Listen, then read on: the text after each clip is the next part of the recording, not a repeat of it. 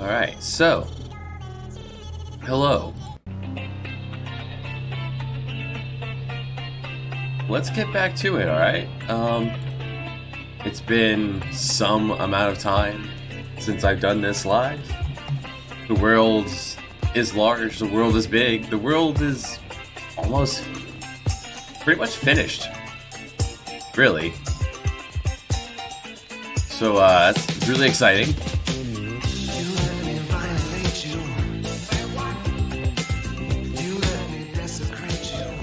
Let's see, where are we? So, in the plot, just where do I have that open? There, on the original,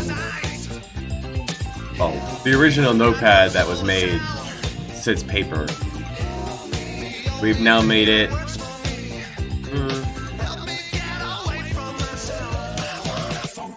here. We're here to act. We're here, working on this. Things are different. You know, things have changed a lot since then, but it's there. That's about where we are. Set pieces added since last time. A meteor crash.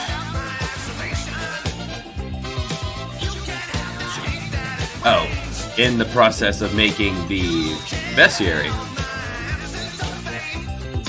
and standardizing all of these. Standardizing armor and magic MP. Health is next, once I finish this chunk. I had copies of this. On next playthrough, we'll figure out which one of these is real. These things happen. Added some new... Added ultra rare drops that just magnify elements by a ton. If you get it, great. If not, don't worry about it. You don't need it. It's fine. Some enemies can have a 1 in 128. Can be split to 1 in 64 chance. Just an item that gives you re-rise.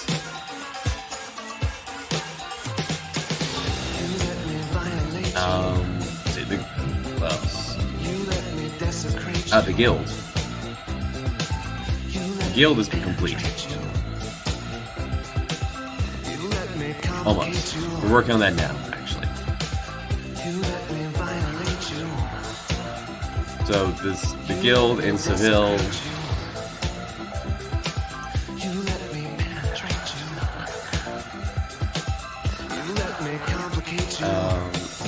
New world. Yeah, this is Atlantis. Find your people in the Amazon.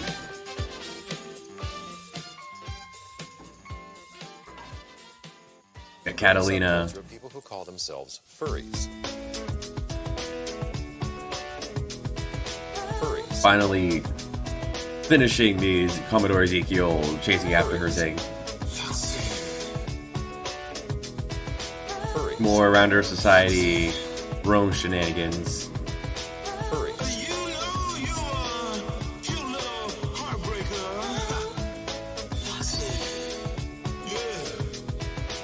More of a fetch quest, you know, just late game one of those. Blackbeard gets out. You gotta chase after him, fight him again. But different. Ish.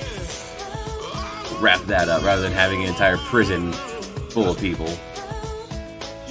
And, oh wait, just straight up a money sink. Throw down the Panama Canal.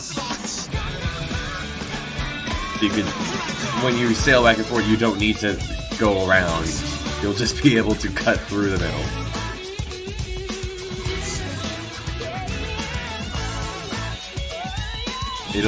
The idea for this is it'll cost 500,000. If you have it, great.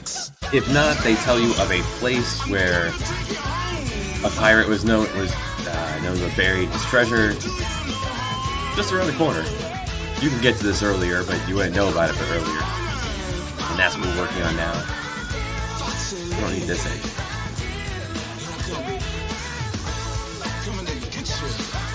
Speaking of,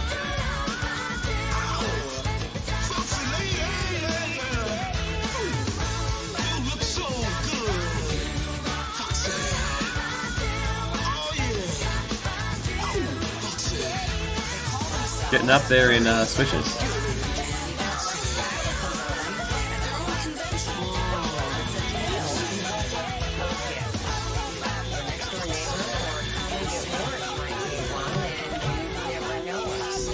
Some furries at the conference enjoy singing furry songs.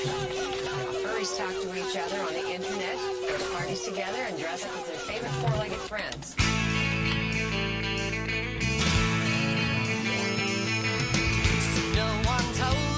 That would leave just the line in here.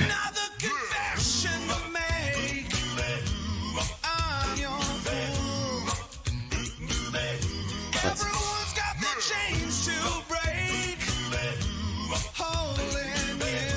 Alright, so the treasure trove has an item. There's a lot of treasure in here. Probably adds up to like 300,000.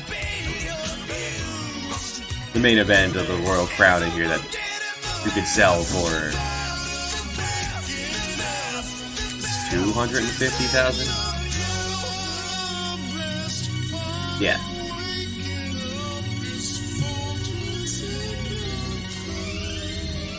Working on this now. This is if you have the treasure key, 167.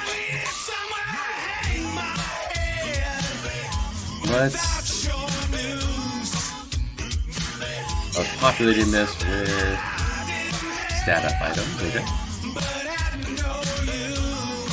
And the idea for this place is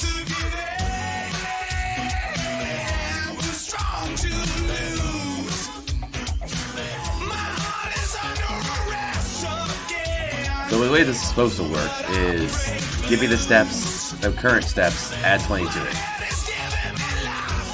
Make another one that is steps, as of right now. And then roll when they equal the same, so when you walk 20 steps, flip a coin. If heads, you fight Steed. If tails, you fight Bonnie. A semi-forced encounter that you can run from. They will also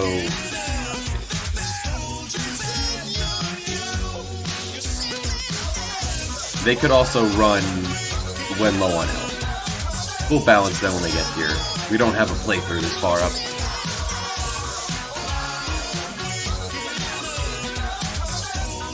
Yeah, that lovely Blackbeardian pirate duo, Blackbeard and Steve Bonnet. Oh, added new items. Removed a bunch of the battle items. Red wine's still the same. Red wine is now an ingredient in... Actually, go there first. Chemist has changed.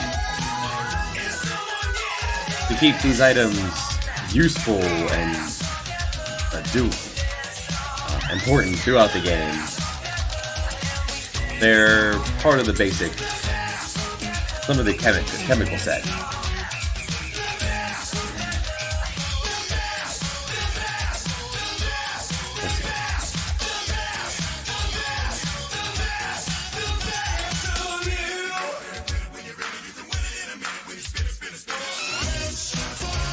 Yeah, Insulate now costs a dragon scale, which you could buy it at some point for a lot of money, or you just farm off dragons. Dragons have a 100% chance of dropping the scale.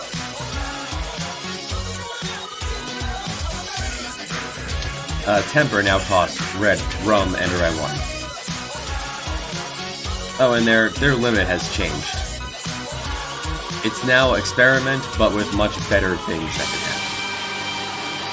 Where experiment is a random chance of now increasing your TP by 25. So what exactly is a Pokemon? Cute, cuddly Herb, characters who become explosion, supercharged so they still can big fight boom. their enemies. It's a Japanese term short for pocket monster. Pokemon. And Creed Supplies is now just on the table here. It began as a video game from Japan and has Now the become Eureka an effects international are now- phenomenon in the form of books, music, videos, a TV show, and trading cards in the hands of school kids. To now give the entire party Fire, Ice, or Thunder Reclusive, powerful absorption and monster. attack. Characters named Pikachu. Just straight up Mickey, full and party Snorlax. heal. School officials are finding Hero that drink, Pokemon heroism's a new cards status are effect. responsible for fistfights. And the Pokemon Or you get is speed, which creating gives you a another monster turn, another for turn, American kids. another move They per get turn. into fights, but never Heroism. die. Parents should not let their kids watch Pokemon, play Pokemon, buy Pokemon cards, have anything to do with Pokemon. Boost all your Because the stats message slightly, is violence. and you can no longer take physical or magical damage for these turns. You can still take certain hit damage, and statuses can kill you. To an entire world order. Constant trading is not only distracting kids But from it's, classwork, you know, but turning the good. playground into a It's black good. It's- market where they it's buy there. and sell rare cards. Children are developing relationships with all these Pokemon creatures. Now kids are going just wild over this Pokemon. And then you'll be fighting them both together Pokemon trading cards. But why should they carry without these them monsters fleeing. in their pocket? The entire Pokemon phenomenon is So that's the idea of this. Pokemon world is a world of the demonic, of the satanic. Coming soon to a theater near you. Pokemon the movie joins Pokemon the video game and Pokemon the trading Thinking card because- as must-sees and must-haves.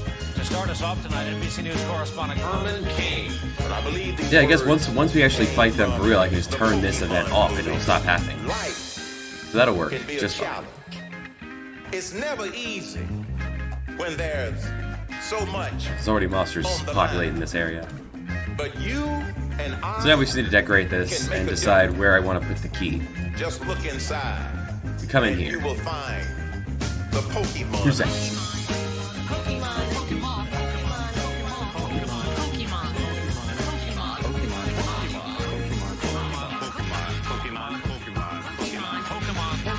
Pokemon,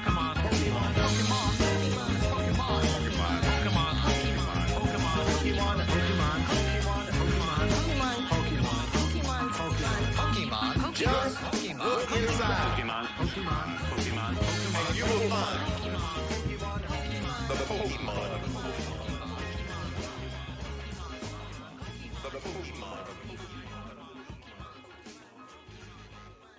The Pokemon. Okay. So if I start decorating, I might just well, the obvious choice is to put it down here. Dad? Which key was it? Dad, come on. 167. You gotta get up. Dad.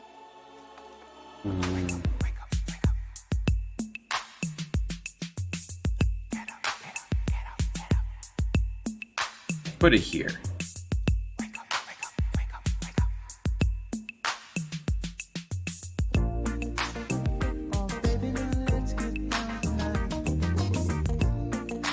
Let's see. They're 167. Okay. Oh, there's a new weapon. Forgot about that. The Brave Blade. Starts off with the highest attack in the game by some amount, 300 to 202, and loses 1 every time you save. Just take 3 pieces and bring it to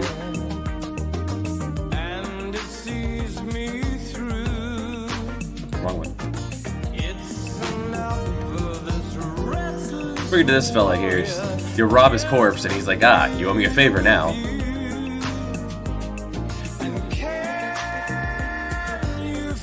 Just climb the lighthouse. You can come here at any time. Once you finish the intro prologue, once you've unlocked Europe, sail back here to Cape of Good Hope. It's that time of the year where I've contracted the plague, so pardon for my voice. I'm told I'm sounding a bit different than normal today. other things to do to add in before my final playthrough, and then opening up to testers. If you want to be one, just join the Discord or send me a message and let me know.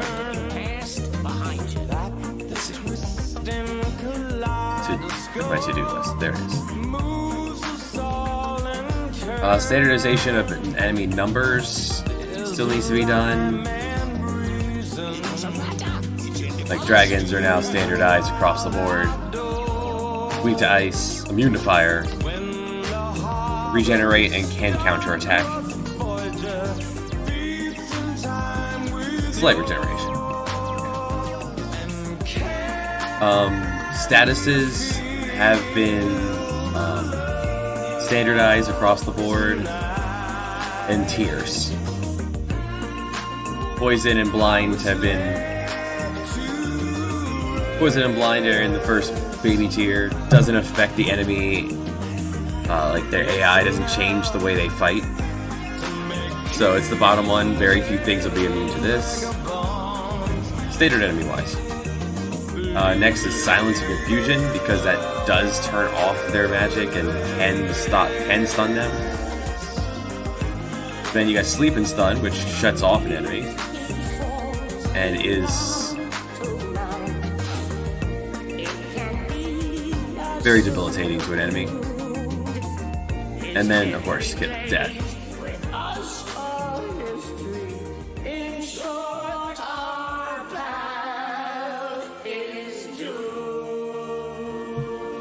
So now enemies have tiers of what they would be immune to. So this one is immune to ranks B, C, and D. You can poison and blind a dragon.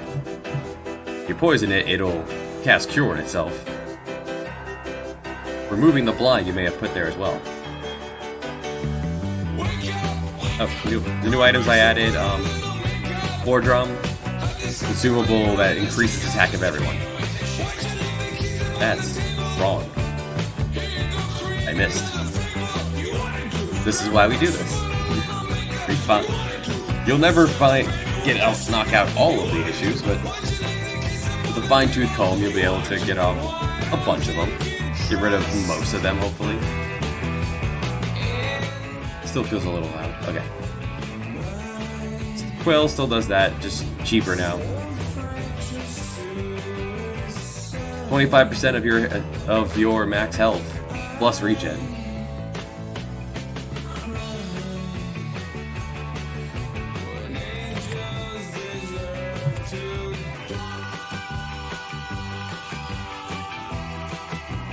I'll figure out what seems like it'd be a good number on that.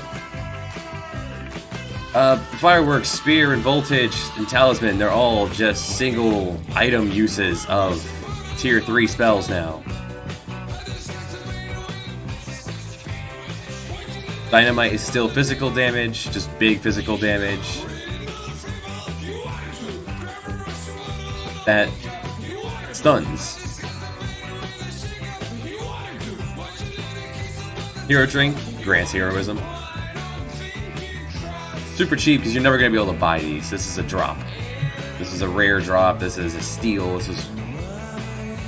I'll figure it out as we go along. Sigil gives you big guard. It's barrier and magic barrier in one together.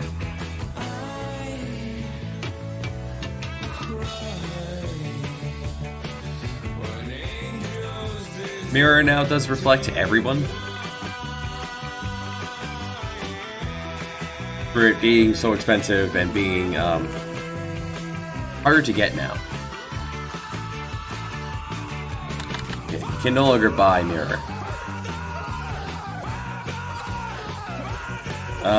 For alchemical ingredients, Rainbow Feather's gone, Dragon Scale is in.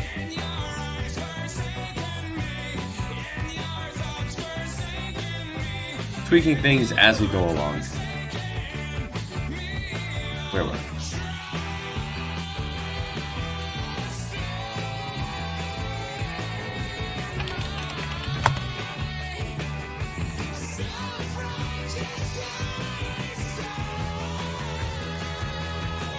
Just gate some of these behind some encounters in case you come here right away for the big prize. Just run from all encounters, or step guard your way through. There we go, 3 elementals. This elemental is 4 here, right? Pirate Blow. Suppose I changed the name of that elemental and did not change. Yeah. There we go.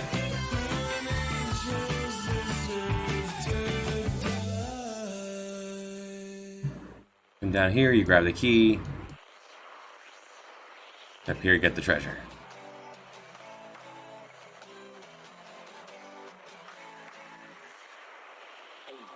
Hmm. 7, 6, 5, 8, 3, 7. So this will be about what you would see. Do I want to have them walk in? Hmm. 7, 7, 9, 8, 5. There, if you have the key. 4, 7, 2. Which one do I like more, face-wise? So it's this one, and I like this one. Be the other one, or be this one.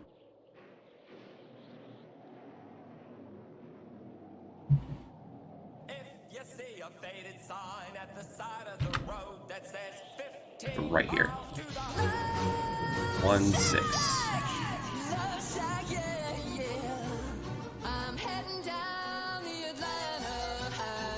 This one.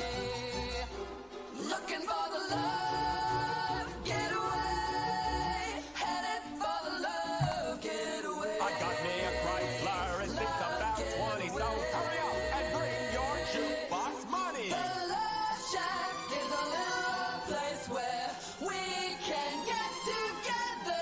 That's enough of that music. Kinda had that on before and kinda forgot about it.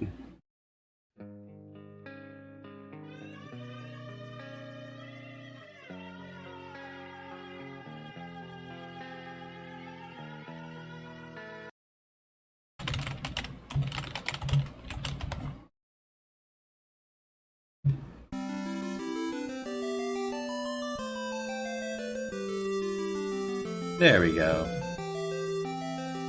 Now we're thematic.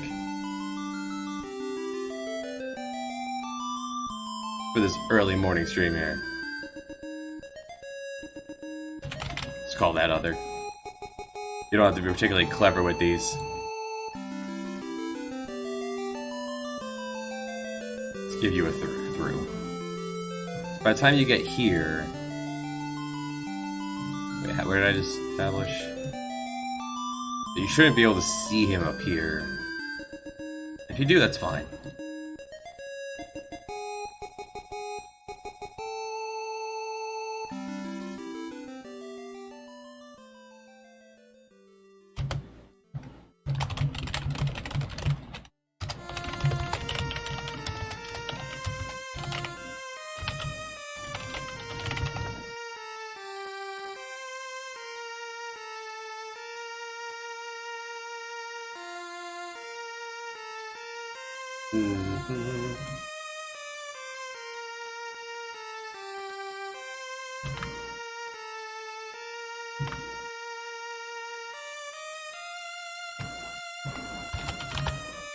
There's no point in the game where you don't have Will in your party in some way.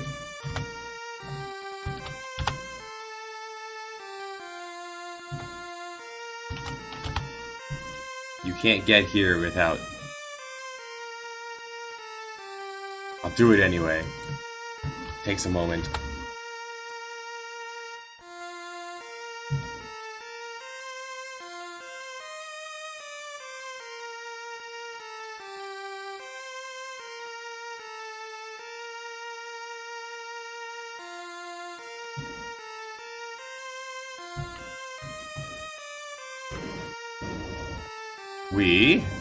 Hey, Darkwing. your main character changes throughout the game, so gotta make sure I have the right graphic up.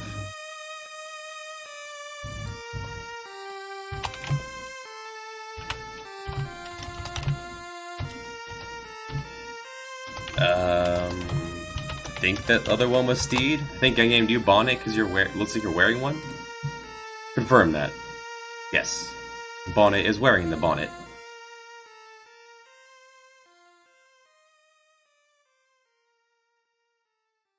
And pop this on. How you doing today, Darkwing? It's fine. Thursday morning. Pardon my voice, I am suffering from plague. Pop that on. Get your booty over here. Did not name you. Gotta remember to do that if it's going to move. Get your head on straight so you can get some work done. Yeah. So what's your ritual for that? Is it coffee? Is it a brisk workout? A walk outside? Dunk your head in a vat of water? Adderall and coffee. Nice.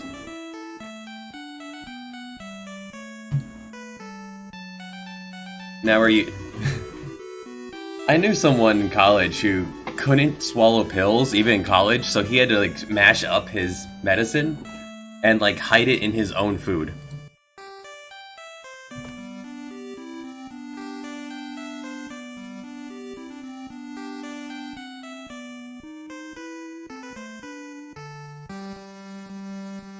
It made me laugh like he was a dog or something and he was hiding his food in like cheese or something, but I distinctly remember him like crushing up his Ritalin and putting it in his oatmeal. Assuming you're one more, yes, so that should get you about here. That's one thing they could have done better in this, is have the move route take place on the grid and just like kind of, I don't know, maybe not click and drag, but, you know, select and then just decide where you want it to go. And then you have the buttons for things like turning, moving at angles, deciding forward, back. Yeah, the buttons could be here for special. Instead, I got my finger on the screen, pressing 1, 2, 3, 4, 5, 6. Or let me input a coordinate. Just walk from 97-106 to 99-95. Just tell it go, I don't care how you get there. Which could be dangerous if you have other things moving. But you could just turn off and say, hey, I want you to walk this path. It gets the job done, though. This is kind of just a side area, so it's not as important that this is done beautifully. We don't need to do crazy effort for this. I have not actually made this encounter yet, it looks like.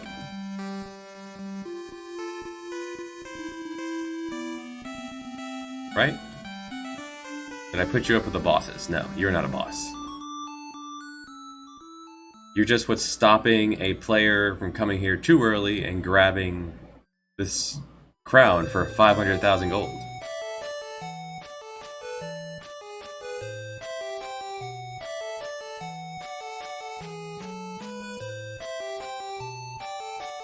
Did I change the battle theme for this area? Not here. Started this a while ago. No, I did not. Alright, this is the normal area.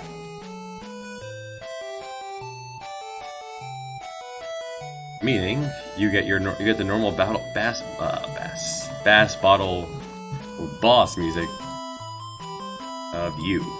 Give me this.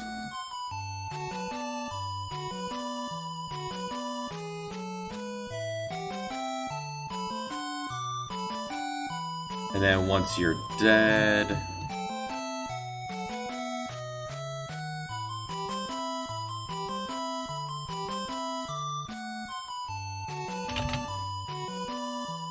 that's gone. Throw on switches to get rid of them. And most importantly, throw a switch up to get rid of the random encounter with them. There. There, this area is now done. We just need to pretty it up. You're in your little meat force. Oh, missed a spot.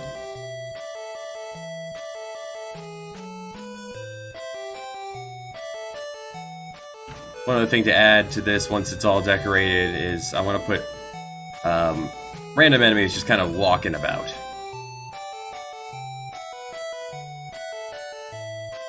Livens the place up a bit to put forced encounters on the map that the player could then avoid if they so chose.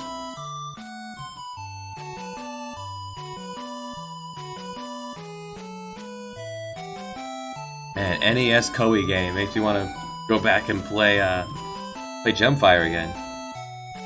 Hearing that sound chip.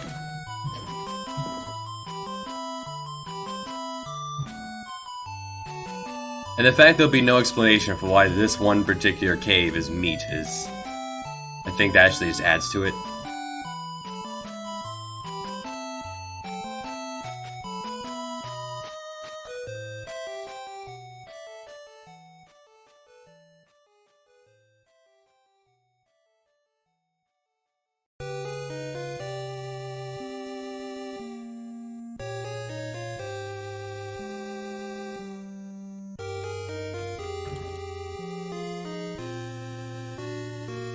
Just, I don't know, enough to... I want this to be a big open space, but I also want it to be enough that it feels... semi-organic. Howdy, Tola. It's going well. We are approaching the end. We're approaching creating the end of the game. Before the final playtest of myself, before I release it out to be tested by others. The world is large. Things are well.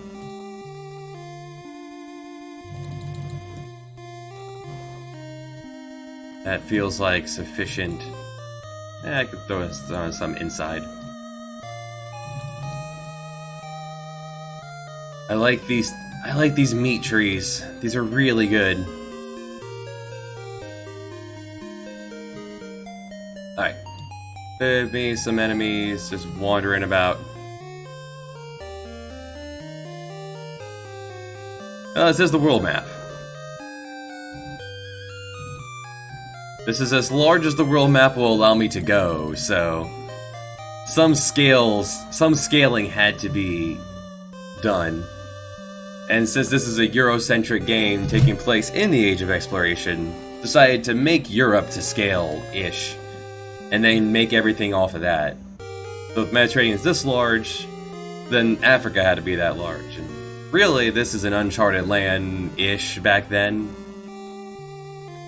So yeah, this could be appropriatedly small-ish. I did learn quite a bit about geography looking at actual maps of the world. Like, there's a significant amount of space between the bottom of South America and the polar cap. So I just kind of filled that in with the side quest area. Otherwise, I would have ended up with long South America. I'm really happy with the way some of these worked. Like, I just started by making England first, and then I was like, well, if England's this big, how big does everything else have to be?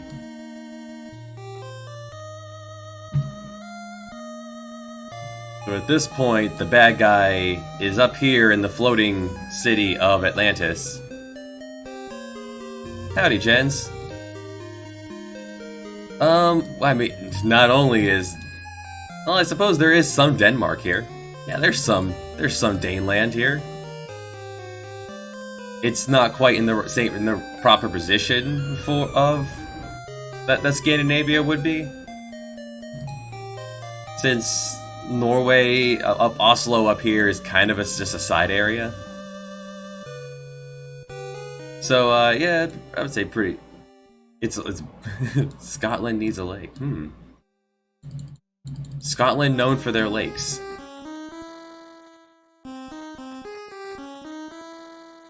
Throw in a lake. And Nessie is a secret boss. I like that how much viewers have helped me with the geography of these areas. Like, Australia was pretty much made by an Aussie that watches these streams quite often. Helped me put together the way Australia would work here. As Geelong here is a completely side quest area. Why would Europeans go out here? For treasure. To venture into... Where is it? How far along did I make Geelong? Into the Outback. It doesn't expand all of this, but it expands enough.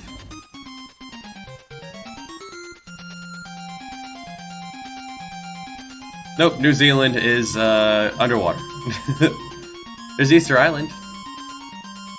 Tasmania.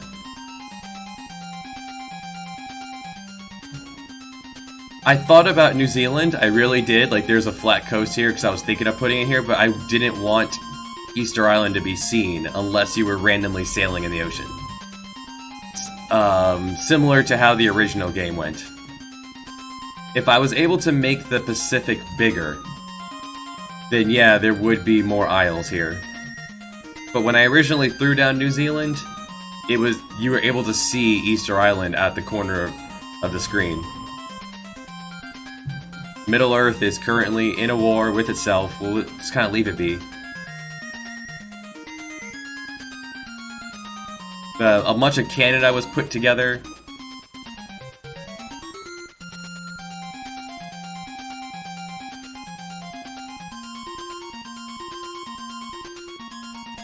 Oh, this was not this pretty a long time ago. This has been many years in the making. If you pop open the YouTube and go back to the beginning of this was a pretty much empty world map that I've been chewing and fixing as we went along.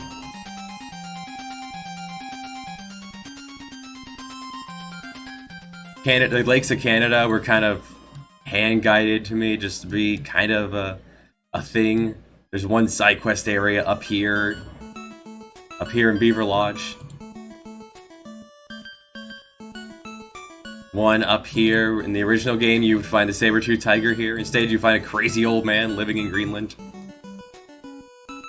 So the big bad guy, he's hiding up here in, Yes, I will, gents. I have a couple of things I need to do. I want to finish making the plot. I need to finish making the plot. I need to, finish standardizing the enemies. I feel like I don't need to complete the bestiary before I release it for testing, but I at least want to finish standardizing certain things. Like, a lot of enemies just got kind of goofball numbers when I threw them together, and then I never looked back at them. I need to do that. Too many enemies have 69 health, or 69 luck, so I didn't know what to give them. It's not that far from completion, actually.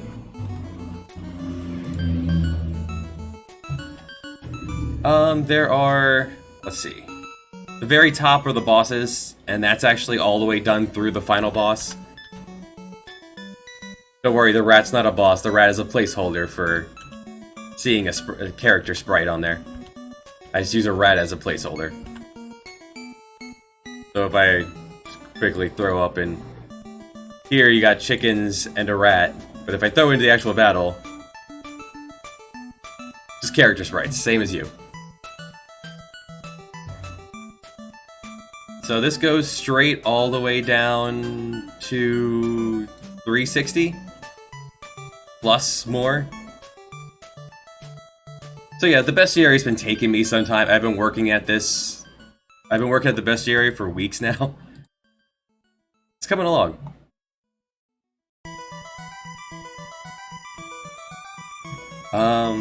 So yeah, all that's left in the game to do is finish this one side area. The Turk like Mr. Smith?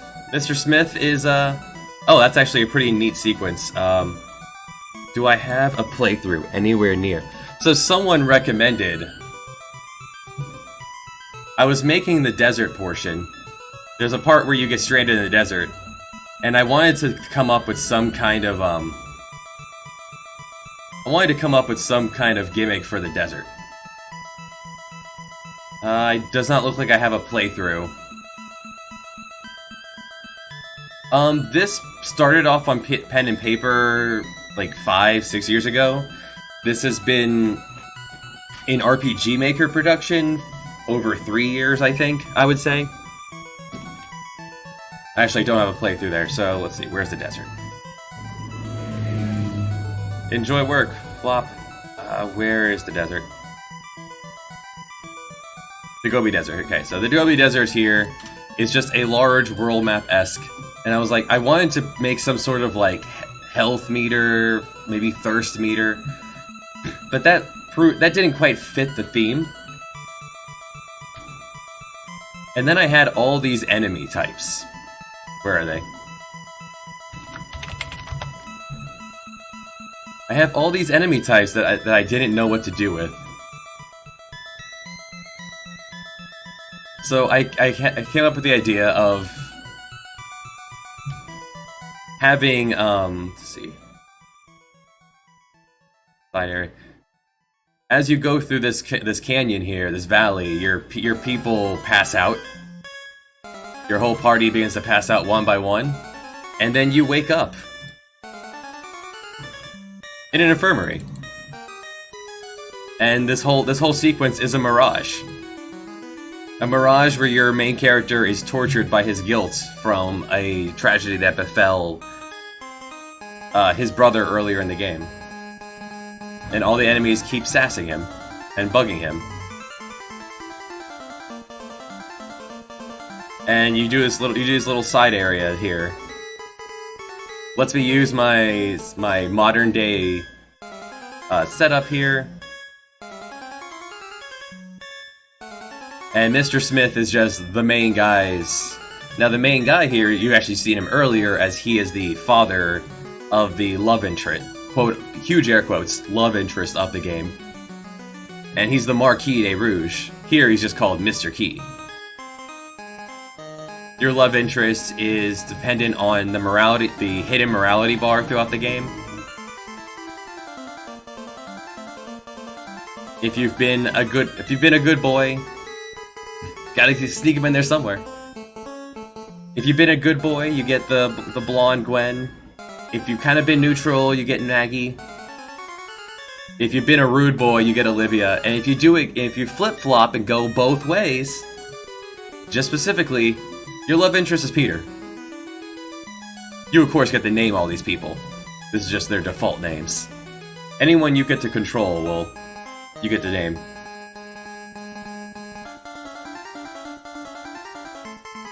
Now, there isn't much in the way of the love interest story. It's just kind of, it's there. Your character is attracted to the girls, or Peter's attracted to you. People ask for LGBT representation, and I wasn't planning on doing any sort of romance, so it's just kind of halfway there. It's a neat little side thing.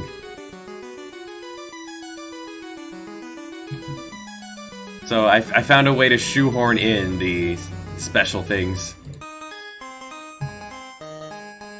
I don't have a playthrough anywhere near there, unfortunately, at the moment. But to show off a little bit of gameplay, the other big thing that I'm pretty happy about with the way it's working out is the... where are we most recent? Okay, we're here in Wizardland. At this point in the story, we're on our way to meet with the... We need to go find ourselves a wizard. The numbers are pretty tight in this, and that's on purpose.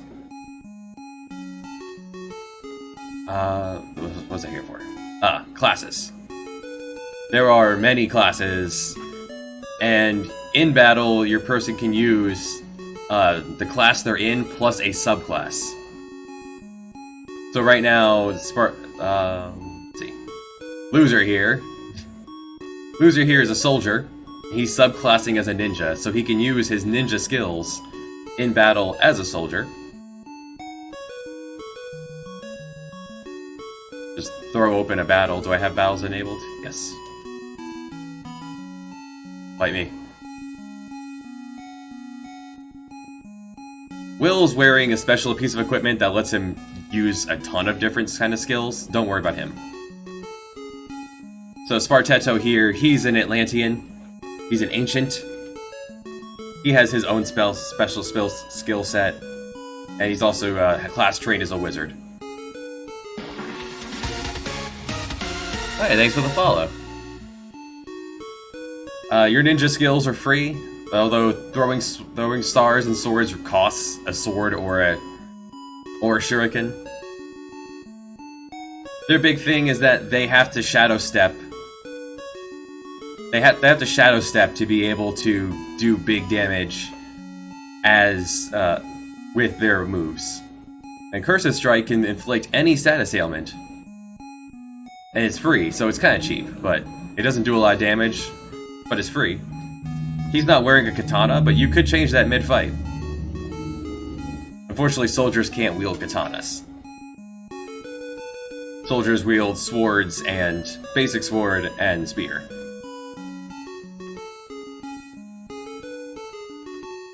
And the, let's see, you are current... Khan here is a wild man. He's our Berserker class. Berserkers... He's cross-trained as a swordsmaster right now, because I found a pretty ridiculous exploit that I'm okay with leaving in. He spends a turn and some mana to power up his sword, as the swordmaster does, and then he can hit real hard if he's hitting a weakness. Alternatively, the wild man, the Berserker, he consumes health to do big damage. Basic rods, they restore your MP when you swing with them. So a kind of neat exploit is that if you have a swordsmaster use Drain, he'll now attack, and every one of his attacks will restore his health. So if you use Drainer and then use any of these moves, you'll gain all your health back, and these big moves will be free. And I'm okay with leaving that completely in as is. If you think to do that as a player, go for it.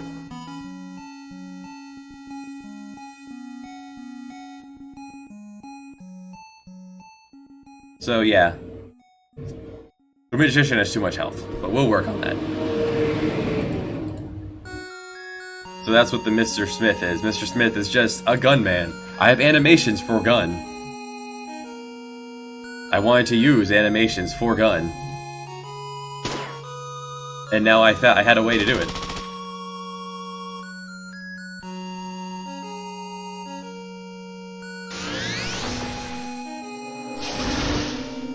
And these new animations that weren't in the base game.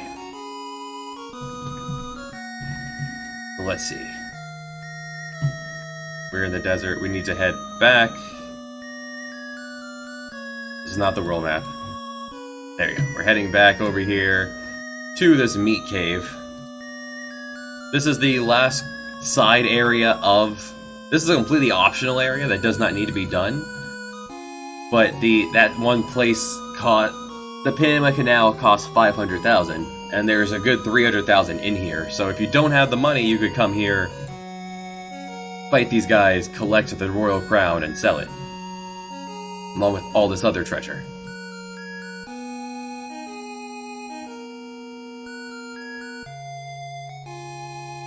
So what was I doing? You there. What? Where's Monster?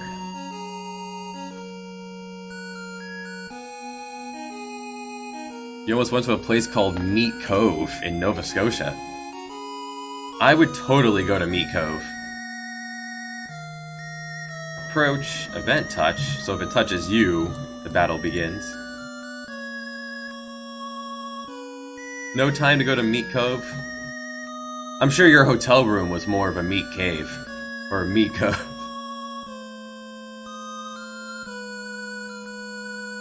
That's a pirate bloke. There you are.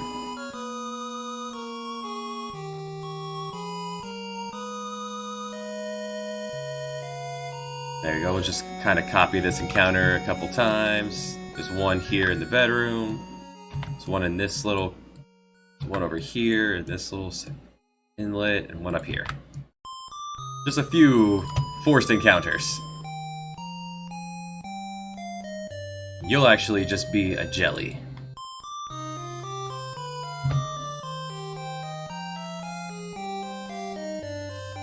One, two, and... I'm okay with you being a basic. No? Yeah, that's fine. So every one of the less claustrophobic version. There's nothing wrong with the basic maps.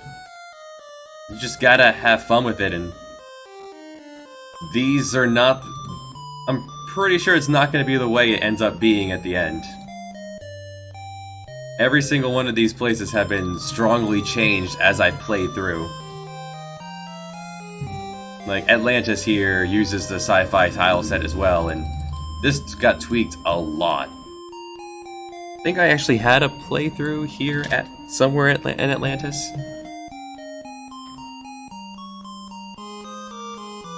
No, this is a different area, but yeah, I like it too. This is an area I spent a long time for, so in the game at this point, we need to get to Atlantis. Atlantis is flying in the air, and we don't have a way to fly. Spartetto's little wings can't get us up there. But we found this guy who, he said he built a flying machine, he just needs a gas lighter than air. And we found this cave where being inside of it, it restricts the vocal cords and makes it so you can't breathe, or you can't speak. This is a cave where you're permanently silenced. You just maneuver through here. We're not going to fight anything in here. Unless fights are forced, they are 100% escapable. If you don't want to fight, you don't have to. Here we find this this place here with a little puzzle gimmick dungeon here.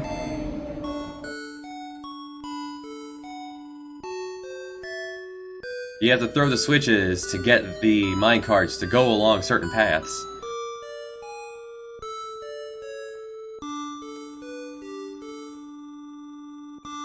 You can always hold down the button to make things move faster.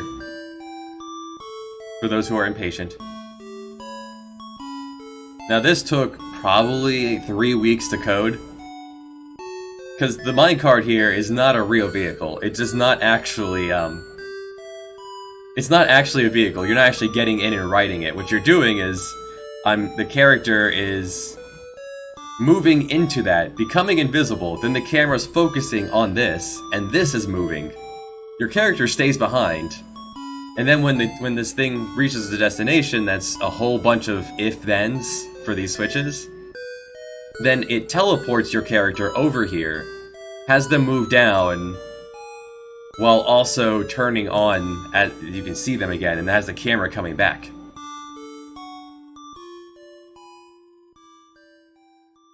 And then every one of these adds more to the puzzle. All those crystals, silver, you can pick it up. And I thought you could just have this go to another map, or just have the map extend and have it look cool. You could just pick up this silver. This is why they're mining in here, even though it poisons you.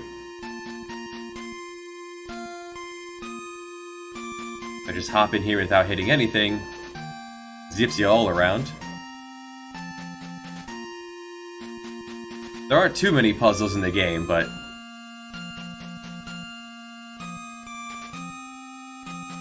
I wanted to do something different for this part of the game. Ride that to grab some treasure.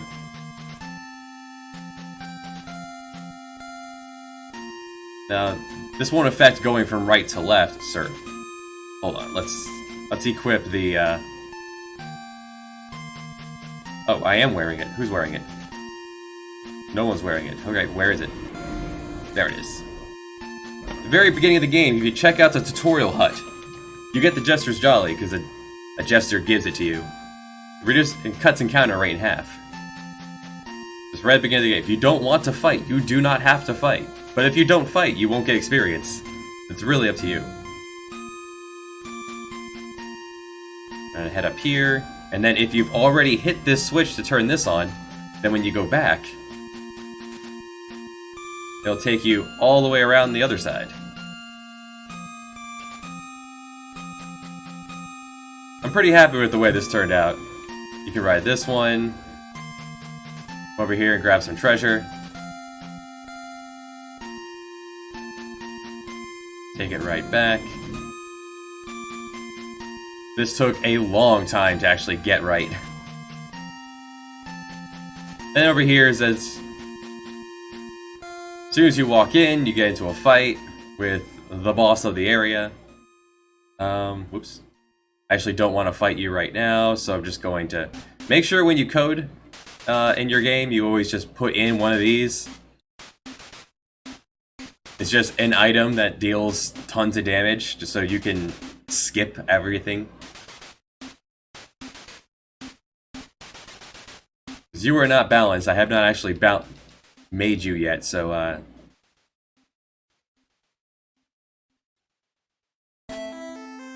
the ideal way to do this item actually would be to have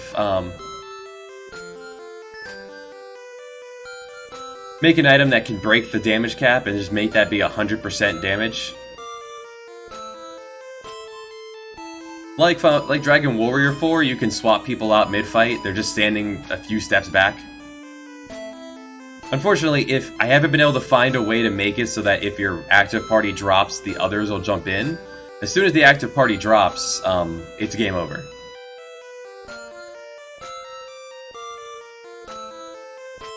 So anyway, with this thing dead, moving on.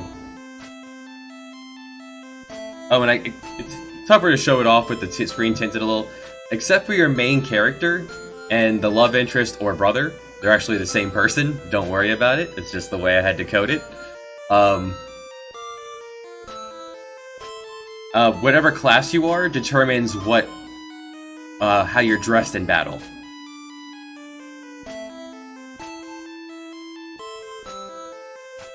So here's a bunch of treasure, and your person mentions, "Hey, it's super thick here. Like I could practically bottle it up," and that'll be your plot. You could go there at any point. The enemies are tuned to go there when you're supposed to, but you could go there early, collect the loot, and that is over here in Oregon. You would bring the gas. You inform the inventor of the gas. You get a hot air balloon, and you can ride into Atlantis, do the final dungeon, defeat the final boss, and victory in the land. Stop the madman who's intent on using the Atlantis death ray to destroy the planet, as he had already done with Istanbul, having destroyed good old capital of the Ottoman Empire. Sadly, I don't have a save at that area. That I think looks pretty good, but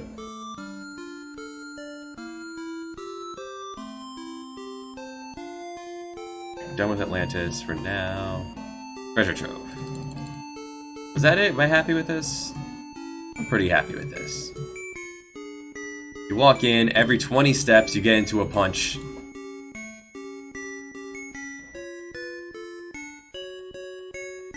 I hope so. I've been working on this for so long. Like years and years ago, I started working on the plot of this on pieces of paper, and then it managed to get from pieces of paper on napkins into one coherent thing, and then made its way to this notepad eventually, where your decisions matter, ish. And I'm a huge fan of the game this is based off of, loosely, of Uncharted Waters, New Horizons on the Super Nintendo. So you still have the old cast of Catalina Aranzo, Otto Baines, Ali Bezas, Ernst von Bohr, Joao Franco, and Pietro Conti. They're all here. They all do things. Some are bad guys, some are good. That's clearly a good guy, you know? Look at the shady eyes. Clearly a good guy.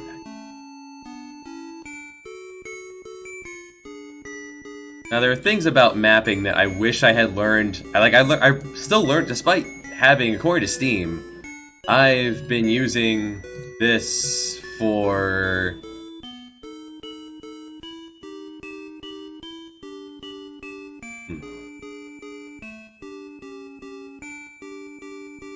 Let's see.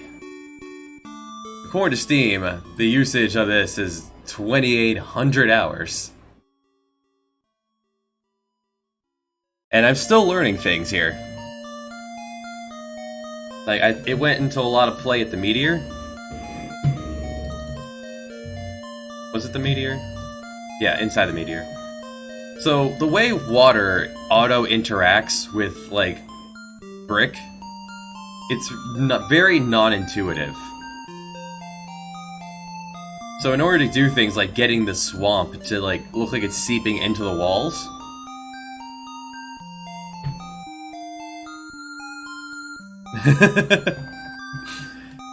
Yeah, if you click and hold down, you can direct the map. So, like, one super handy feature, like right here, this is an error. This is all crunched up. So if I were to right-click here, hold shift and select, hold shift and then left-click, it'll copy-paste whatever I'm shifting. So if I did nothing, it's just going to assume all my walls are two tiles high. That's the depth that I want this to be. So if I hold shift and select, it'll essentially copy over whatever I selected. Without auto touching any of the additional terrain. So yeah, I actually had something to fix right there. And that's how I can get the water to look like it's going there, because otherwise, if I take water and put it here, it's just going to kind of stop at the water. But if I put the water here, and then just hold shift, you can adjust all of that. Control Z is also your friend. Don't forget to do your Control Z.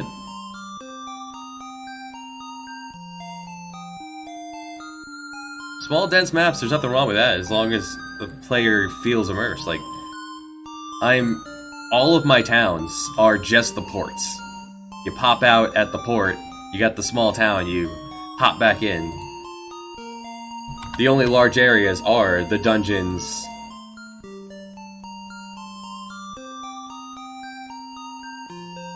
The dungeons and the map, the world map. This faux sailing simulator. I suppose Atlantis.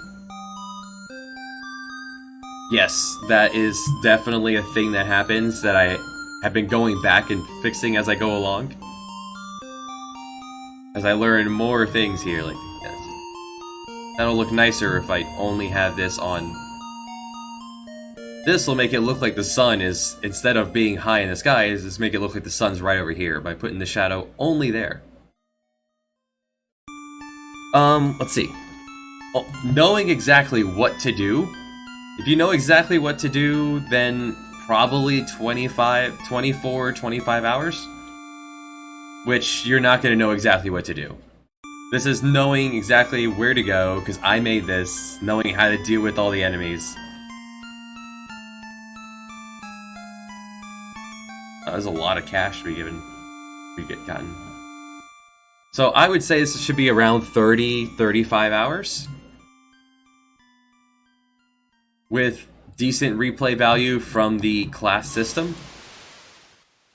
The only downside of the class system, there being 17 classes. The downside to the 17 classes is... Oh, we're in the Meteor now. Okay, cool. That's a neat little thing to show off. Because I decided to have an ensemble cast, I still need to make the final area and the ending. I thought I could skimp out on the ending, but once I make the final area, so hopefully within a month or so.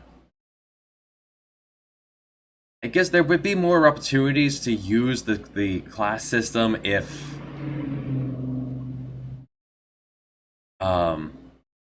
I only had 4 characters, but I wanted to do the ensemble cast. I want you to be able to diversify and swap people in mid-fight as needed.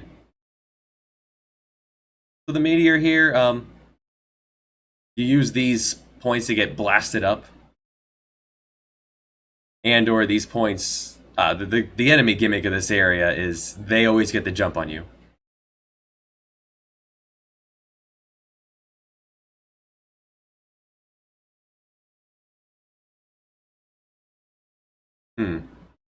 That didn't look right.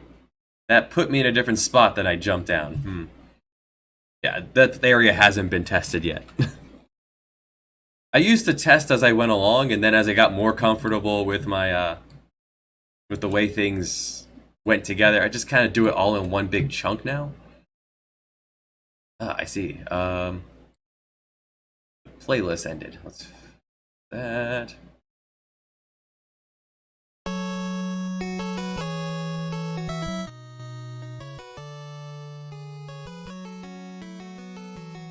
The downside to Ensemble Cast is that you have to put more screen time into more people.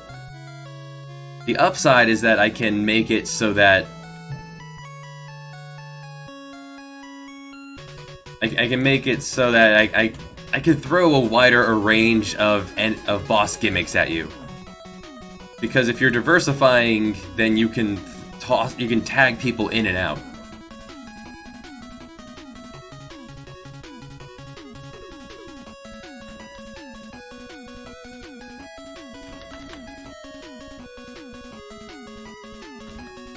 Time will tell how it actually plays out when someone who didn't make it is at the helm.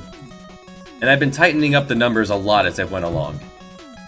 Like my characters there at level 40, that is over leveling.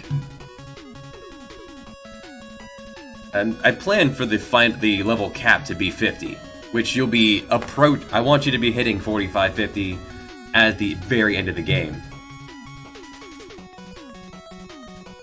There are too many statuses. A lot of these are fake ones, just used for battle scripts.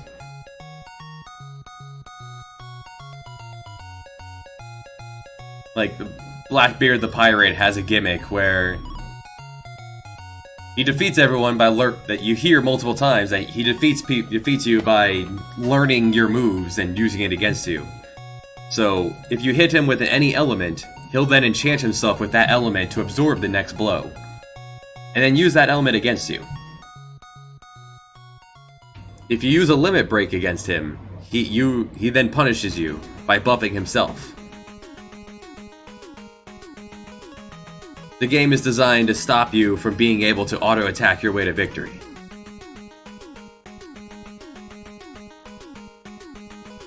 You have to think, or else you will be destroyed. That is the plan. What was the issue? The issue was here. So here on 3B, this should blast you up to 2B. This did not. It's blasted you to 1B. So where's 2B, and where should you have gone? I think this one? These are on the top, right? Yeah. Do you also go to 2B? Yes. Okay. So it was just that one I missed by copy-pasting. This is what goes into having to blast your people up.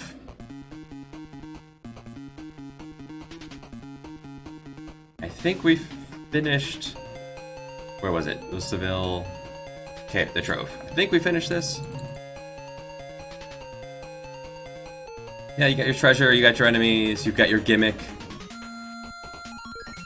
Yeah, that looks good. So that means the guild is done. I just need to get back to the guild. Can you grab a beverage?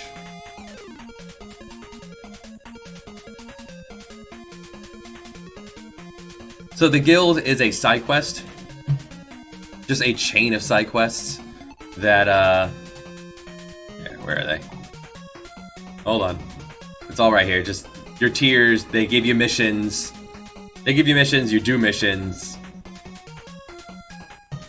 You get rewards, you do missions, you clear missions. You get 5 per capital town. Capital city. So London. So here the main factions of the world are The main factions, you got England, Holland, Spain, Portugal, the Ottoman Empire, and an unofficial one of piracy. Oh, and Italy. So you go through, you do the treasure, the guilds. The Ottoman Empire also has a guild. They do stop you. Certain plot points in the game will stop you from being able to get too far ahead of this. And one of them doesn't let you, until you reach a certain point in the game, you won't be able to complete one. So that's where it kind of throttles you here. Like, you can't deliver the letter of Timbuktu because the blacksmith is adventuring in the Congo jungle. So until you complete the Congo jungle and get that guy to go home, you can't deliver the letter, for example. While there is a guild here in the Ottoman Empire, you don't ever get to use it because Istanbul gets destroyed before you can. And then the very last one unlocks the Panama Canal. And this is how you get the good stuff. As well, each of the heads of the nations, they give you a quest to do. Yeah, Genoa. There's two representations of Italy here. Well, 4. You got Genoa, you've got Venice, you've got Naples, and you've got Rome. Rome was not in the original game, but I added that in, not in a so much a religious sect, as in just another small nation city-state trying to do a move. And the people against them are known as the RES. Members of the Round Earth Society, fighting back against the church. This terrorist group that believes in truth. Versus the Holy See of... Where are you? There you are. Against the Holy See. Genoa is where the Governor General Petrus lives. We can slide down here.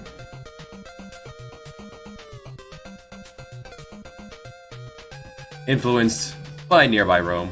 Naples is where you can get your gold equipment, which is more expensive than steel, slightly better, and gold equipment gives you a health boost, which could be really helpful in the game by the time you get there. Stacking on those hundreds of health can be really helpful. Is it worth the cost? Well, that's up to the player. In Venice, there's a whole separate... Where's Venice? There's a whole separate side quest to do in Venice where you're helping the church chase down members of the Round Earth Society.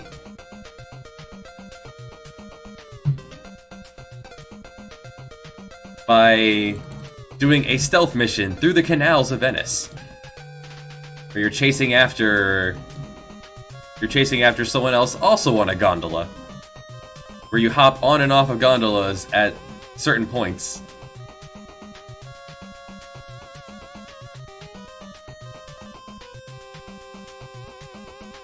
These screens are always very important to be able to get on and off of vehicles properly. This is all done in the background.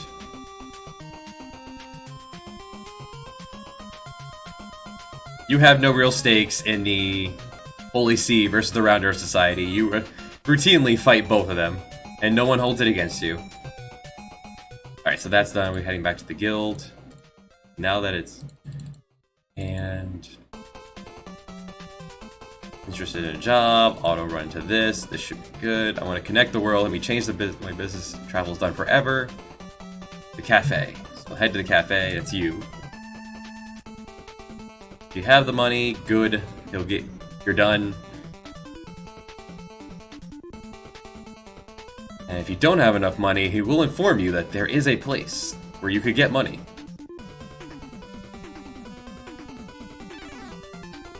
If the Panama Canal is done, I recommend keeping like one chunk of switches like separate aside for the important ones. Like I'm using them for, do you have, not every character in this, out of the 8 people you have at the end game, you routinely get guest characters who come in for a mission and then leave. But out of the 8 people here, Raja and Kyra here, Kyra Din and Raja, they are optional. You do not have to get them. Raja's really easy to get, you just go talk to him. Kyra, you have to do a mission for the head of piracy, who is Kyra al-Din. You do him a solid and hunt down some rude pirates, and he'll join you to see all about that thing called leadership. All the other ones, I still like to do this one too. So before we do the finale, we do need to King Carlos's. He wants you to find the Fountain of Youth, and I've got the whole thing planned out in my head for it. But we just need to actually sit down and make it, which is what we're here for now. The quest, King Henry VIII sends you on a quest for the Holy Grail, rewards you with Excalibur.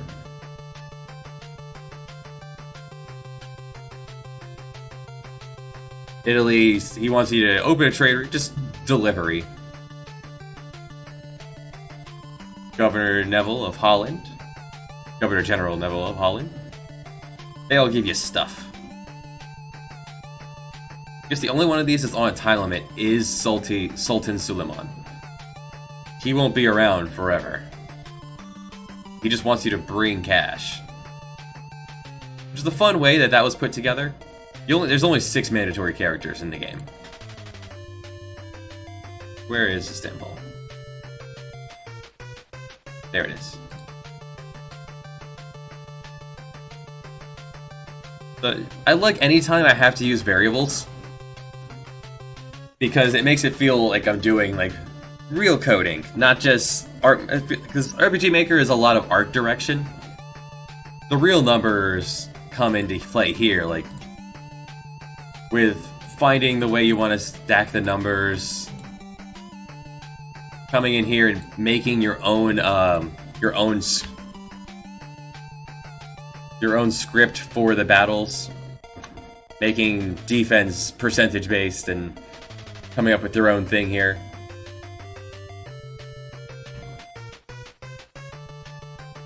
And since enemies don't have levels, and I don't feel like implementing levels for them, I don't like the way that would work out. They have their own formula, coming up with their own formulas. That's where the math is. This is more art direction. But I am using variables for quite a few things. In fact, the part that probably feels most like coding, I know I have a save here.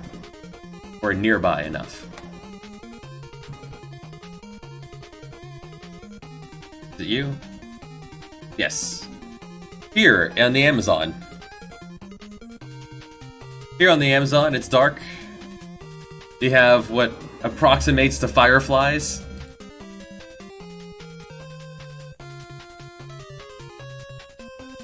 They are versatile for what you're trying to use them for. Like this is almost entirely variables right here.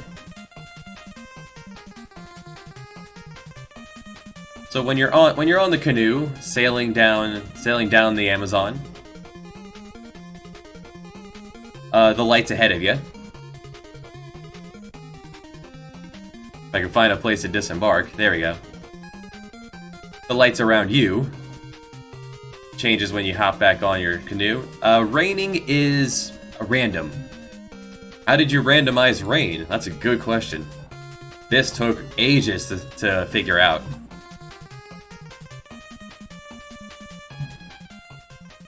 So I just popped it. Always put your important switches like somewhere like in the corner or something, so you don't lose them.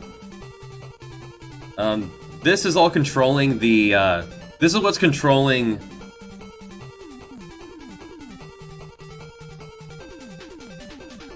This is what's controlling the fireflies.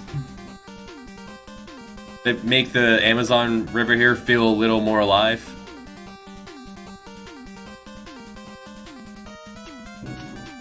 It's just give me a random number between 0 and 100. If it's less than 100, randomize where it goes and just slap down the color. This is telling it what color it needs to be and how big it needs to get.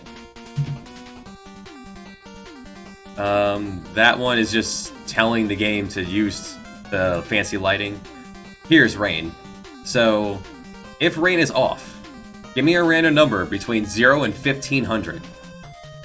If that number is equal or is 1 to 5, turn on rain. Otherwise, wait a third of a second and try again. So it's going to run many, many, many numbers. You need to put a wait in there if you're going to do anything like this, because otherwise it will run every number all at once and you will always be raining. You need to put some leeway. You don't want it always raining. This is a jungle. The Amazon is in a jungle, but there's no enemies on the raft. Canoe. If rain's on, then rain for 10, 20, 30 seconds, and then stop raining. It's important to have a switch for rain for 2 reasons. One, you want this to stop. This is parallel running, so it's running constantly. This is controlling the flashlight. Don't worry about that. But one other thing that's going on is that there's an enemy here that appears on the map that only shows up if it's raining. And part of the side quest you can do here on the Amazon River involves hunting one of those enemies.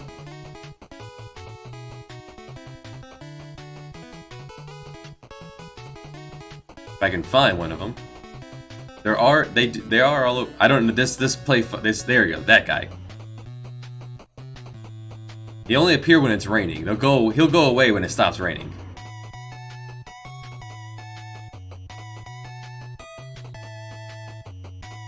When you fight this guy, there's a 1 in 6 chance of finding the enemy that you're looking for. A more powerful version of the random enemy. Of the enemy here. This was not it.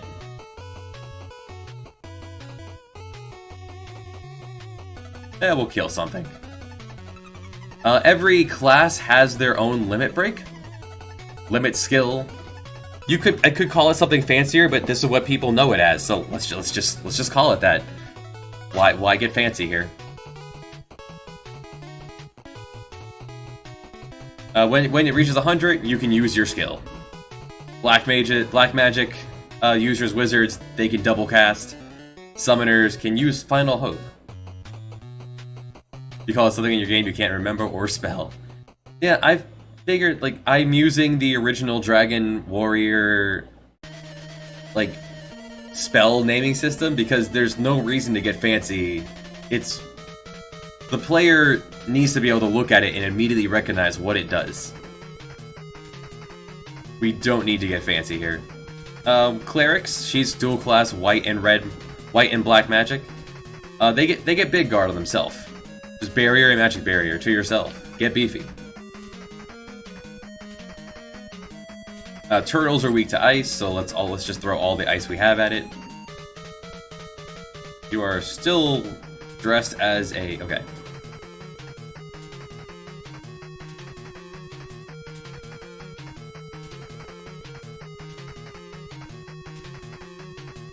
That was an earth attack. A physically based earth attack, so Will dodged it. Will dodged it. You get evasion from. You have some base evasion, and wearing a shield gave him a evasion as well. I like the Geico reference. And loser here took no damage because he's floating.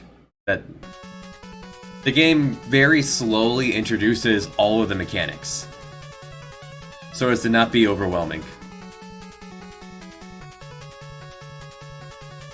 These large enemies, they have spiked armor, you punch them and you take some damage back.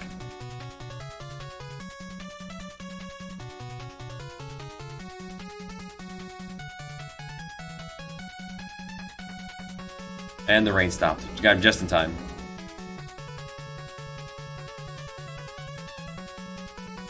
And because there's no enemies on the river, you're free to sail, and unless the encounter is forced, as in like you ran to him on the map, you can run from every encounter, 100% chance. If you don't want to fight, you don't have to fight. I only use this lighting in like 3 areas. I use it here. I have anywhere on the world map? Any chance you're on the world map? No, where is this? This is on the way to Atlantis. You on the world map? No, you're in Atlantis. Oh yeah, I do have it. Great. Which one was it? Yeah, let's put the music on.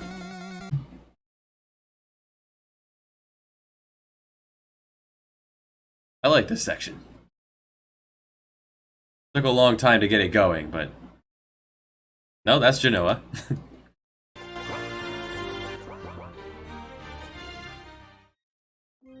Well, we'll find it. That was Genoa. It's 2030? Oh, here's the world map.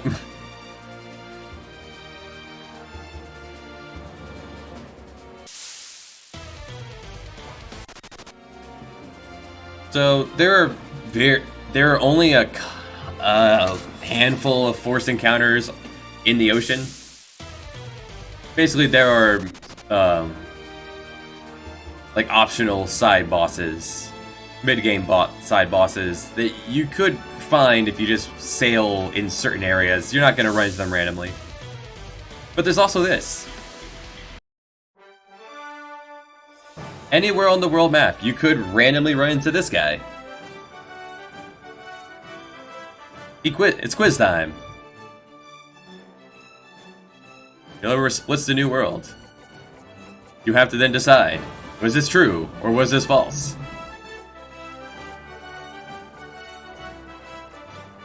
If you get it right, you get a heal and you get an item. If you get it wrong, you get blown up. He slaps you right in the face and kills you. And you can try again next time. The Yellow River is in China, so it does not split the new world. That is false. This took ages to code, but I really like the way it turned out. Mystery Vial is something that you should not have 8 of. This was testing. Fills your limit gauge. Is there a way to see your yeah. Can be quite abusive. Anyway, I was heading for was to show off the other lighting area and sail down the Mediterranean. Oh hey, you again. This is a pretty halfway rare encounter. Summons can be reflected. No. That's the whole point of summons. They're weaker than tier 3 magic spell. They're stronger than tier 2, weaker than tier 3 magic spells, but they can't be reflected.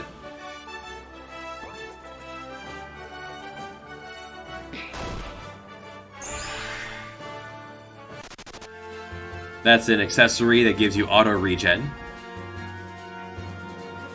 Sail down the Nile.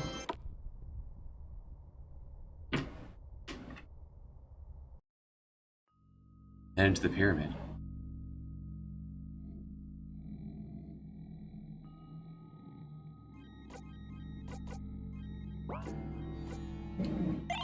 You could, thieves have a way to turn off floor damage and encounters. You don't want to deal with, if you just don't want to deal with even running away from encounters, which you should do, there is a weapon in the game that increases attack. You have your chicken knife here, the Fear. It starts off very weak, and it can be the strongest weapon in the game if you have run from many encounters. It's there.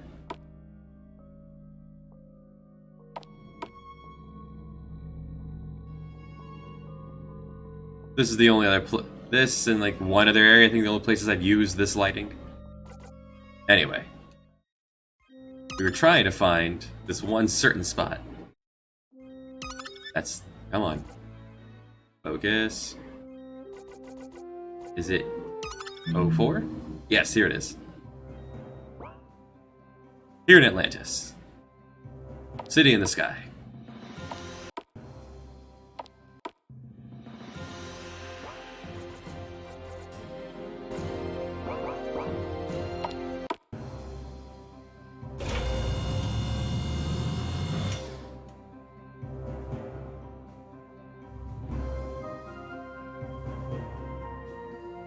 You find your way to Atlantis, chasing after and leading the bad guys to what they were trying to do.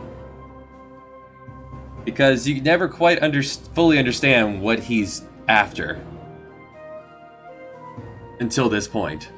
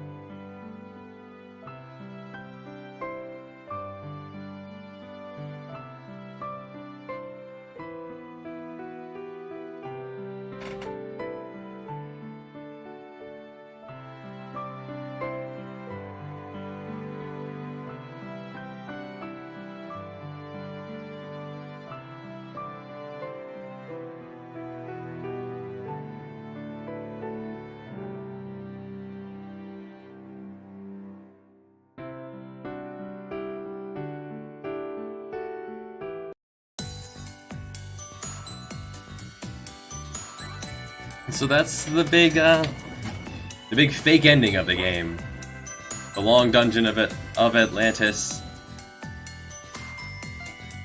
into what I tried to build up as like a final boss area.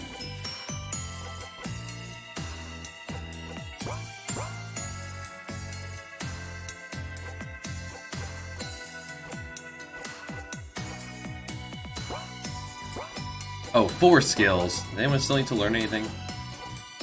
You do. All skills cost 25 job points. Except for the big ones, which would cost 50. You get 1 job point per enemy you kill. Doesn't matter how strong they are. If they're larger, you get 2. If it's a boss, you get 3. If it's a area boss, like the act boss, you get 5. It's more of an issue early game. Once you've learned all your skills. That's another reason I like having the ensemble cast, because then you have more people to learn more moves, and Spartetto, the only Atlantean here, he's the only one who can learn the ancient skills.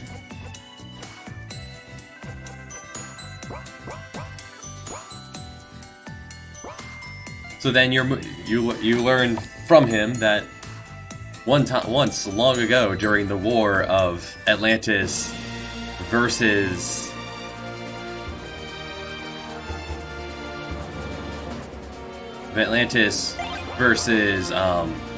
like the Mediterranean, like the Greeks, the sorcerer Plato managed to sink Atlantis with a meteor. Once you're done with Atlantis, there it be. Because these don't count as steps, Step Guard works forever on the ocean. Because you're not actually taking a step. Yeah, there it'd be. Right, this would not be there yet.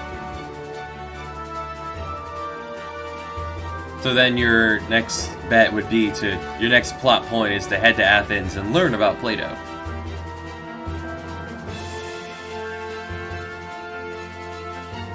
Now, in a way that you could go visit Plato before learning about all of this. As soon as you get the ship, you could sail to Plato. You just wouldn't know where he is. In Athens, you hear that after the war, he was so distraught, he just kind of walked off into the tundra,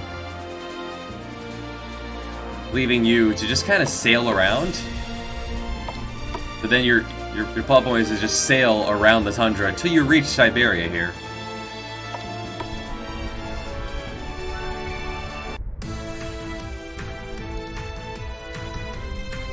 You could come here at any point, but the enemies will be scaled for this point in the game. There's a few treasures on this map that are pretty good. But what stops you is this. Where is your heart? You could input anything. There's a few permutations of this that works, but where would Plato's heart be? Plato's heart is in Athens. It's where he's from.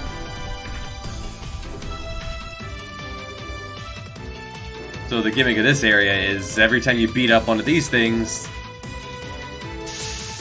you open the door, and the music persists through battle.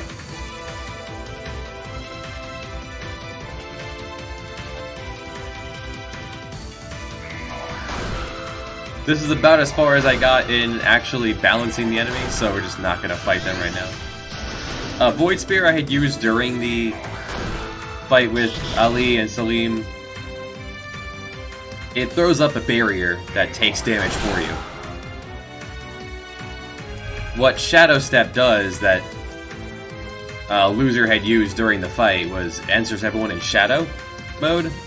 And in Shadow mode, you take you leave Shadow mode when you take damage.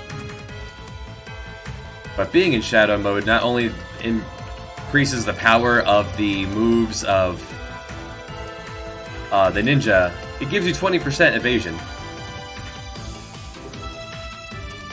So it's that's a one way you can get a thief to be over 100% evade. Thieves, they gain evasion. They have pretty high natural evasion, and all of their armor gives them some more evade.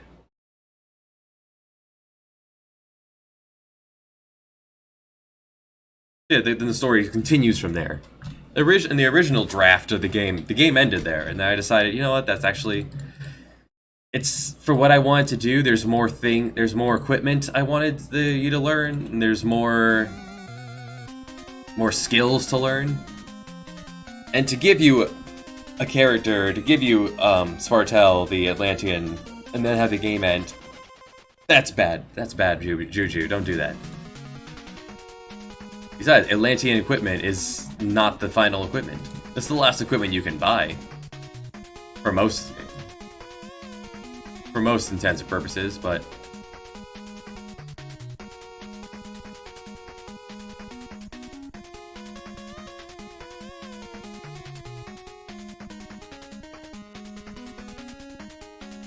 where were we? There's Istanbul. Alright, you.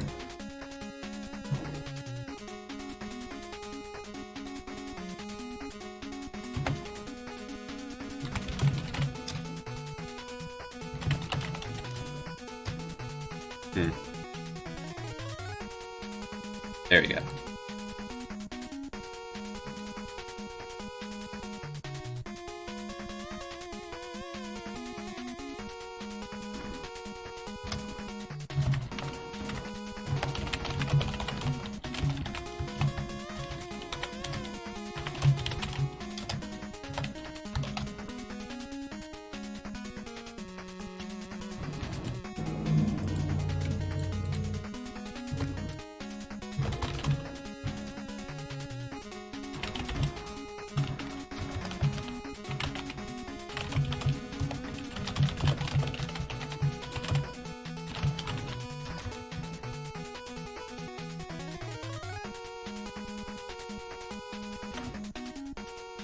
There, you did it! Yay!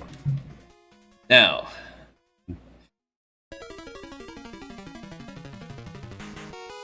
you need to grab someone and bring them over to Seville.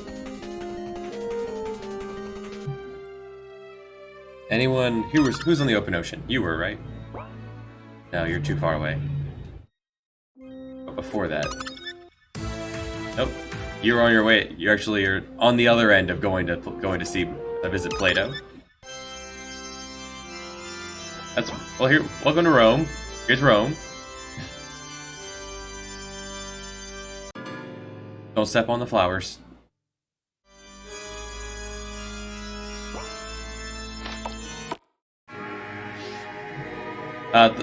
Walking up was automated. Yes. Sounds good.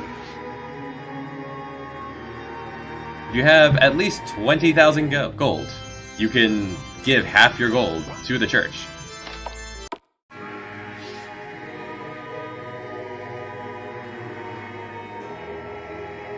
And this is hinted at throughout the game, but if you're... There are three schools of classes. If your main character, who's always with you, William, if he learns all the skills from all the classes, from one set of classes, for the physical arts, the soldier, fencer, monk, berserker, and swordsmaster, or the utility arts of chemist, art, ranger, thief, ninja, and beastmaster, or wizard of bard, black, white mat, wizard, cleric, conjurer, or havoc knight, then you get the armor that lets you use all of them in combat, just for Will. And you get a little ceremony here of receiving it, and you could receive all three of them if you were so desired. If you so desired to have your Will learn all of the moves. Anyway, we weren't trying to go to Rome. We want to go to Seville.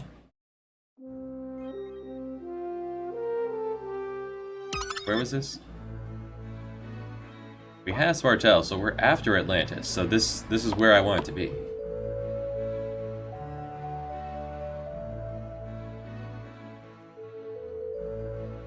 Yeah, we'll sail to Seville from here, sure.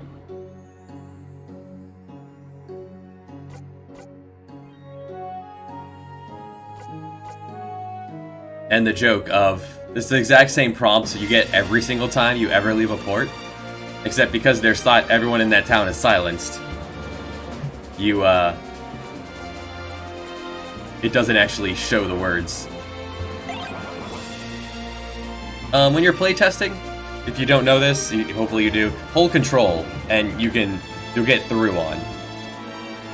Only when you're playtesting. Unless you sail, walk through anything, no encounters. It's your debug mode. Ish. Sail up through the Canadas.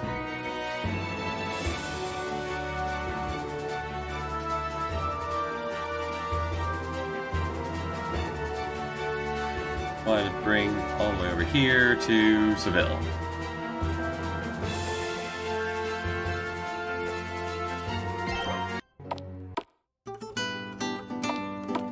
Enjoy the docile tunes of Seville. Alright, so that needs to change. Be right back.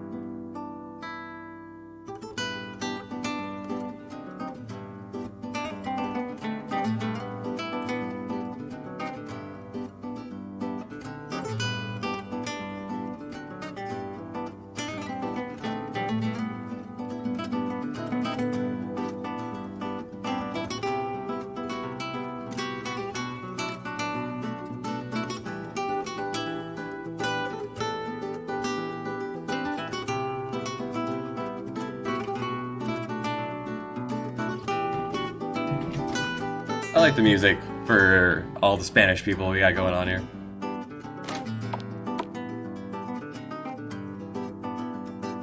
Right.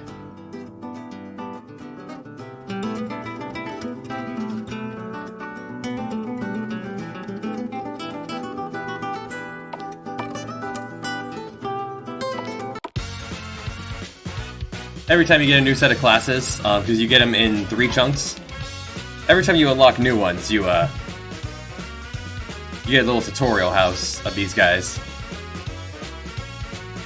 Plan to put one more tutorial house in of a like in-game bestiary of those guys. Gonna call them the Beastie Boys. You know, just for the groans. It makes me giggle, and that's what matters.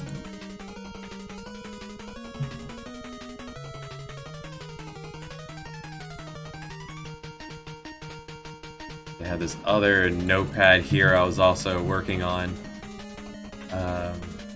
This was back before I even began doing Atlantis, so that's neat. Oh, did I do that? That's on my to-do list. Hold on. Atlantis, where are you? As we travel through Atlantis, one of your party members leaves. Where? Thought it was in the 2nd floor. Hold on. 1st floor? 1st floor.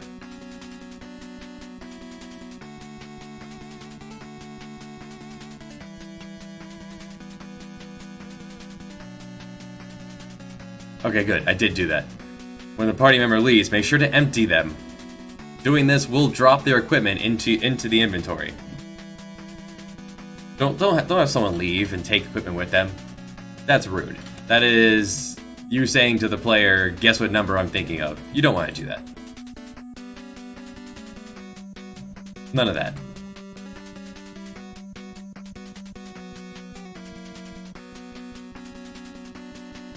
Level averaging is it's a pretty simple way to do some variables controls. Just take two people that are usually in the party, divide it in 2, add them up, divide in 2. There's your average. Then you can go from there.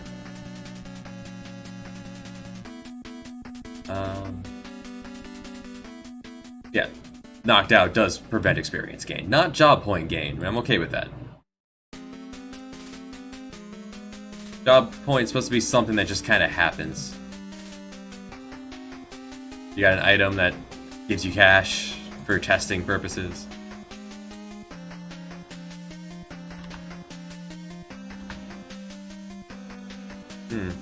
Wonder what this does. It's running in parallel with the switches on.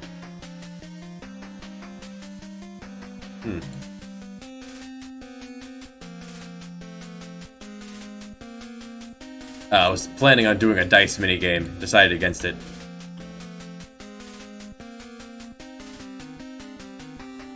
Common events, I do not use them as much as I should. I pretty much just use these for notes. Like ideas, and some of these I do. Like, there's a part where you're underwater. If you drown, you're doing an underwater section. If the timer runs out, you drown. You game over.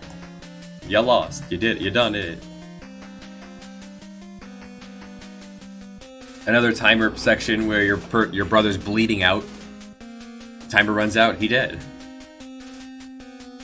Someone gave me this link. I don't think I've ever clicked on that yet. The quiz time. I've only come up with 16, 15. I'll come up with more as people. The idea is that once people start testing this and I can see their playthroughs or hear about it, things that people don't pick up on, I'll just toss it here to quiz time.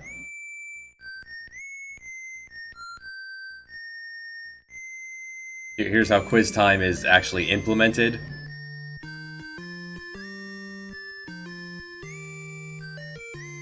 Just turn 0, play the tune, turn on quiz time.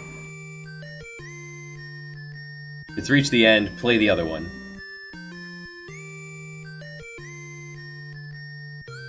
It's done, you just get $1,000. You've answered all the questions, just here, take $1,000, get out of here.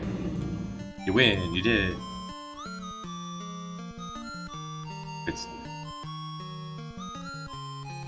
And then there's switches for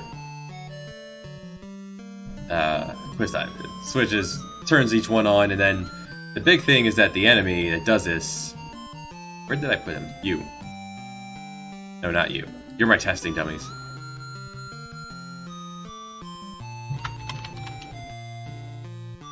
So they are immortal enemies. Can't do anything to them, they just sit here.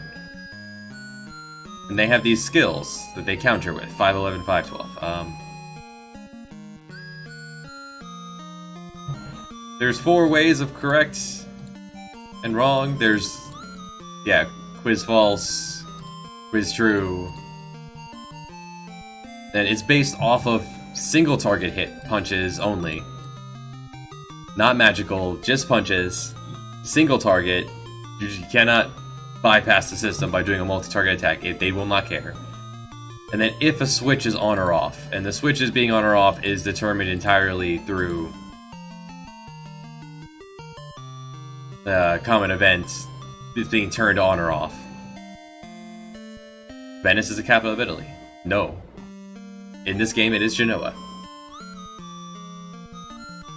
Antarctica, large continent, no.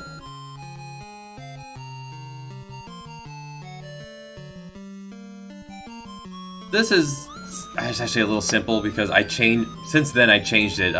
Poison and blind no longer persist through battle. Only because the menu I'm using doesn't allow me to show that information clearly enough. So, like, here, with this main menu, you can't see you can see health and magic. You can't tell if someone has a negative status effect unless you go into the status screen, and then it would show. So, rather than trying to find a way to, like, make these tint if they have a negative status, and I think it would be kind of tedious to have to go in and throw an antidote on someone. Instead, they clear at the end of battle, and now these are more debilitating. Poison is now 10% of your max health. Blind also cuts your evasion. Silence is silence. Confusion is not punch your own people. Confusion is Pokemon confusion. Pokemon confusion is, if you're confused, you have a 50-50 chance of doing the moves you want to do, or punching yourself in the face. And to make this a little worse, it's only a 50% chance of going away when you get smacked. Sleep, only 50%, you know, in order to make removing these more of a deal. More worth doing.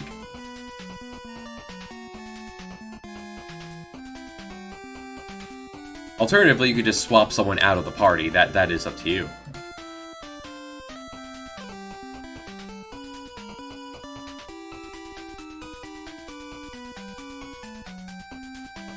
Done. Yes. Panama Canal is done there.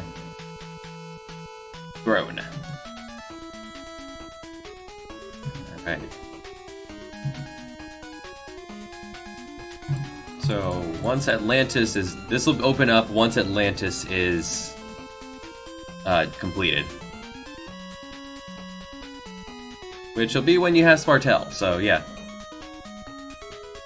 That sounds good. So the Fountain of Youth, historically,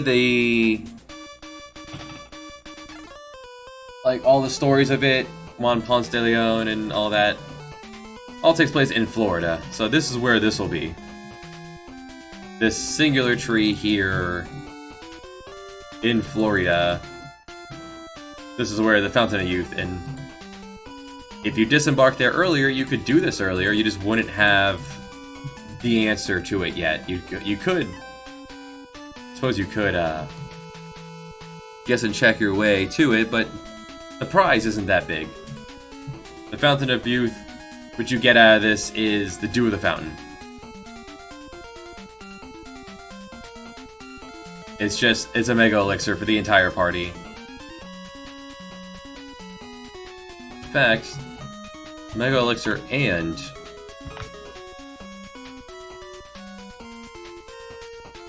a remedy. And you can only hold one of these at a time.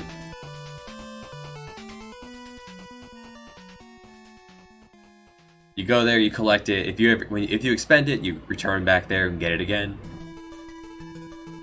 Is that what the notes say? Yes. And for finding it alone, the king will give you the Crown of Virtue. What is the Crown of Virtue? Doubles the effect of healing. So you'll be healed twice as much if you're wearing it.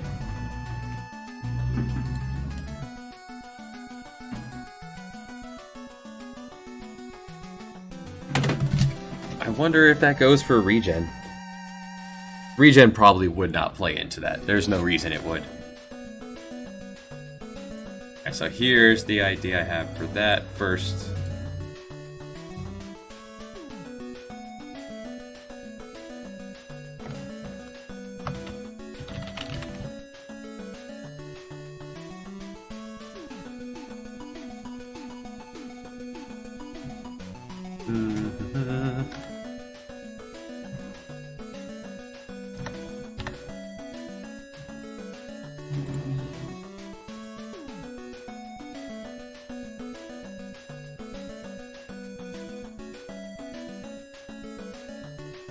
Let's find an appropriate tune for a field. No.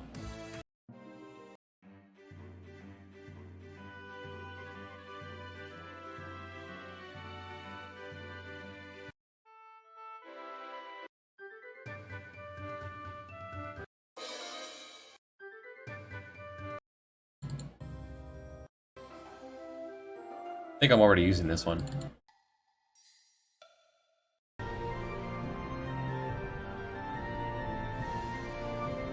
I like it. Easiest way to test anything to just do it. Just do it and see if you like it. If you like it, great. If not, this is always a little grating on my eyes, so just along with putting on dark mode. Oh, I never use this. I don't know what that would even do. Somewhere here, someone told me about how to find dark mode.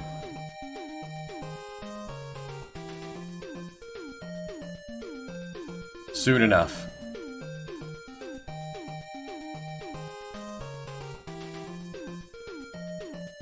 Under options? Yeah, here, options for the UI.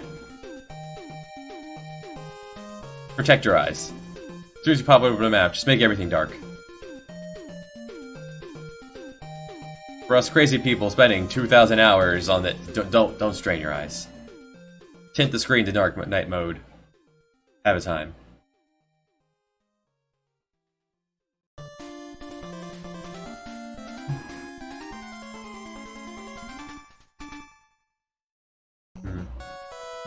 There.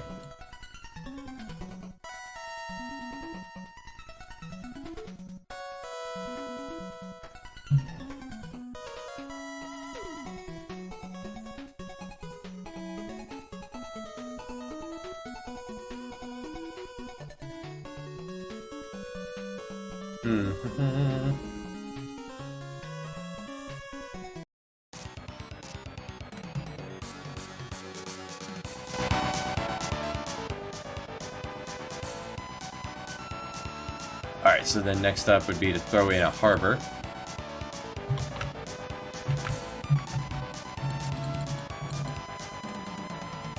Go down the harbor and then empty it out.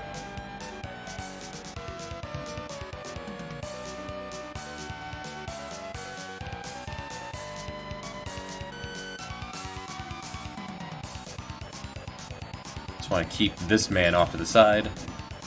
Everything else can go.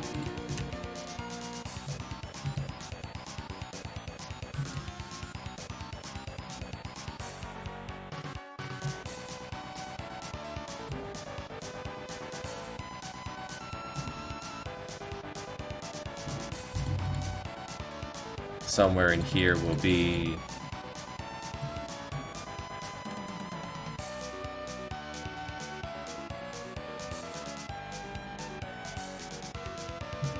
Which this map do I actually want to use? So the idea here is that there is a singular tree. This is what produces the fabled Fountain of the Youth.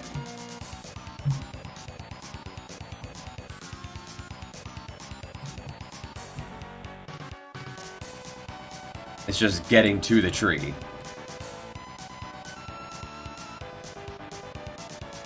So all around it will be pitfalls and an invisible clear path to take.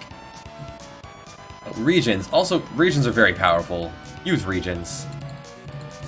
The under part of your map should be very colorful. Very nice.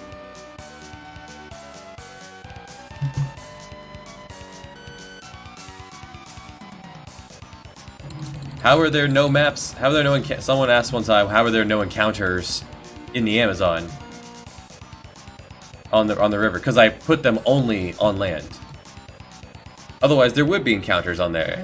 Then you have to go into the very awkward way of having a different battle back for here versus there. It's no reason to don't be weird. Just do it.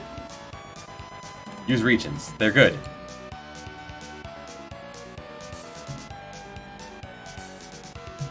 You could also just draw with them. So like, if the harbor's here,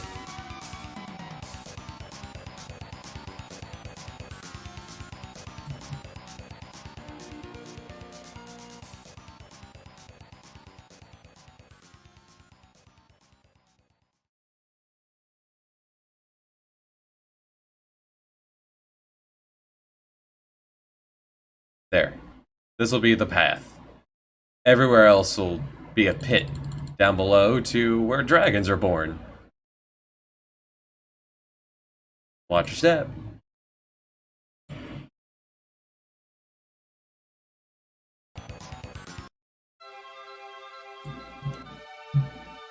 The king does is the king gives you a gives you the quest to get to this. And bring him a dew. You can then go back and get more for yourself.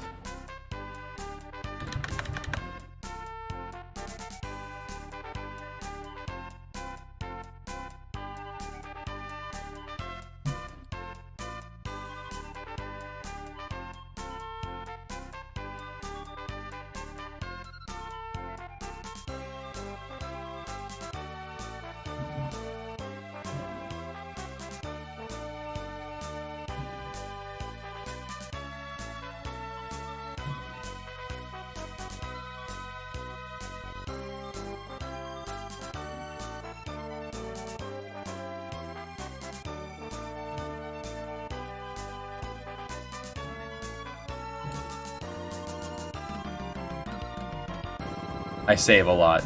You never know when something's gonna distract you.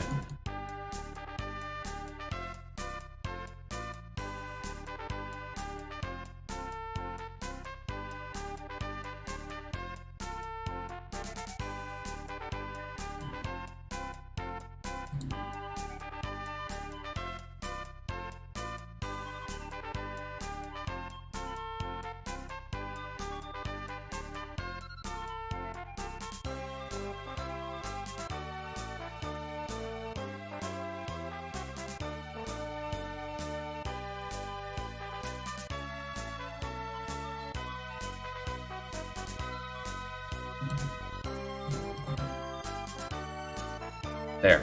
This is your... That doesn't feel right. Yeah, 2 more.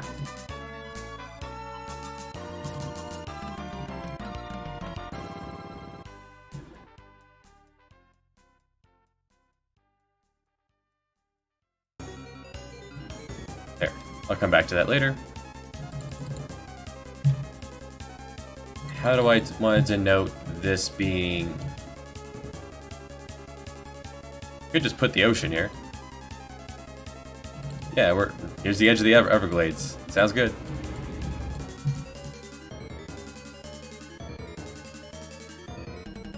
Alternatively, instead of the king giving you a map, he could just task you with going out here. And then you have to find your way across. Someone here could give you the name of someone who could figure it out.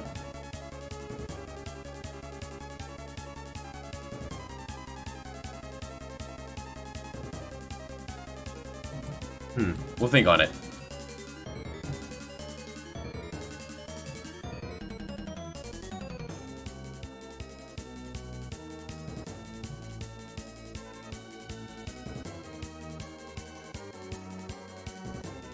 Put some depth in here. Little Bob Ross as we go along.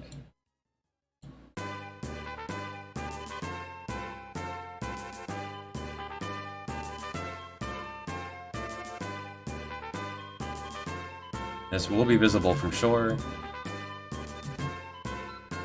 So what you can see is about 1 to 1 and then in 2. That's about what you'll be able to see.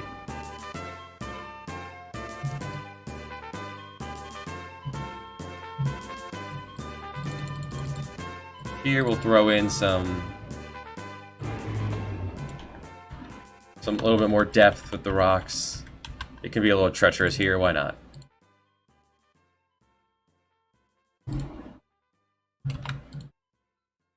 The occasional semi-submerged rock.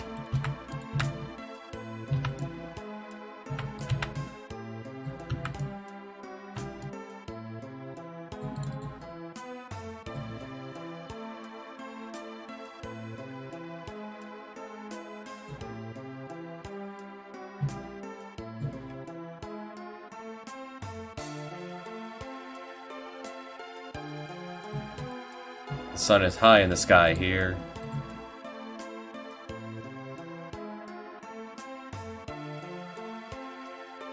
And important change to make to this, since the way I like to do things. First, you need to tell your ship you can dock here. And I'm using the Classic 69 for telling you where you can put your boat. You hop off the boat here, you end up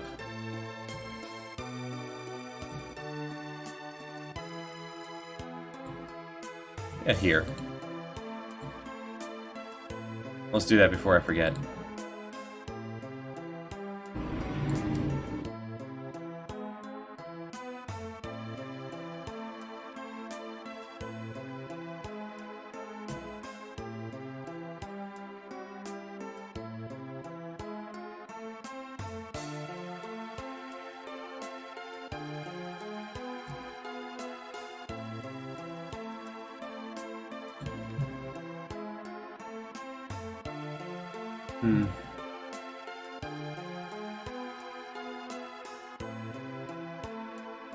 Ooh, that's an idea.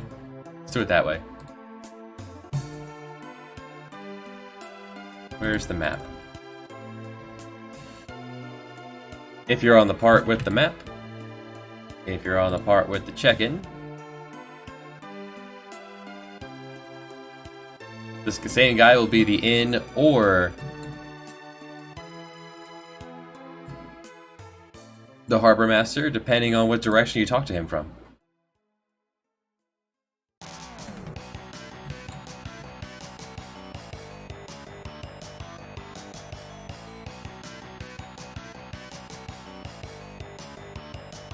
Yeah, that'll look nice.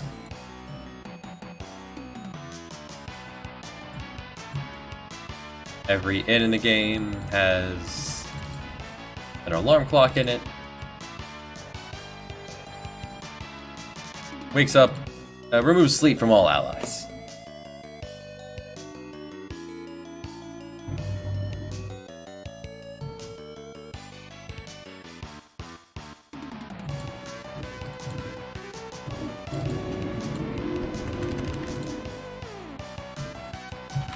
Just for show.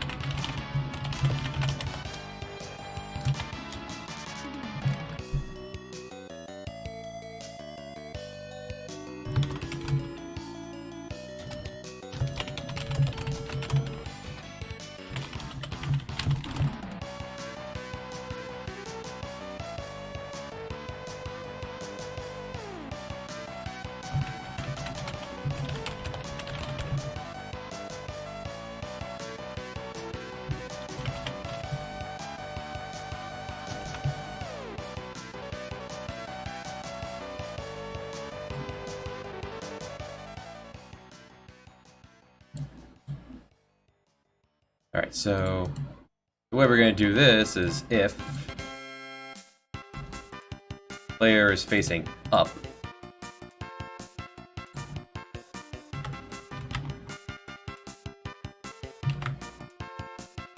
then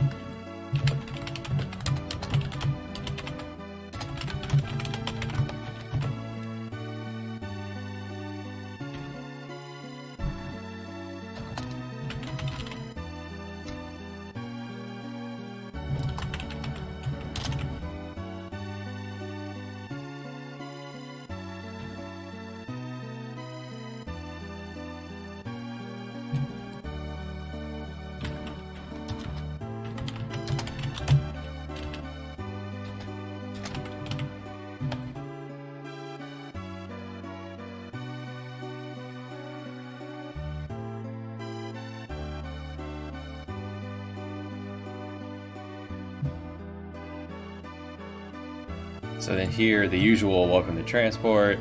Yeah, I need to do this. I need to set the ship's location. So then decision, where would the canonical way to land this be? From the east, I guess.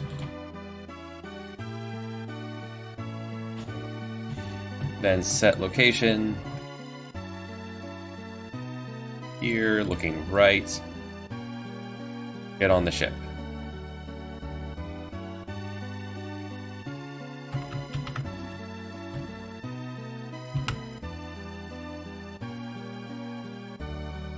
You get prompted to save every time you leave a port.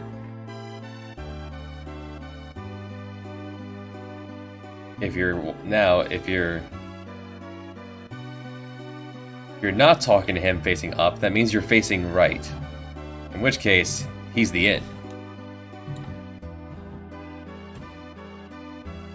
And that I am using a common event for. No. Common event.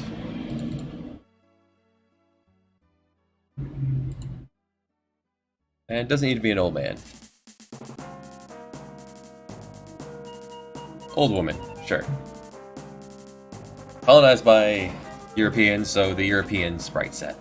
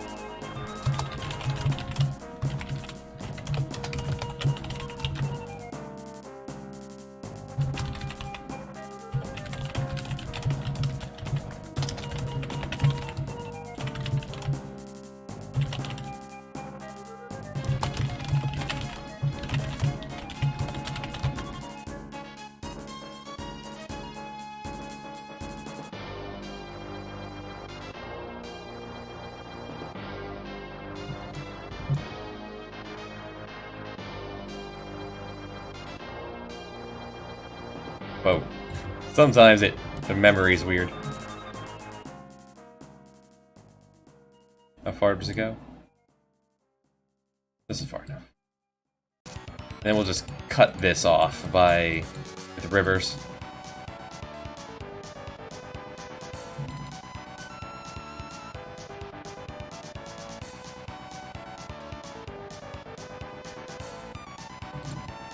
It is all marshland here. In the Everglades. Gators and such.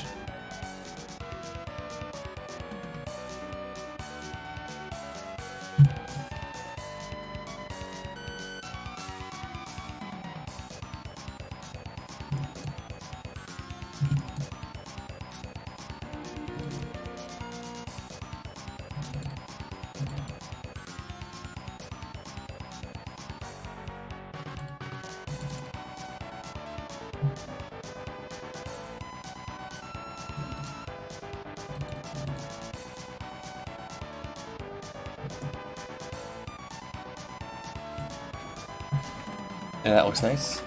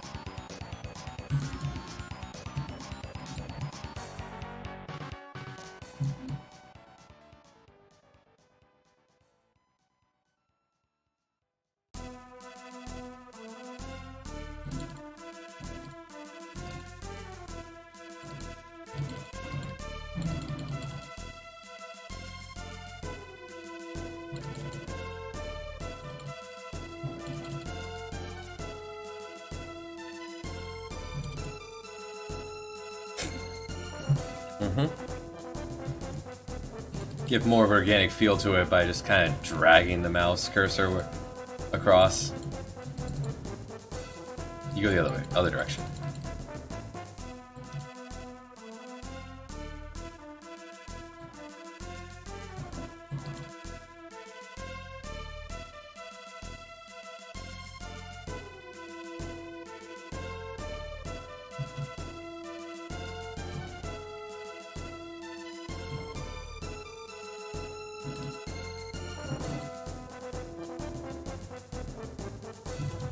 Up here will be blocked off. Still gotta decorate it though.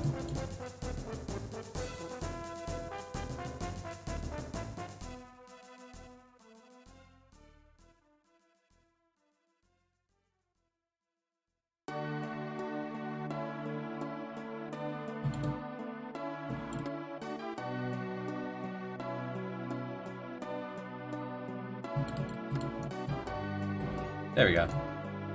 And trees. Many strong trees await us.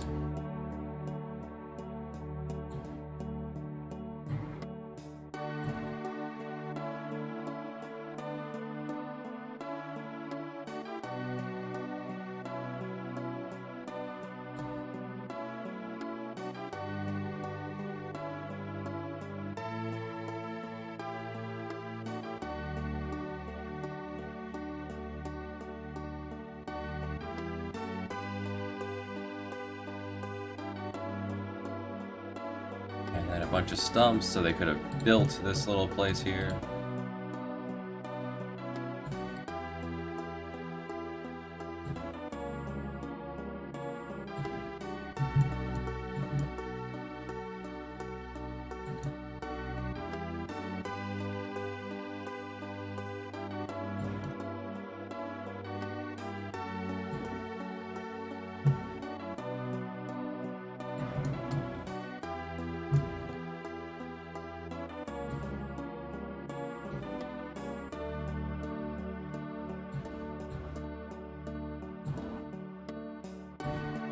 Some flavor.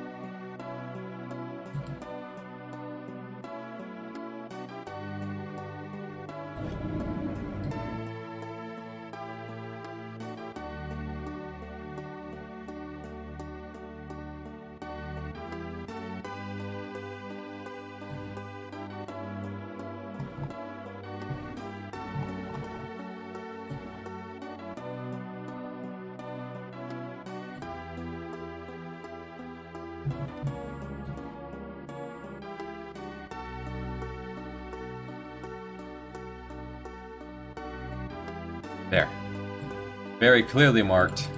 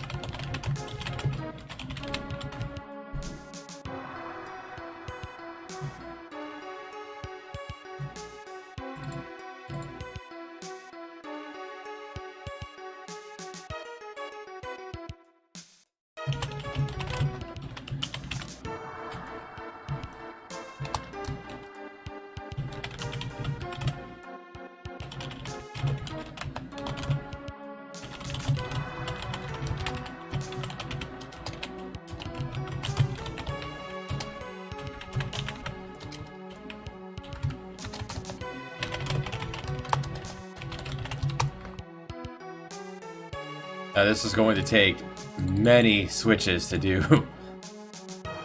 the way I was thinking of doing it. I was considering doing this, so if you step through, you fall through, it stays. You could eventually find your way through if you're willing to go fall 10,000 times. Let's write down the right path and notes for all the things I need to do with this. Now we'll come to the right path later. We're not there yet.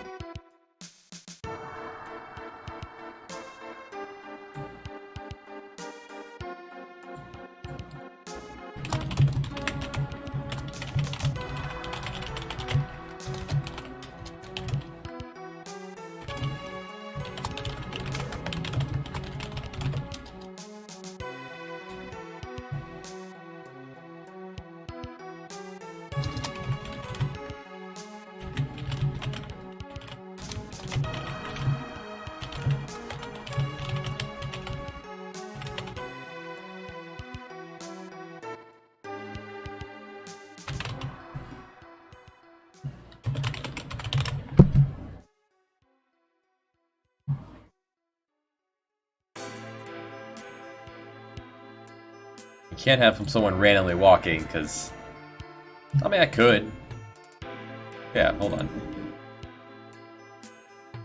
I have region restrictions for the events 90. I just slap a 90 on here, and now no one can... Yeah, slap a 90 on here, restrict them from being able to walk this.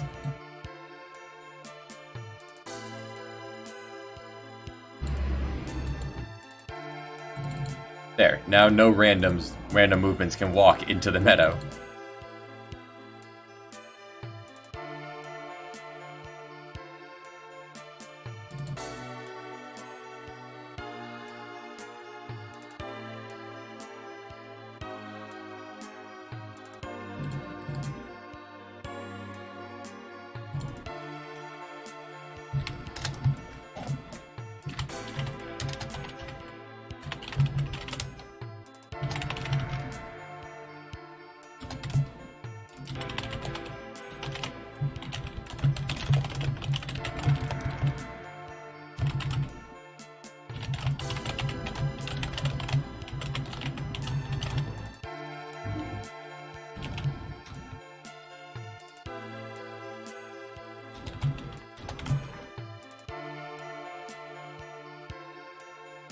All hinting at what'll happen if you fall below.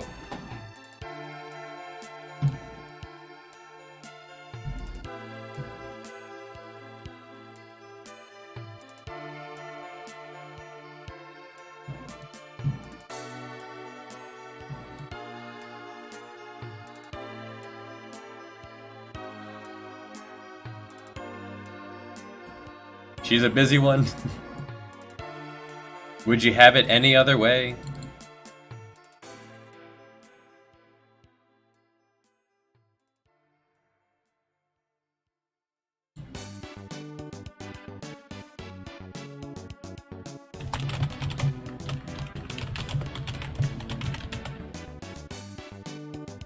Getting a lot of odd stuff, which is tedious. Oh man. I hope you managed to find some joy in it.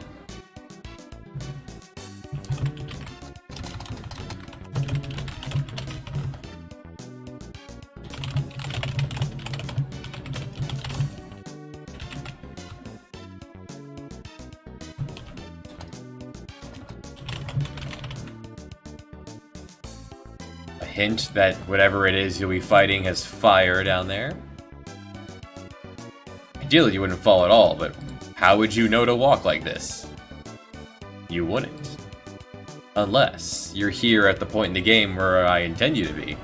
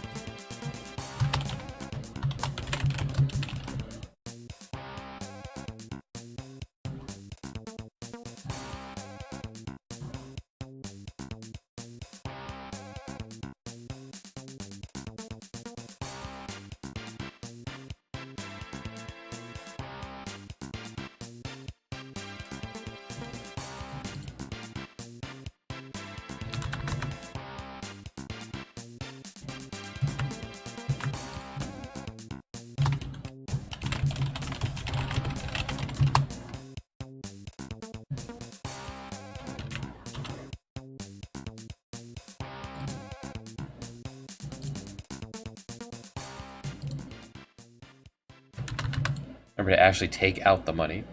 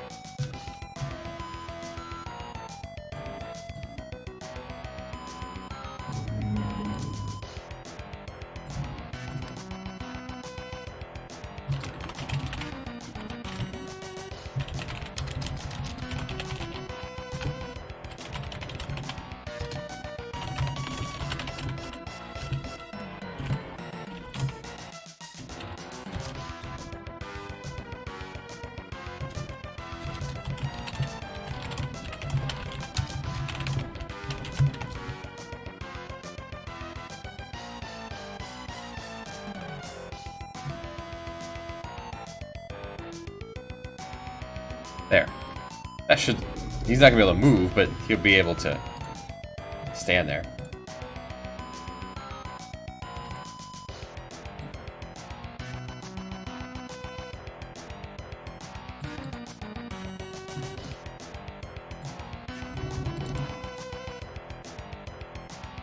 There. We can get in, we can get out, we can now begin the process.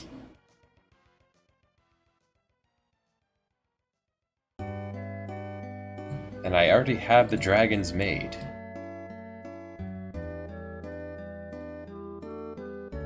Red, blue, and green? Green.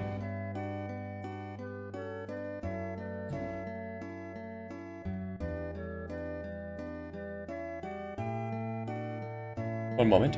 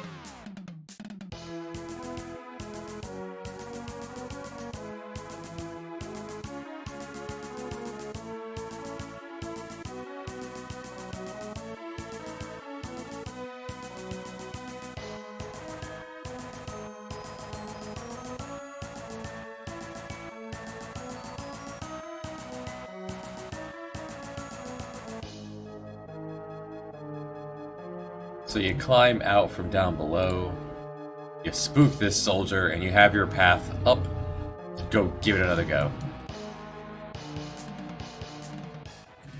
Sometimes when I pop open a new map, I like to throw down all the possible options and decide what flavor I'm feeling for it.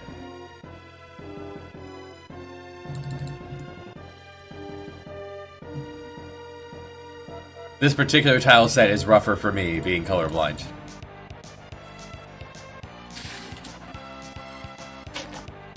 So, like, I'm sure there is a difference between these. I don't see one. So let's arbitrarily choose this guy to be our main.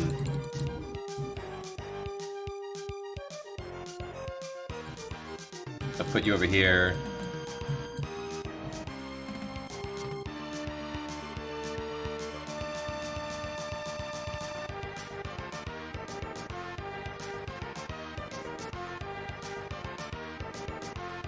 This does not have to be expansive.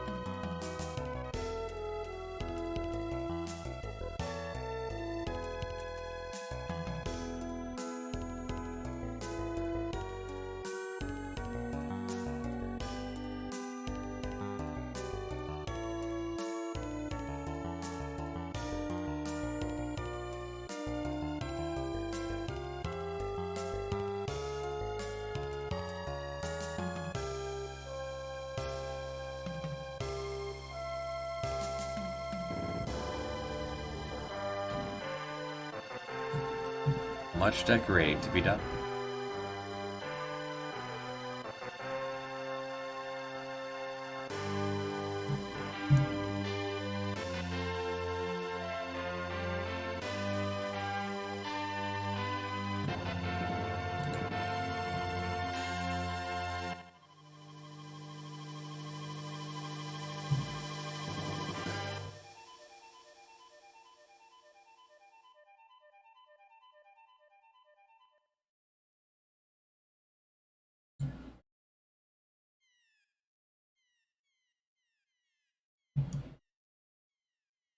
Down here are plants, but that's it.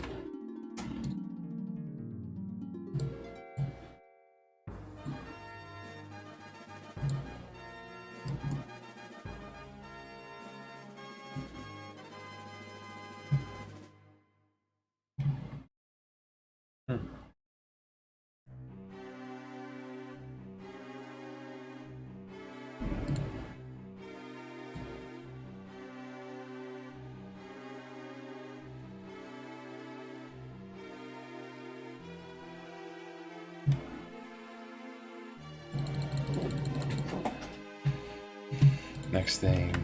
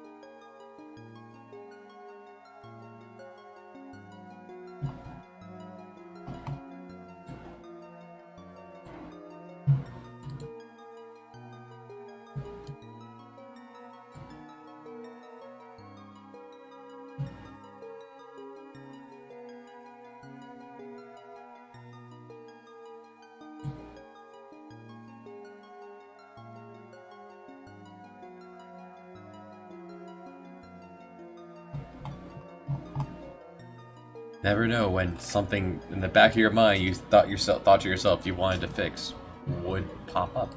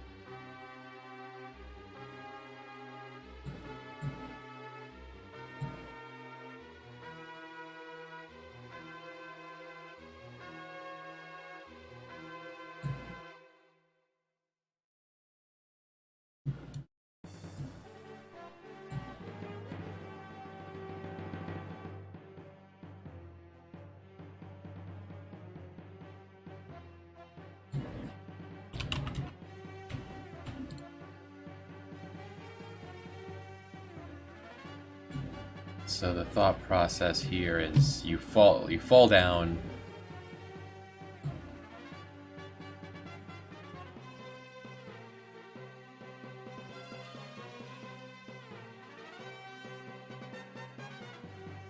Gotta hear somewhere.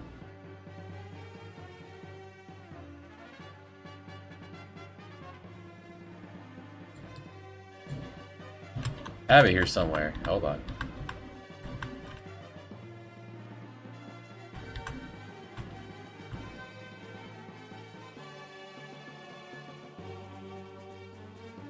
Ah, this was unused.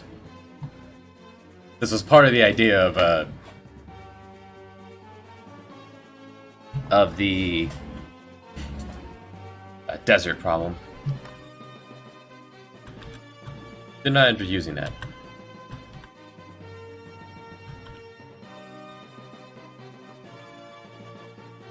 Where is it? Where is it?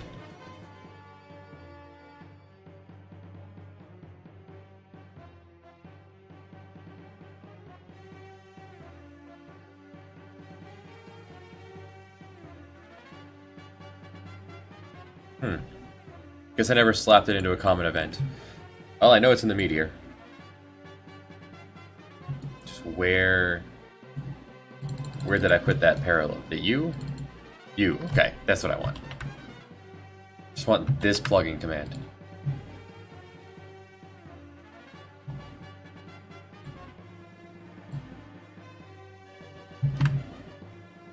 Makes the next battle enemy gets to jump on you.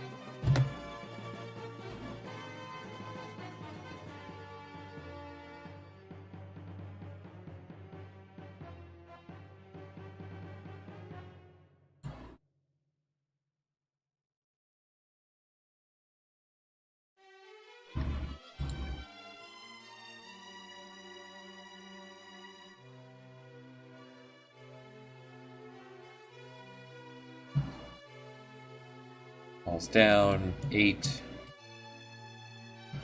1, 2, 3, 4, 5, 6, 7, 8. I want to land here, so 25, 19 will be where they fall. You fall into.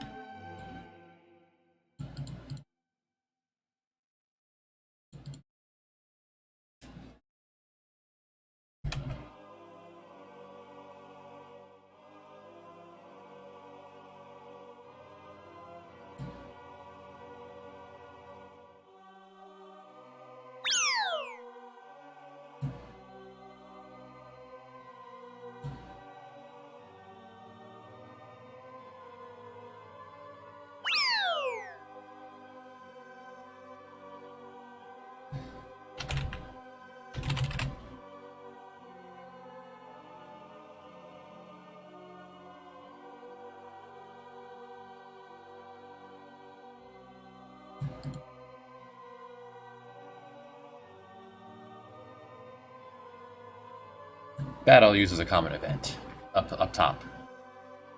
So let you land here.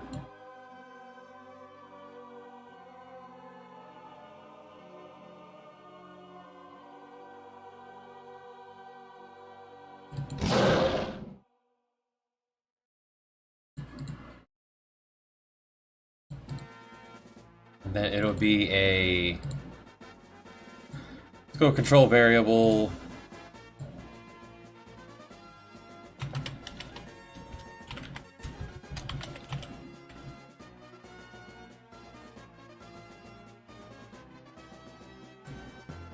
Give me a 1 to 4.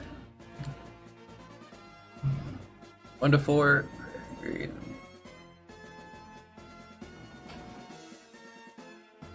1 to 3. Just thinking, like, I have 3 flavors of dragon for this area. Do I want there to be a chance of a ruder multiple dragon encounter? I'm thinking no.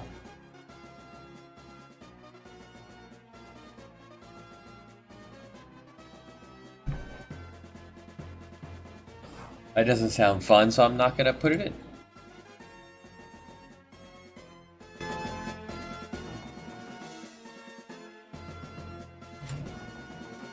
So then roll the dice at this point. If it is 1, then give me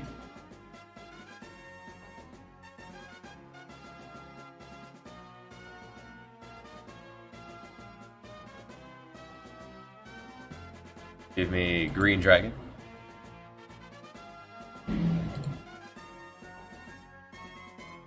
If it's not 1, then if it's 2,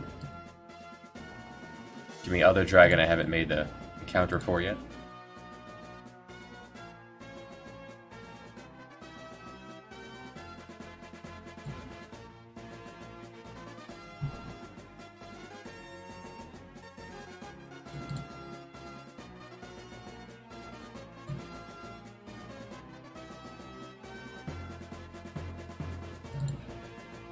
If it's 1, give me green. If it's 2, give me blue. I don't have to say if it's 3, because if it's not 1 or 2, then it is 3. Give me the 3rd. Regardless, when it's all done, switch on dragon.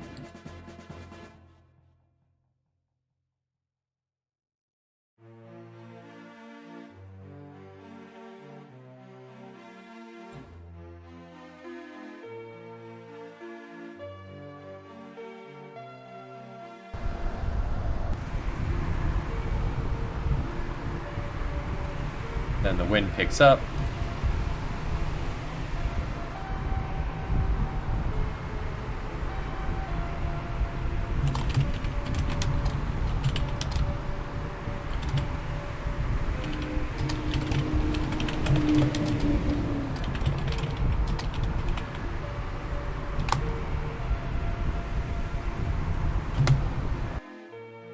Pulls the party. So now we're standing here. Dragon's gone. 1, 2, 3.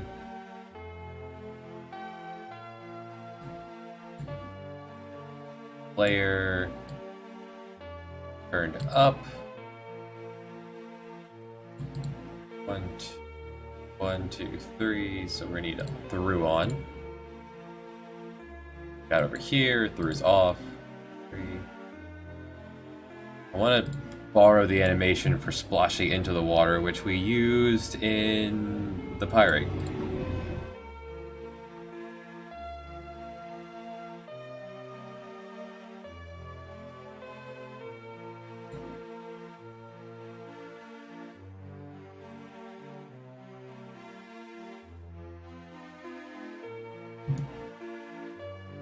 Yeah, this is what I want to borrow.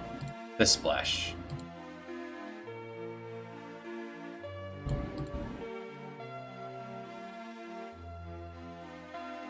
I'll grab all of this for now and come back for more if I need.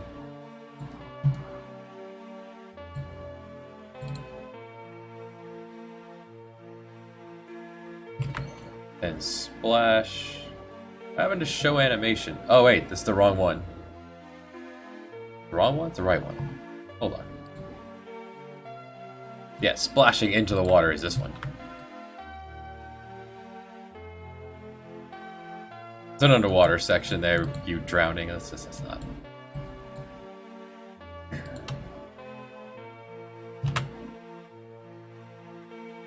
That part will have to be adjusted slightly once I get, once I go through and actually put save points in the game. Right now it's saving anywhere just for making it purposes. Oh, hey Voodoos, how you doing, buddy?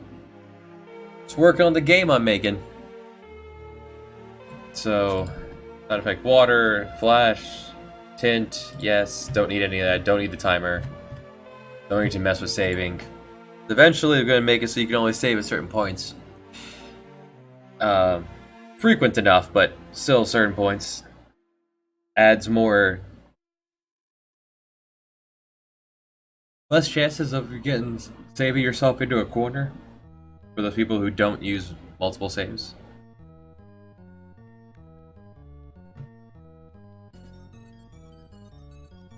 Still fighting through this plague. Alright, splash, tint. I'm going to continue moving the party. Turn down. Through is still on. Won't be able to play it when I finish at least the story, which is down to the final area I need to make once I'm done with this side quest. So it's coming along. Years in the making. So I'm getting really excited to finally have people hopefully enjoy the product. Where did I put... oh, close enough.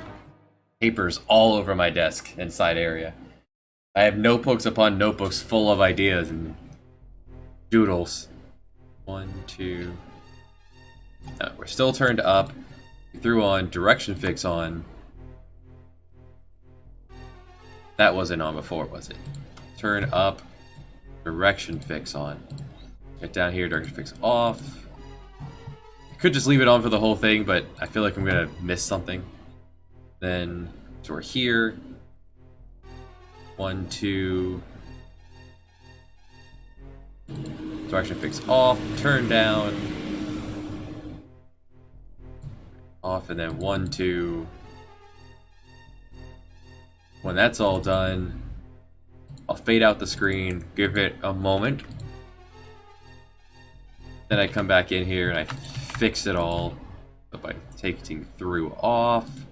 Direction fix is already off, walking animation back on.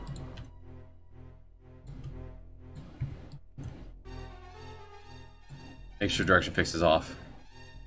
When that's all done, then hit the screen back to normal.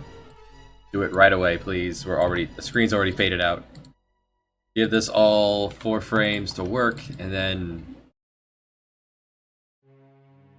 transfer the player over here. Now that you've washed up,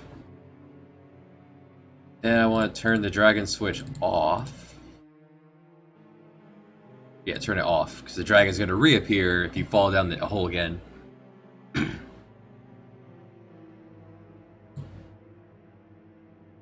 And fade in the screen.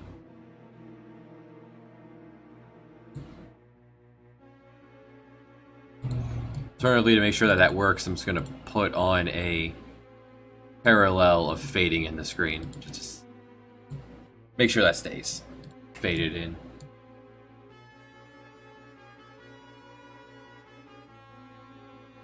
Okay, so that's down below.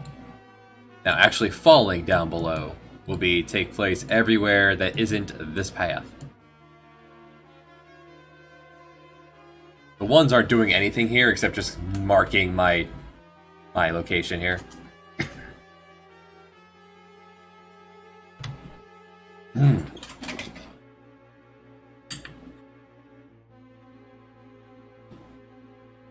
Alright, let's make a sample one here.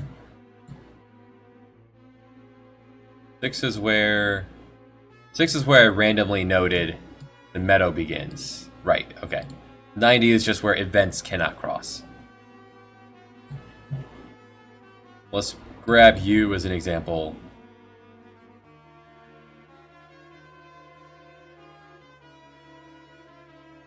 So if you step on this, you get a lovely... Let's find a sound effect for a good, sufficient crunch. No.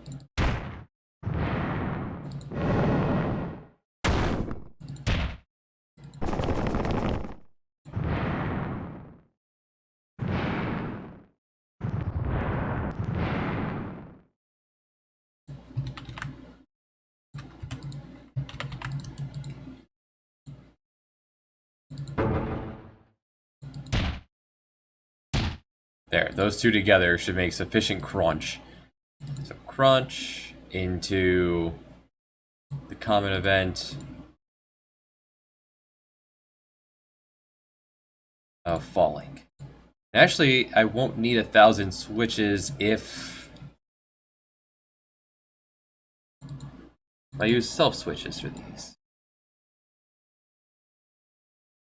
So self switch of this could just be as simple as some way to mark on the big map here that in fact, this was wrong.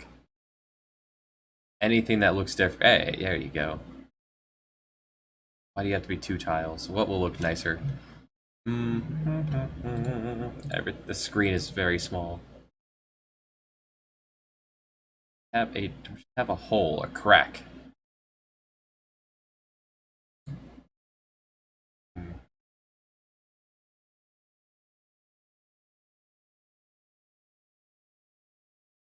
No, I don't. Alright. Creativity. Go. Music. Back to it.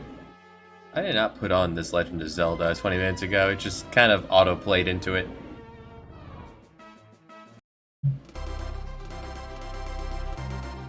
There.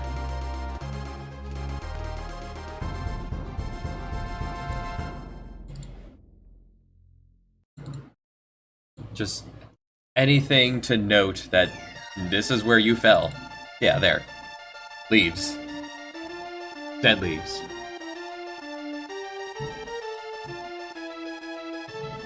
So if this works, you should step onto this. Pulling up the common event here. Crunch. Oh no. Woo! Fall. You fall into this room where you fall down here, fight a dragon, get washed away, end up down here, and you have to walk back up and try again. So if this works, so let's test it. Be right with you, donkey.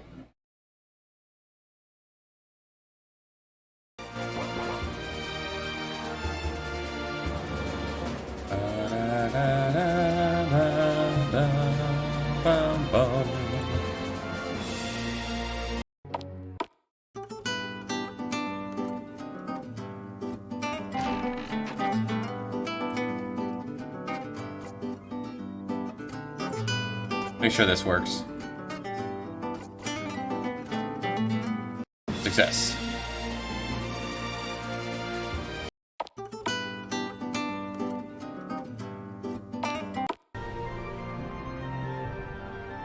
Not really feeling this music right off the bat here.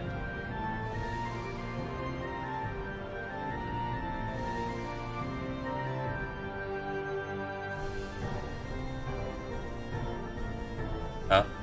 Oh, I forgot to put the thing on you, huh? Correct.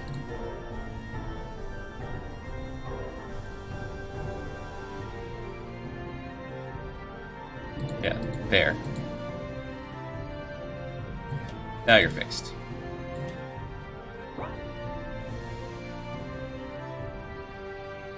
Now, where was it? There.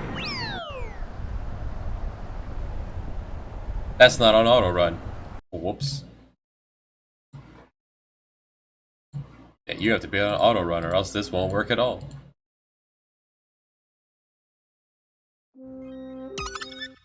This is why we test.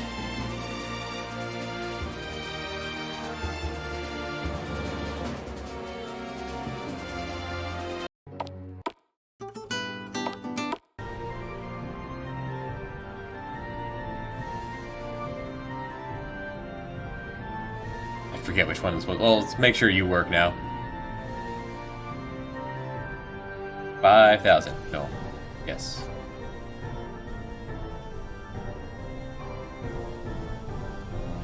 And that will be there. That probably took the money away.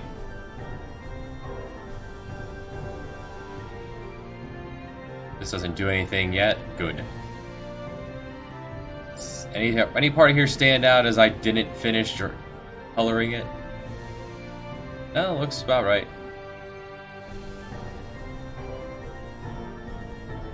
Alright, I like it.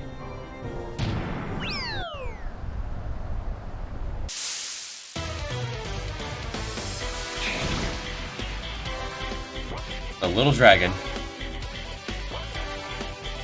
Okay, let's just beat you up first, make sure this works.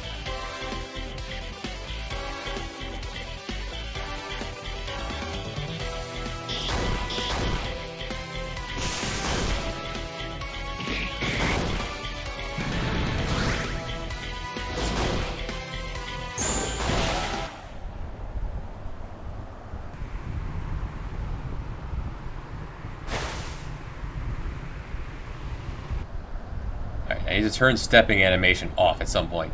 Otherwise, that works just fine. I like it.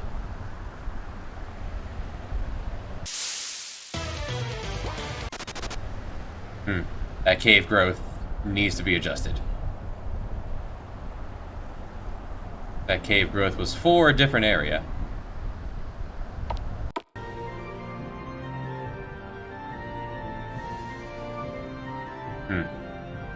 I see. Also stuck there. That is fixable.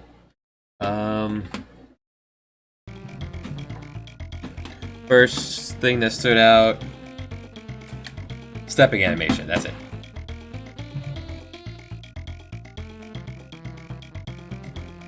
Right off the bat, just stepping animation off. There we go. Done. That should fix that. I don't touch that again, right? Correct. That's number one. Oh, number two, when you hit the ground, we went straight to it. We did not give time for this, so let's roar, give a moment to hear the roar.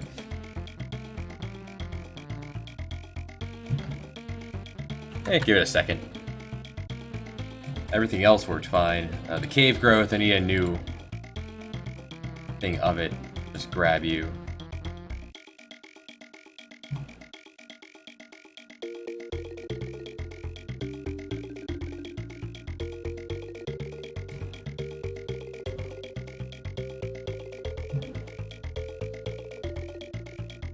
Alternatively,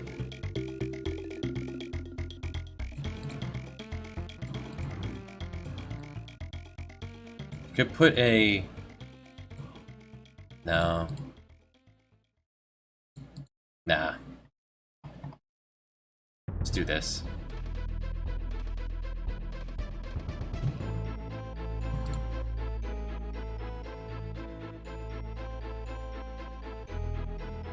That'll solve that. And then up here, we got stuck here because this is not complete, first off.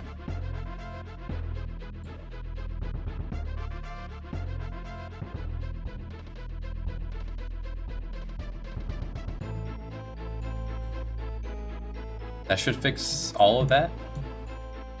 I like the way this worked, so... Oh, I did not check this. Hold on. Let's just make sure this worked. Oh, I want this to be not passable.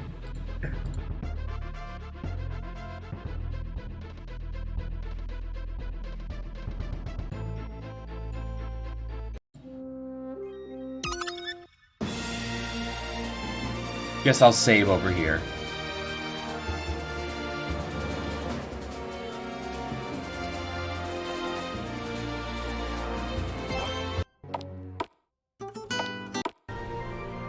Yeah, let's put one of the Spanish tunes over here.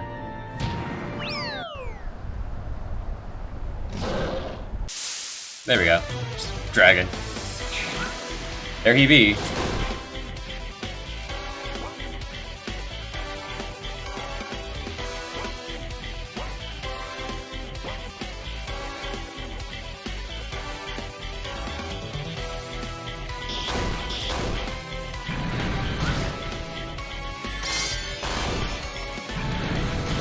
Ow. Alright, this new move was not tested, and it's big. There's a party in the water, splash. Oh, there we go. Alright, everything's back to normal.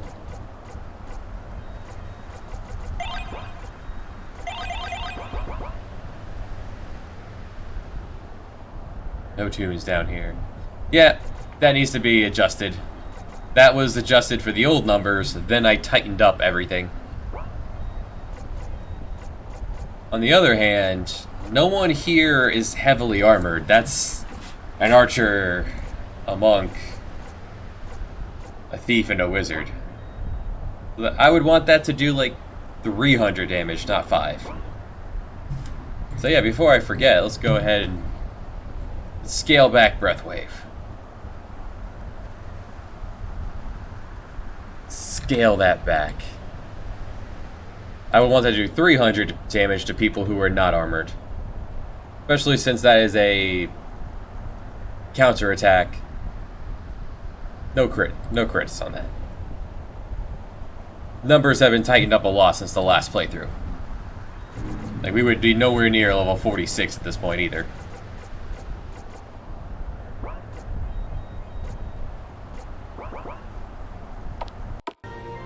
Come up here, you spook the soldier, make him wet himself. Why are you not saying your new line? What did I do? Oh, dragon got turned off. Climb. There we go, that's the one I want.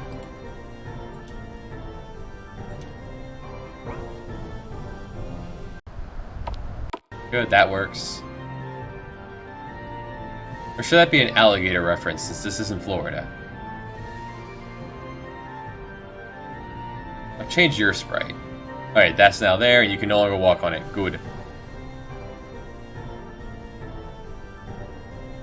Good. This actually all works well. I just wanted to change your sprite to anything else.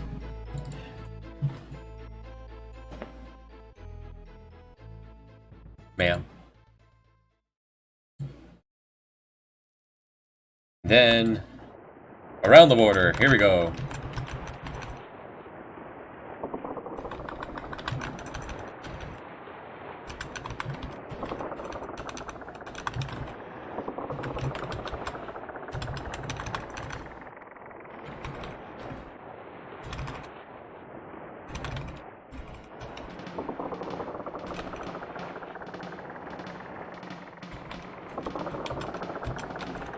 So you could either get to this by trial and error, or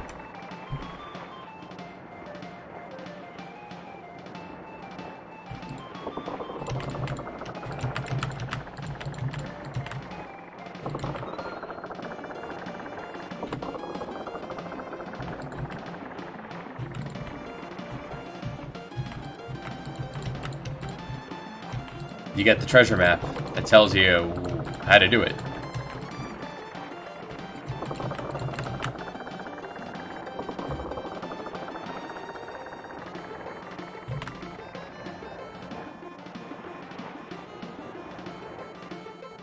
There.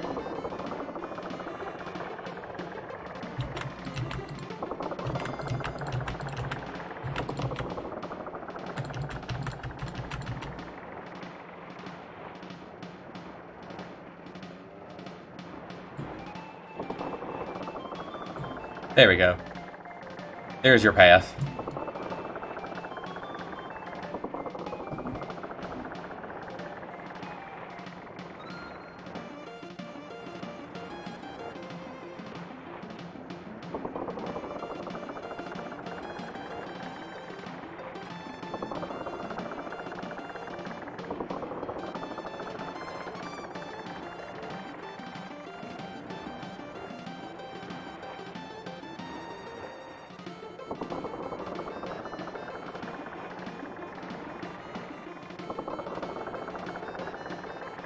Really not feeling these two. Donkey Kong Country 2, please.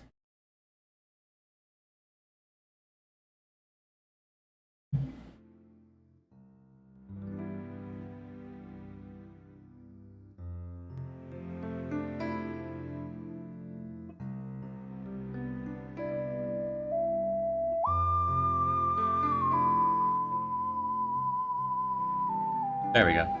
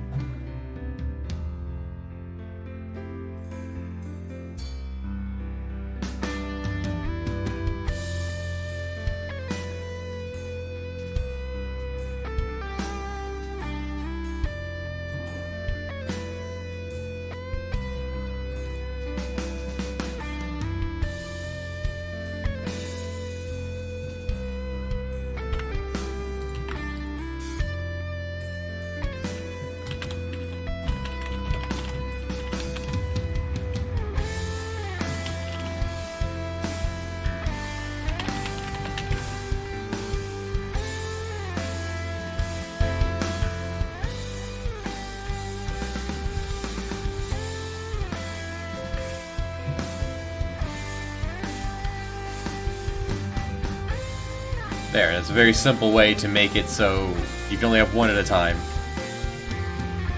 If you have one,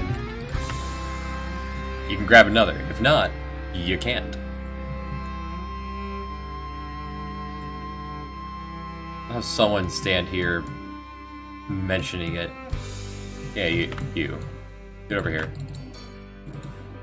Get over here, put on the bonnet.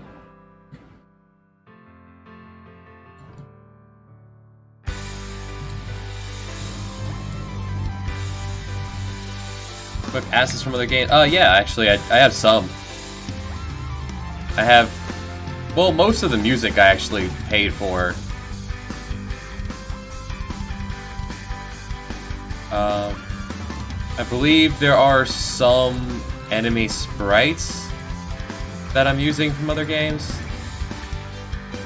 But I'm not good with like artwork at all, so finding a transparent PNG is actually way harder than it should be.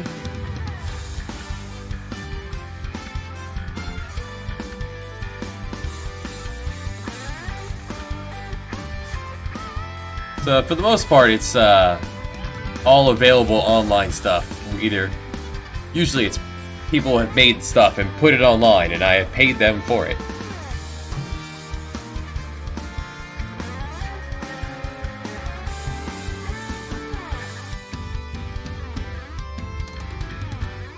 Yeah, that's what I'm here for.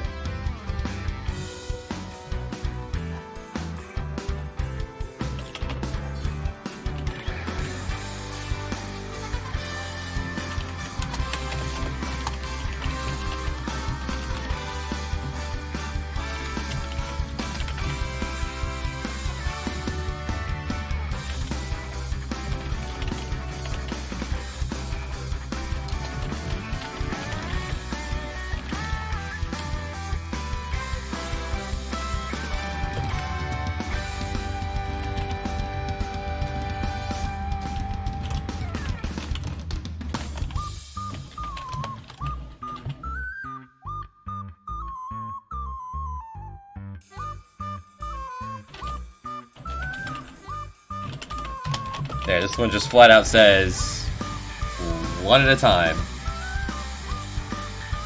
Just one Mega Elixir at a time.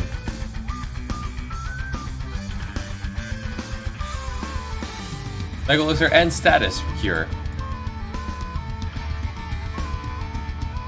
Now we just need to get the throne and your way there. So let's now we've reached the point where let's use paper and pencil. Oh, paper and pen.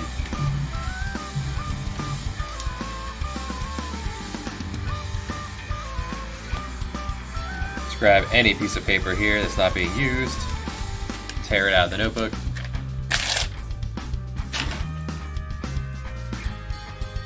Now let's write down the path to take. We want right, up.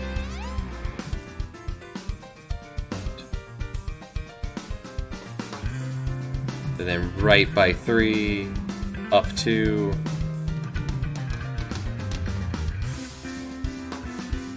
Right 2, up 2, left 2. 1, 2, 3, 4, up.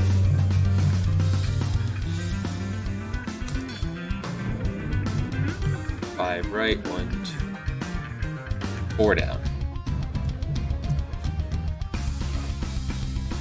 Now, how to put this in game without being...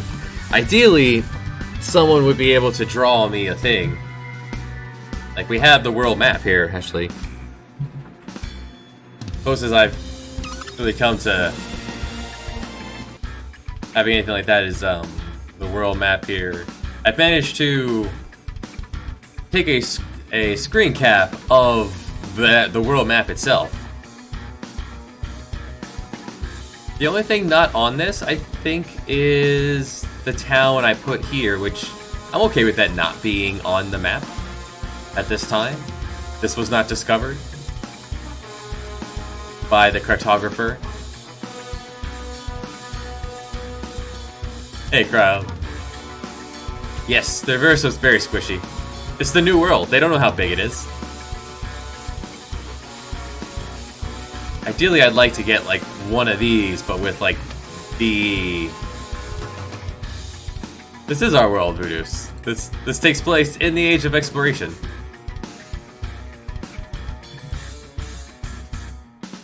You'd be somewhere around here, I suppose?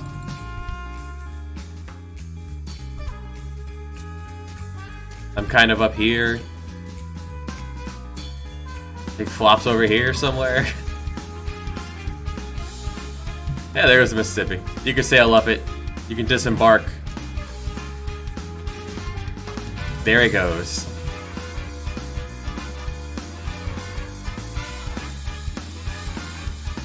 You're also in New Jersey, Cryo.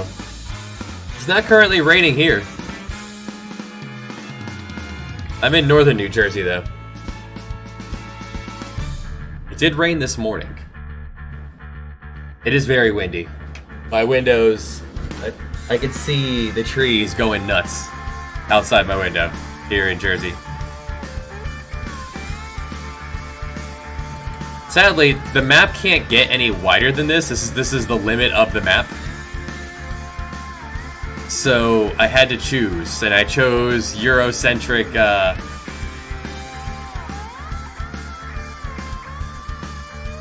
I had to choose something to scale off of, so I chose the Mediterranean, so that we could sail across it, through it.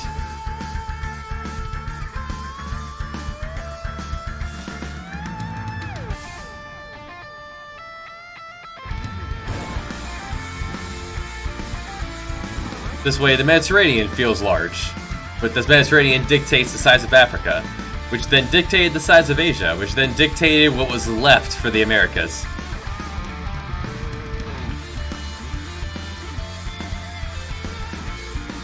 Sailing around the boot. There used to be I used to have a volcano here, but then apparently an Italian was in the stream and pointed out Vesuvius is actually very tiny. The notable volcano is actually in Sicily, so it got moved. Vesuvius has been downgraded.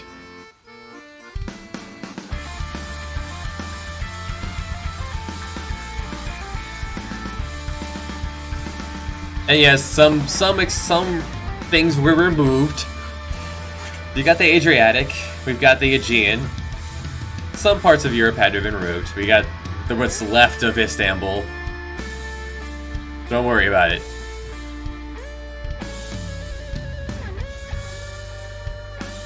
We could just head to Jerusalem and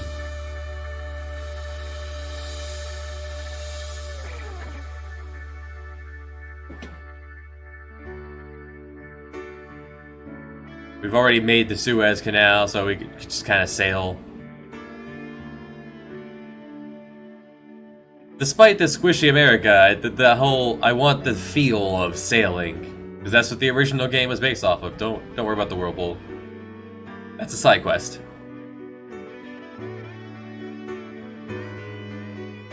Very conquerable.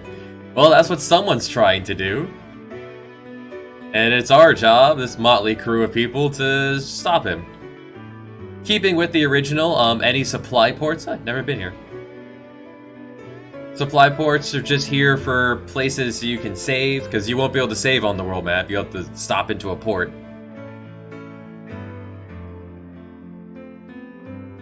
You can rest. All inns are free, because you're always in port towns. Sailors get a chance to stretch their legs. Here in Indonesia, and keeping with the original, any supply ports you could then rename. Name it whatever you want. I don't care, go for it. It's not important to the plot.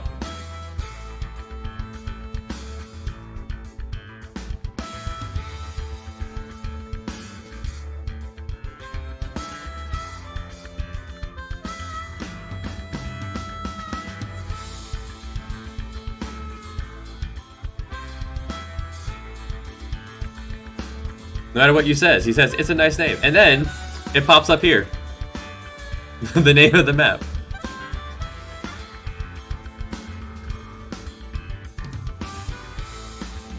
And then imagine playing through the game, and then 20 hours later you decide to head back to Australia for whatever reason.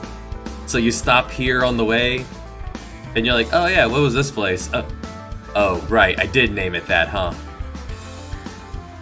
20 hours later. Welcome to Krau's Mobs.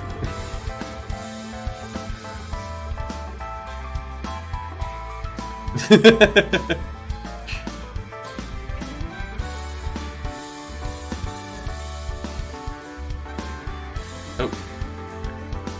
Snuck up on this pirate. He climbed on our ship when we were ready. Oh, let's just go on step guard. No encounters. And Australia here is another supply port. No New Zealand, just because I don't... There's a secret over here. I don't want it to stand out from sailing around New Zealand and seeing it. You can disembark on Easter Island. You can also disembark in Hawaii, the one part that's not covered in mountains. There's not much here. But it's here. Someone asked you to come here just to check it out. Is there a bunny boss? There's not a bunny boss in Easter Island. Sadly. Did I put anything here? No. I haven't made the Panama Canal yet. One more. We're gonna sail around. I feel like the Americas are still large enough. They're mostly just in your way. If you're ever trying to get from one side from Europe to... If you're trying to get from Europe to Japan, which you'll want to do for, like, if you're using a ninja. You're gonna want more shurikens and ninjatos every now and then. You have to go buy them. From Zipangu.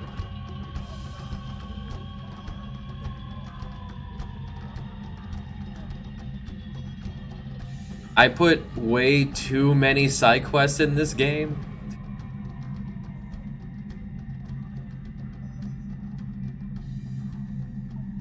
That's on me.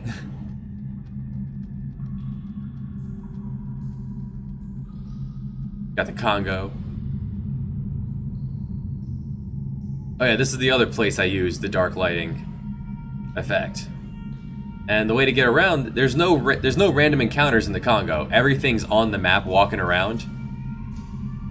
You walk into it, you won't be able to run away. What you do is you grab these logs and you light a torch. And now you can see better. And over time, the torch goes out very quickly. It's very wet in the Congo jungle. So you grab another one. And the idea is that it's meant to make the player kind of stress and run, and you'll run into an enemy because of it.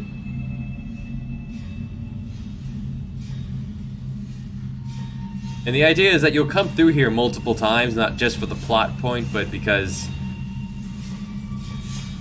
deep within the Congo is the one place in the game you can buy dragon tier equipment.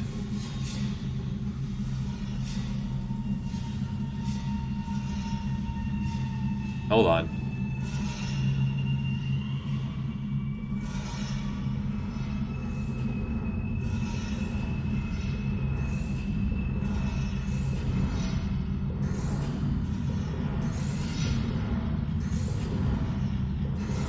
That's right. Up here in Drakengard. This is where the dragons are from. This is where they are. These people, they live with the dragons. They worship the dragons. The embodiment of perfection.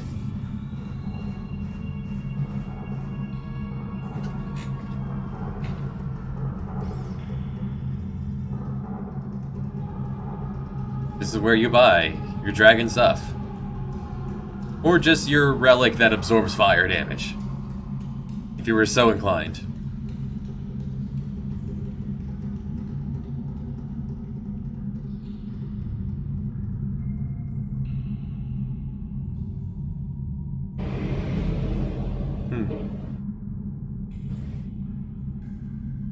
So yeah, I don't know what I was showing off there, but I forget why I went in.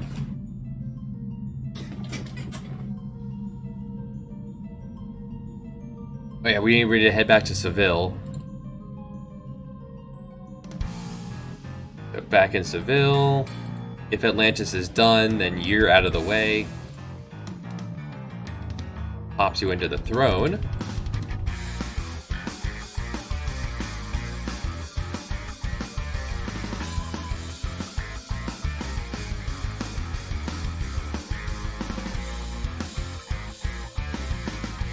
Here they're busy talking. 3, 6, 9. So it's gonna put you 1, 2, 3, 7, 8, 9 here. So if this is going on, you're not here. You're off doing other things.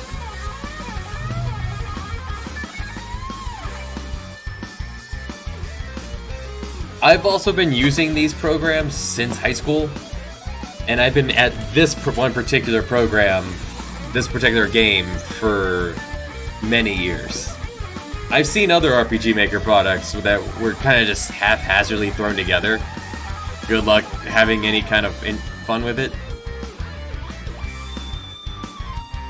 If I'd had any other kind of program experience, I'd use another platform, but this is getting the point across.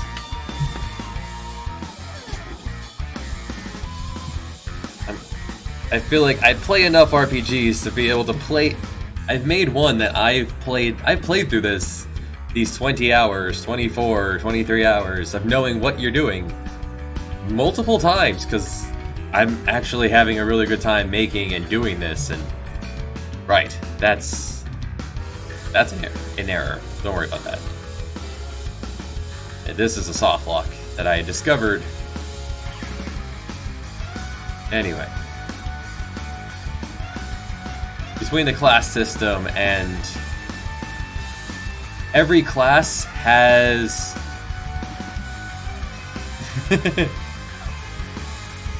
you could start, have some fun, and then if it works out, great. The Lord class, they have their own special skills that they have their own special skills that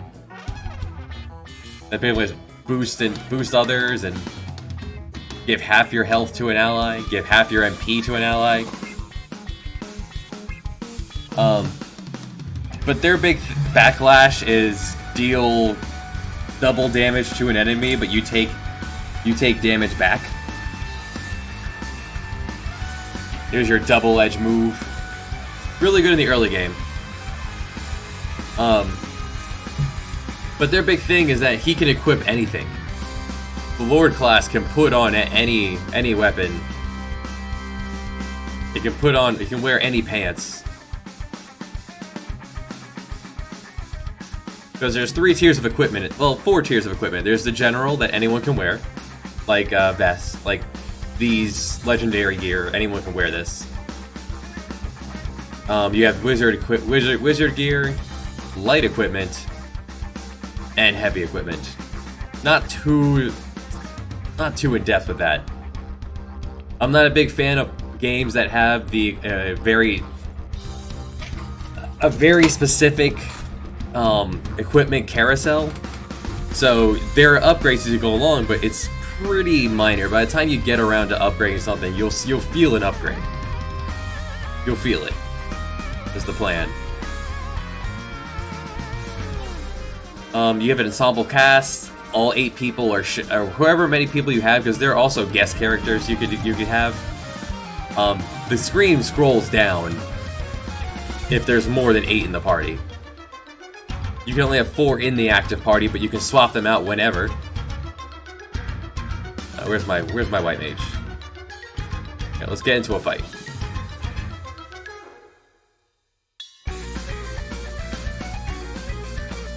Even mid-battle. Dragon Warrior 4 wagon style. Oh my goodness, get me into a fight. Okay, here's the way to get into a fight. We just made this. Crunch. We fall down here, the dragon jumps us. You get into the fight and you realize, oh man, Summoner is not the person to fight here. Let's just tag anyone else in. Spartetto. Get in there. This isn't a human. I don't want my thief here. Cat, get in there. My monk / chemist. Yeah, get him. Or Khan, get in there. This thing's weak to ice. Blast it. First, blind it and poison it. A lot of numbers go around very quickly, a lot of statuses have come up, but the game eases you into all the different statuses. There's also, under the options, you can put on Command Remember. The big one is the battle speed. I play at battle speed 2 because I can see how fast that goes. But if you needed the animations to go slower, you could. 4 is the way the game goes without this modification to it, and it moves slow as molasses, like unplayably slow. 1 is lightning fast, like unnecessarily fast. I like 2. Battle camera is not actually used. That's for like if a skill command wanted the camera to zoom in during battle. If someone does that poorly, you could easily get motion sickness from it. I don't think I use it at all. I tried it for 1 move, didn't really like the way the camera moved, and decided to end up scrapping that move anyway. Like, there used to be a jump command in the game. I don't actually have a Havoc Knight, do I?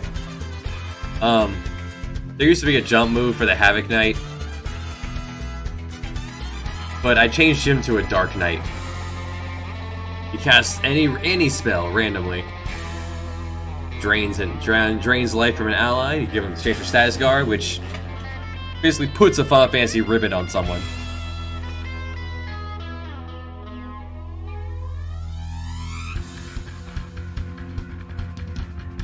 Giving HP to an ally, becoming undead. Fully revives, fully heals you, but it makes you undead, which has its buffs. There are some things the undead are immune to. When it comes to statuses, there's a whole ton that can hit your party, but only 7 you can do to the enemy. Like, to an enemy, you can instant knockout, poison, blind, silence, confuse, sleep, or stun. That's all you have to worry about with the enemy. To you, they can do that and more. They can berserk you. They can sap you, which is just, it's poison, but with a different name. It's bleeding.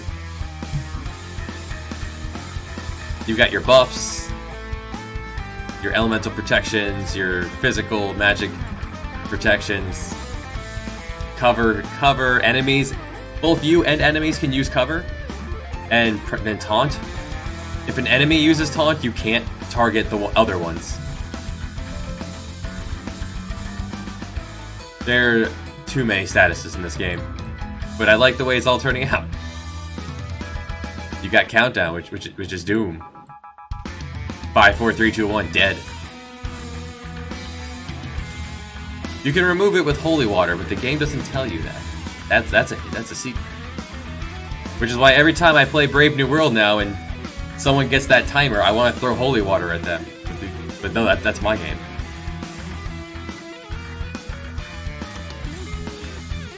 Here's what Undead does.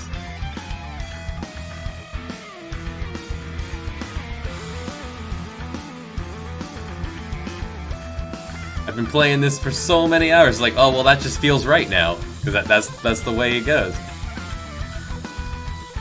Holy water in this cures undead and malediction, which is a status effect that does two things. It stops you from being able to heal. It negates healing, and it drains your limit gauge. And it recovered. I see a typo. There. It said 25, it only was doing 20. Now it's proper.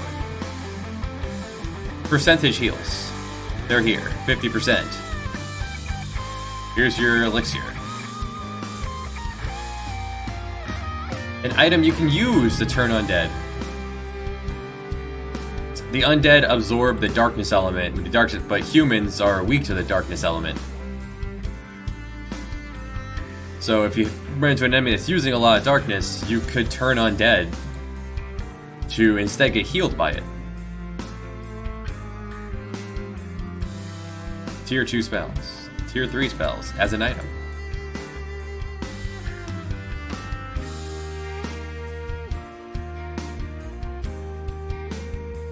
Let's see. Oh, and one little thing here that I thought was pretty cute. Here in the throne room of London, your monarch is King Henry VIII. And throughout the game, completely not mentioned at all. Like, I'm curious if anyone who's gonna test this will even notice it. But as you play through the game, at certain points in the game, the Queen changes.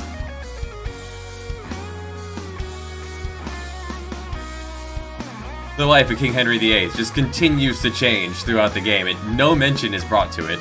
It just happens.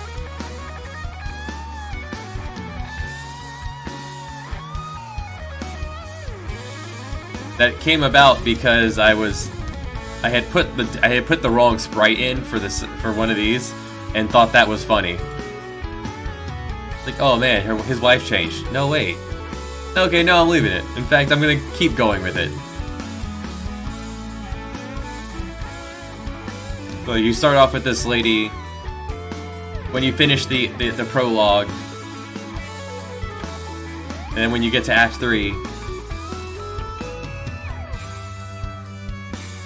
yes, King Henry VIII was the one who had a ton of wives because he needed to make an heir, and the Catholic Church doesn't allow divorce.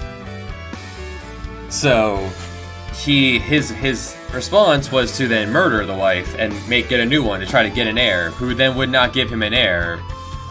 Issue was probably with him. But then he eventually broke away from the Church of England and made up his own church just so that he could divorce and make a new wife. Just divorce and have a new wife in an attempt to desperately make a new child, an heir.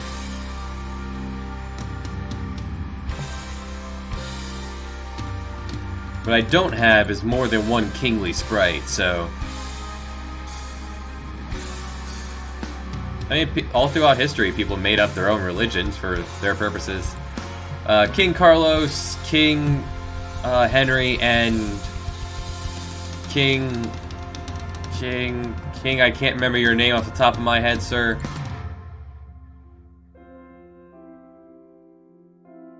King Manuel. They all have the same sprite.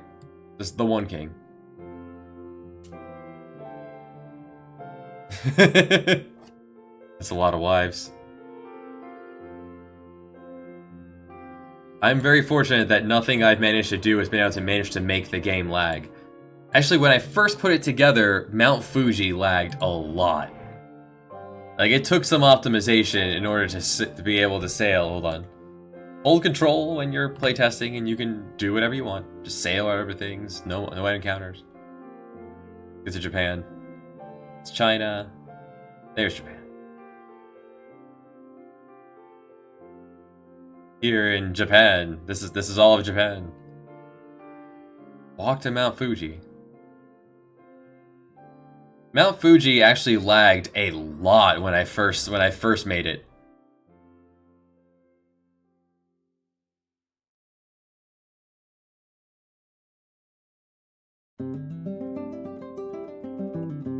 I managed to get things fixed by just changing the way the gimmick worked.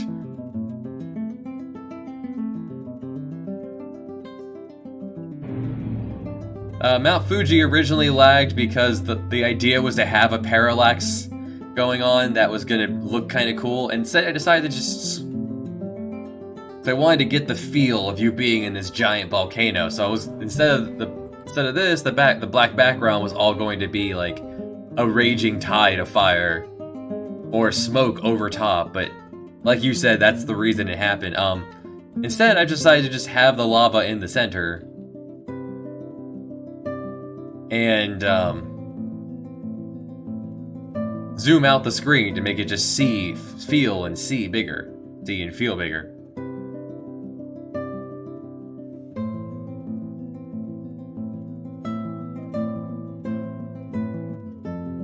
I was thinking of making an item that would zoom out for you so you can see more of the map, but that wouldn't work in the few places that I've decided to actually have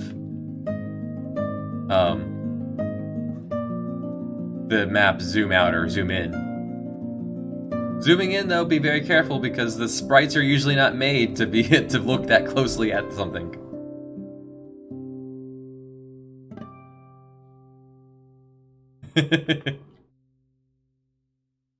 A floor tile will give you 100 damage for every step, which even at level 45, numbers are fairly tight. That's still appreciable.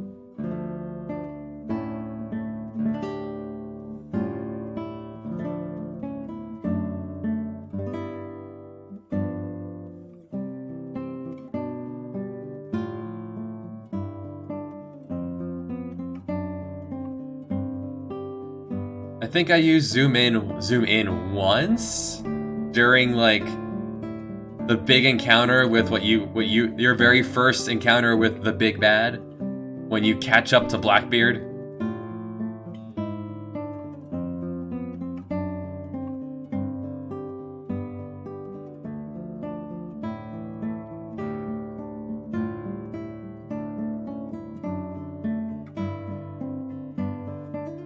Right, here's another area where I could do that thing. This trick I didn't learn until much later. Where's Zipangu?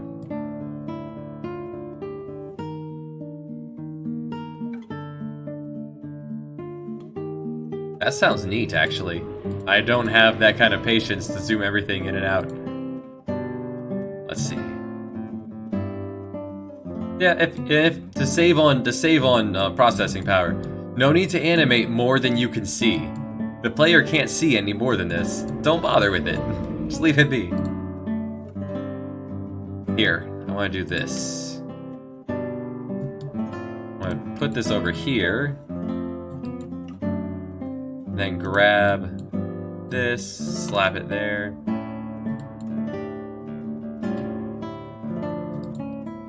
There, now it looks like the lava is flowing away into there. Let's do that here too.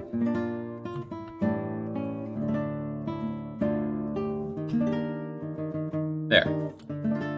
I didn't learn this little trick with holding shift until fairly recently, actually.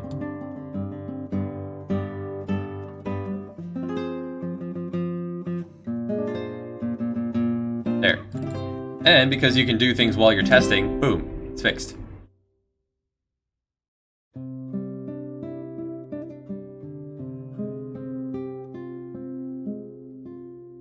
Yeah, I'm just now getting into common events. This room is new, and I missed a spot. Let's fix that as well. When I decided to put in a healing spring partway through, because this place was being a little brutal, so I put in a hot spring. And this will also be a save point. For now, these are reminders to save. But those are eventually going to be your save points.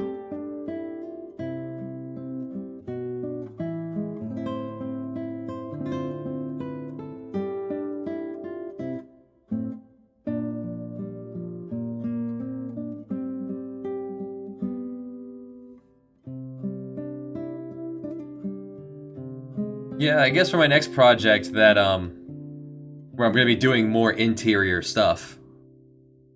That's going to be super important. But yeah, Mount Fuji no longer lags now that I'm just doing zooming instead.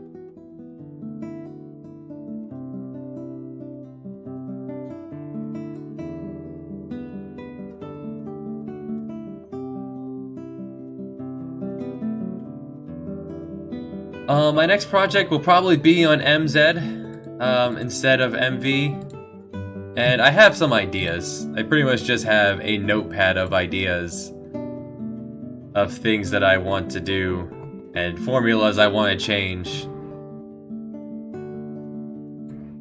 But I'm trying not to look ahead because I need to finish what's here. This has been my baby for so long.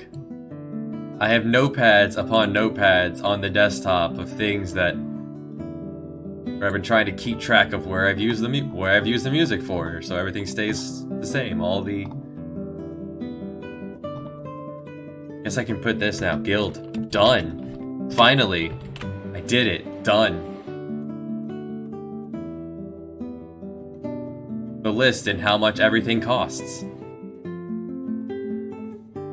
So yeah, the big bad has become immortal, so you then have to go after... You ask the sorcerer Plato, and he goes, you can destroy the undead, but you need the legendary magic that's been locked away, Holy. And Holy has been taken by the church and split into 2 tablets, and has to be grabbed at the same time in the 2 holy lands of Mecca and Rome. So half your party goes to one, half the party goes to the other. But really it's a ruse, because it's your full party, and then a whole bunch of guest characters you've seen throughout the game go the other way. And they go first, so you can see what the enemies are going to be like. Because they are also being accompanied by the immortal sorcerer Plato, who says, I'll help you find Holy, if only you agree to use it on me. Because I'm old, I've been alive for too long, please kill me.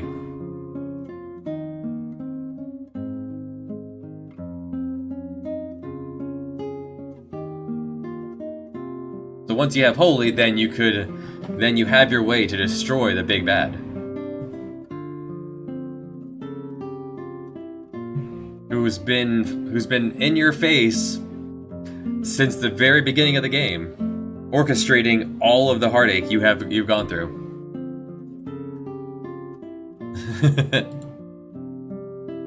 No, Plato in real life was a wrestler. Plato was his wrestling name. He was buff, he was big, he was strong.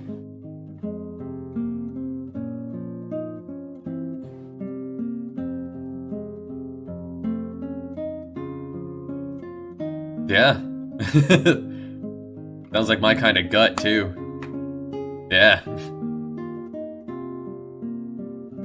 So, yeah, your buddy Samuel, Joao Franco, First Mate Rocco, and Plato, they go to Mecca, while you go and invade Rome.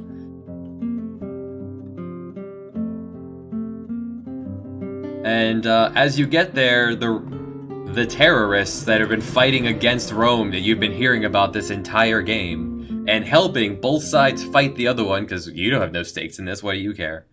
The Round Earth Society. They're actually doing a heist.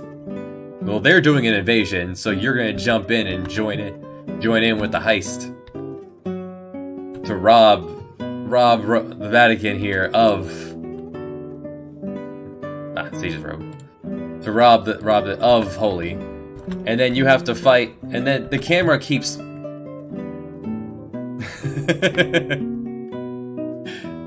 the church versus the Round Earth Society.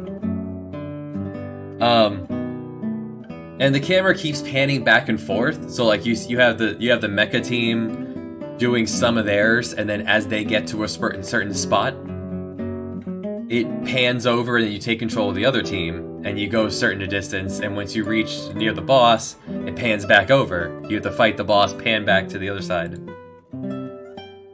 There is a if and. You reach the seer, and you're given an option to help the Round Earth Society and beat up the Holy See. The Papal Seer, or here's your either or you support the Papal Seer and you beat up the Round Earth Society, because either way you're gonna get the key to the basement, either from his unconscious body or from him as a gift after beating up the Round Earth Society. Game doesn't really care. You do it. It's your choices.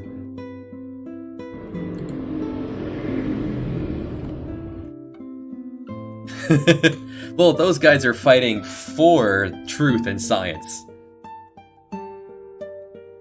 So they are the scientific minds.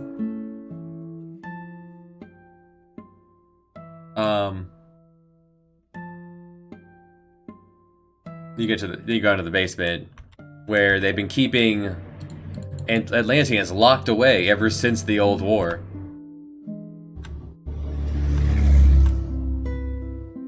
And you collect the Holy Tablet, which then you can then use in battle.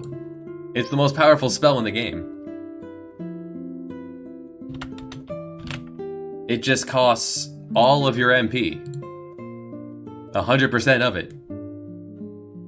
And it removes the immortal tag.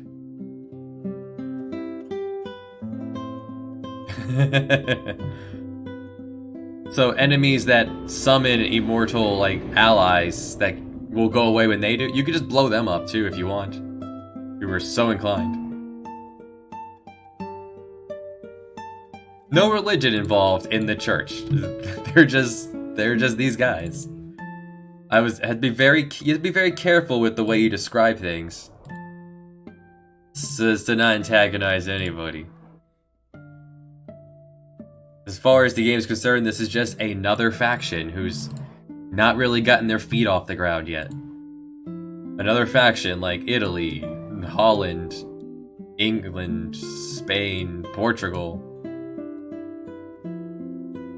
the Ottomans, the pirates. Let's see here. Definitely not in the original game. Naples is there. Not Rome.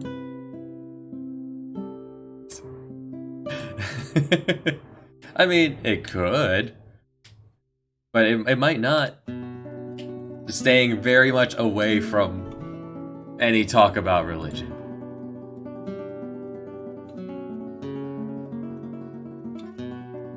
Pirate. What was I looking at in the pirates?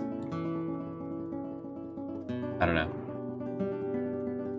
And I like seeing the order I made everything in.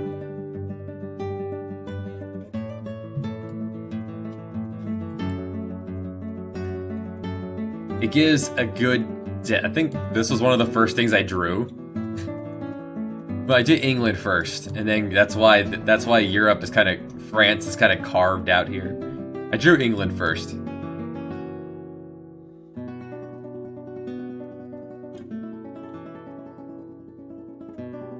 The little Black Sea. Caspian? Maybe? The Gobi. Yellow River. Which, because the map ends, I had to zip back and forth many times to make sure that's going across the correct way.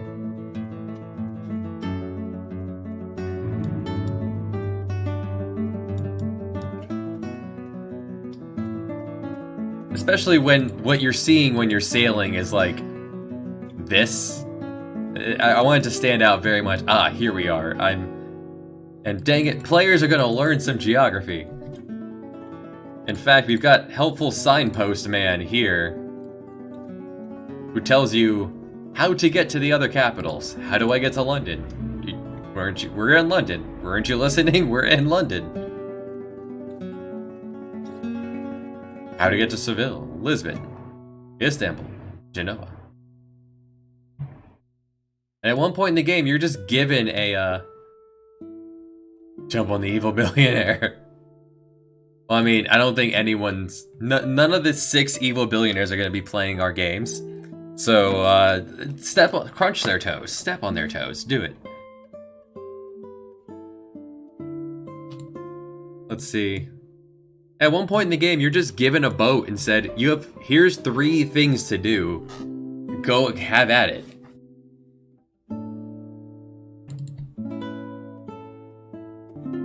Yeah, the East Coast right here. Yeah, we've got Long Island and the Appalachians. You got Jamestown. I grew up in Virginia, so of all the North American places, I chose Jamestown. This is where I'm from, Virginia. I only live in New Jersey now.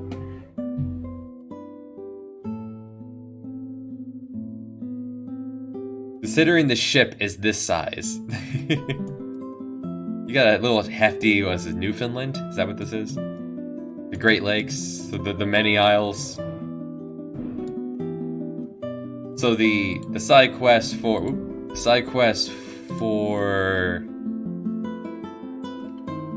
I've got a sample one, and I made sure that every class only had access to the statuses you can inflict. No more than 3 could access any of them outside of like weapon ones. This way, if you wanted to inflict poison on something, you need to have a chemist, thief, or wizard. If you don't have one of these 3, you're not inflicting poison with one of the others. Reliably. Stealing is 33% chance until you get the thief glove, and then it's 100%. Here's your intro to stealing. All right, now just put on the thief glove and crime all you want. And only things with pants can be stolen from. Fortunately, that's an idea I had from the start. That was not taken. The drop rate. How defenses work. There's all things to do here. Oh, this is what we're working on right now.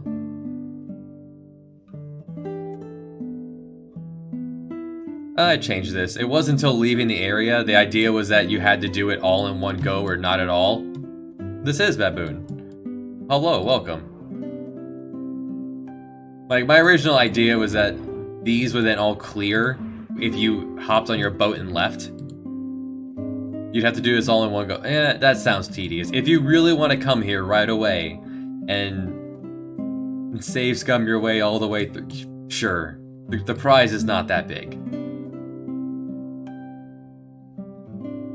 The prize is Emmaga Elixir that you can come back and get another of whenever you feel like it. Yeah, I don't like the idea of resistances, so I'm gonna change that. It's either hit works or it doesn't. No resistances. And I did all that, so that can go. Have a good one, Kyle. Need to clean things up. Still a lot to do, but it's coming along. Slide that off to the side.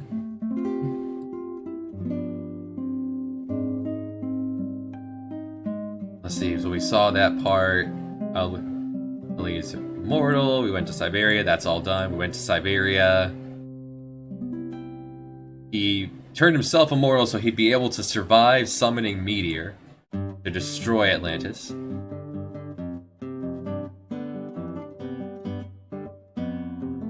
I got to use all my creepy things inside the meteor. And the attack way for Holy, the hunt for helium. And all we have left is Atlantis and Thend.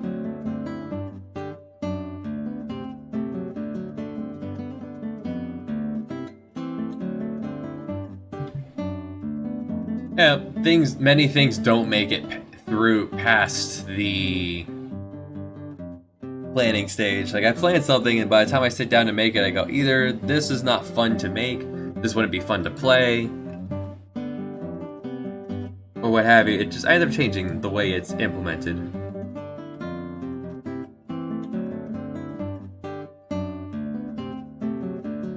And oftentimes, by the time I get there in playtesting, if I don't like the way it sits, then I change it. The pyramid underwent many changes. Like, this is like the 4th iteration of the pyramid. Where it's now a darker one using the lighting with treasures and traps throughout.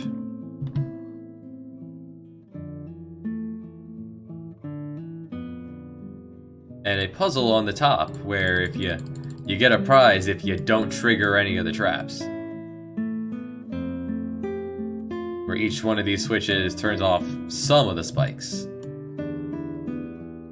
You have to walk back and forth, not stepping on any of them, in order to get this good treasure that will be really helpful for the boss directly in front of you. Is there a limit on maps? If there's a limit, I might be nearing it.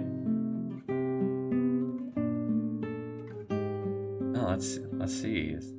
There is a limit. I guess if I just hit new map, it'll tell me, right? So I'm up to 522 maps. I'm assuming the limit is 4 digits, so we're not gonna hit 999.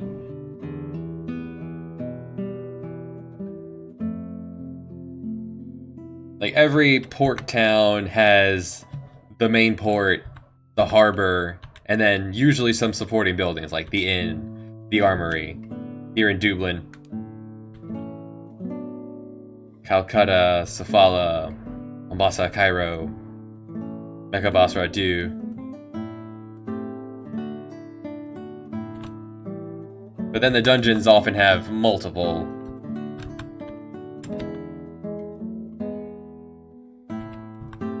And then cutscene rooms.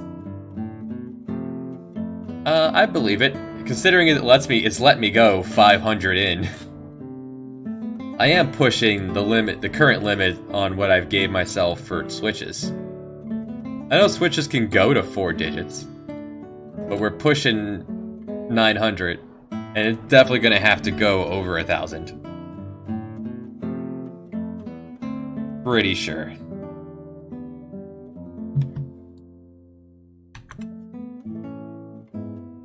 Some things I did use. I used less maps. Sometimes I felt like being inventive and making like the nighttime version of Naples not a separate map. Or the escape sequence that is coded differently slightly for the Pirate Cove. That is done on the same map, just with tons of switches. One thing I really like about switches is there's the event finder here. I didn't discover this until like a few months ago. Just, where have I used Shopkeep? Look, where is Shopkeep? It's now going to look and say, this map is using Shopkeep. Makes your need to draw them even easier. Like, where am I using Will the Red? And I'm going to, it's going to be, this is everywhere I'm using Will the Red. Because this is a conditional. If you've been a good boy throughout the game, up to the defining moment, then Will dons the red armor. If you've been a rude boy, Will has lost an eye and dons black armor. it's just a cosmetic change, but it's a neat cosmetic change because he starts off as this wee little boy. Awesome, Toa. Yeah, it's always good when you learn something new. He starts off with this wee little boy with his big brother Jeffrey. And then William, he takes a scar. He gets a scar and grows up a bit. And then before he ascends to his final form of the red or the black, then you just have the one switch that says, which one are you using? This is no longer accurate. In the original plot of the game, either your brother permanently died, and his armor's red from the blood, and he just decided to be overdramatic with it, or Catalina and Joao died against Blackbeard. So this is no longer accurate. Like, get rid of these. Changed up a lot of no one permanently dies. Jeffrey does get wounded and leaves your party, but Jeffrey actually your brother becomes your love interest. Don't worry about it. Don't worry about it. Don't think about it. This way, all the effort you put into the brother does not, like, so it still transfers over to the new, still transfers over to the new character. We're in Amsterdam right now. This is Amsterdam. This looks like I did not finish it, is what this looks. Let's decorate Amsterdam a little bit.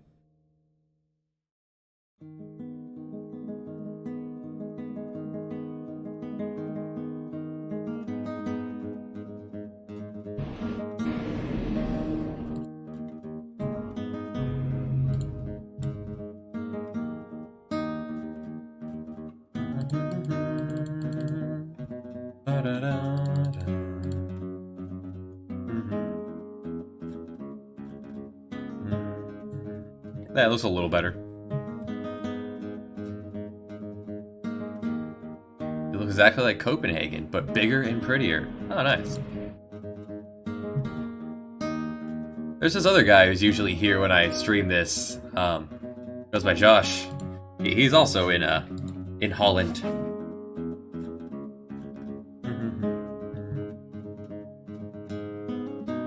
Iceland is just a side quest area.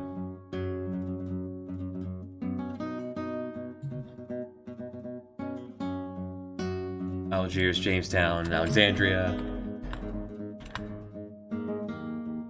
Greenland, Athens. This looks better in gameplay. What was I doing? Seville.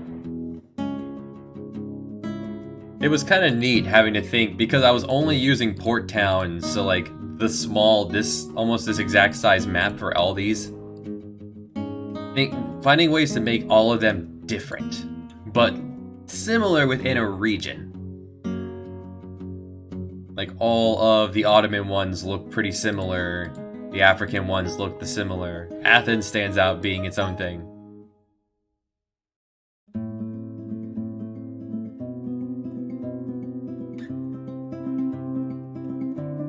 Yeah, we were in Seville.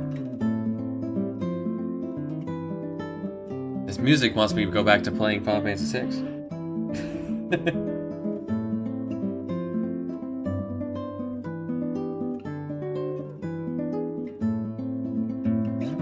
Alright, so if you have Spartel, which means Atlantis is done. Confirm you are gone. You are done, yes. Now you have guards here. That'll give the thematic.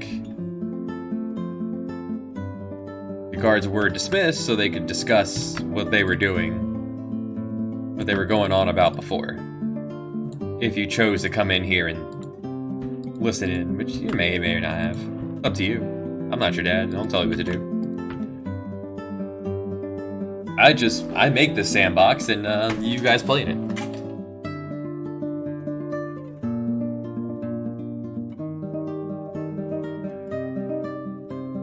particularly helpful if you have more than one monitor.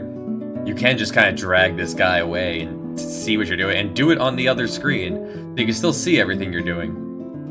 I'm assuming if you only had one monitor, this would slap up against the edge, and you'd be working with a very constricted area, and/or have to zoom out quite a bit to see what you're doing. Anywho, let me clear out all of this. Leave in, walking in and leaving.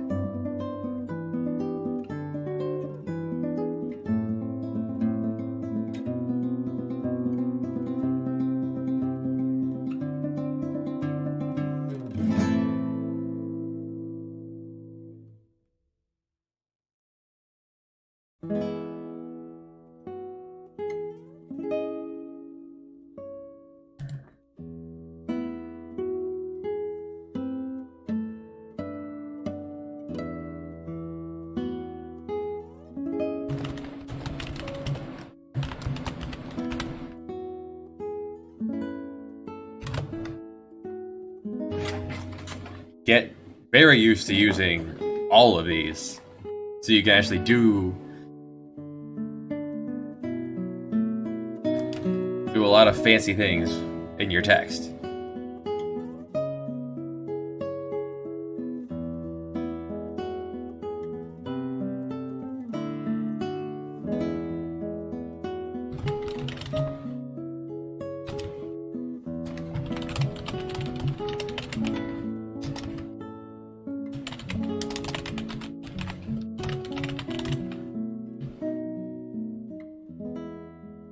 Your fame in adventuring has reached even me.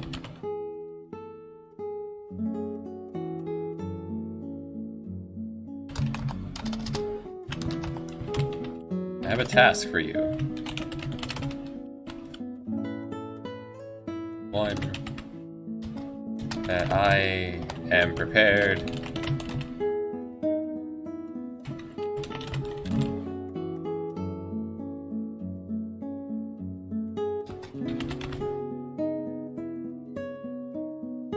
One that I am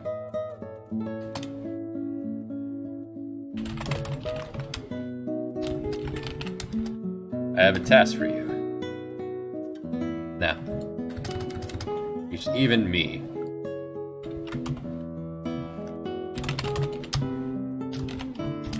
To that end, I have a task for you.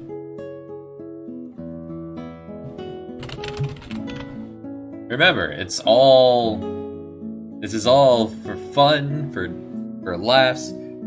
You're never locked into something. You don't like something, change it. That's it. That's all it takes. Fame adventuring has reached even me. To that end, I have a task for you.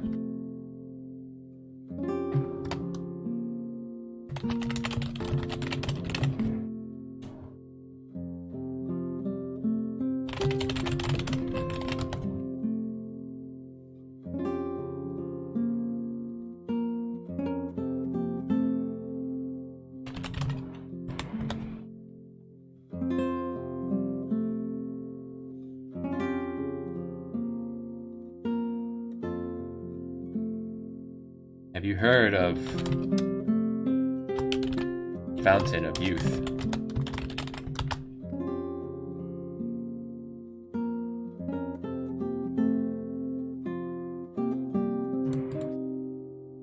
If Will Reddit's on,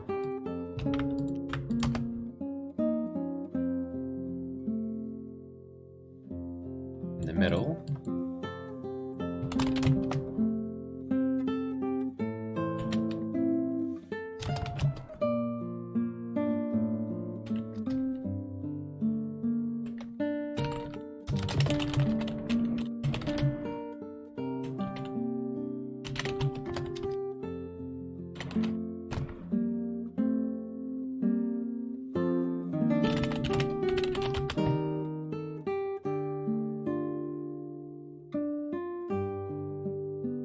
No. Even better. You heard of the Fountain of Youth.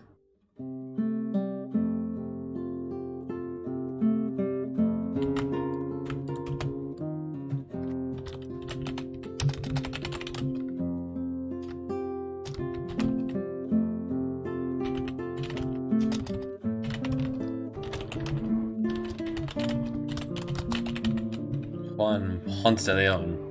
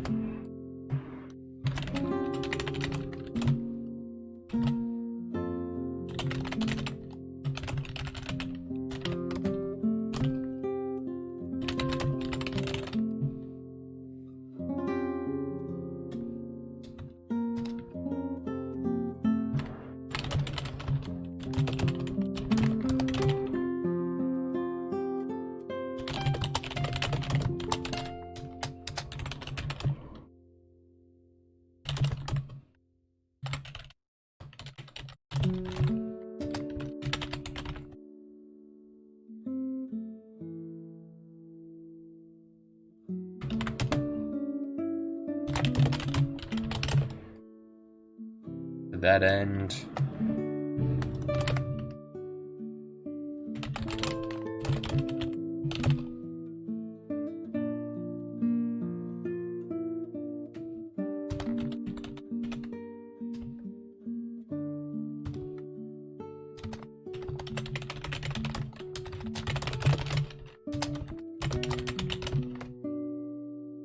Oh, well, now it's pouring rain here.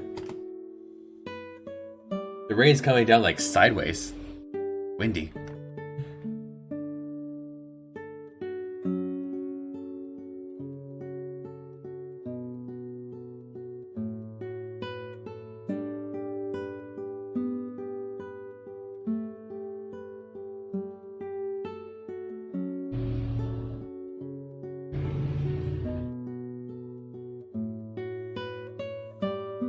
Flop with the reminder that he is still lurking.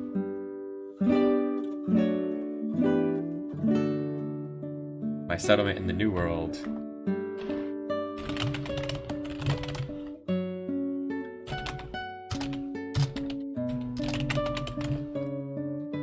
Southeastern.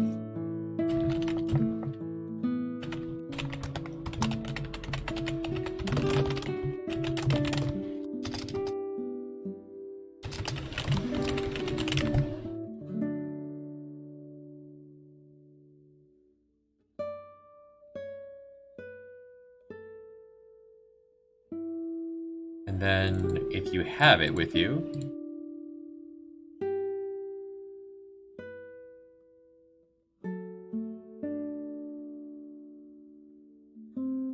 you could skip that first part if you have the do already. That's fine.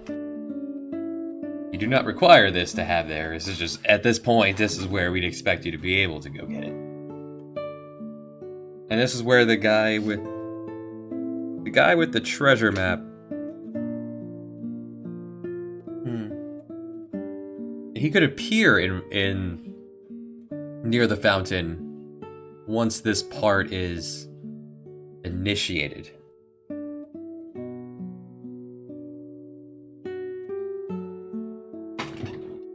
So how does he why does he give it to you? Or he knows where it's buried and he sends you on another part. Yeah, that sounds good. Another smaller, like, side area to do. The more side areas I come up with, the more I can push the can down the hill of needing to actually finishing the game. There we go.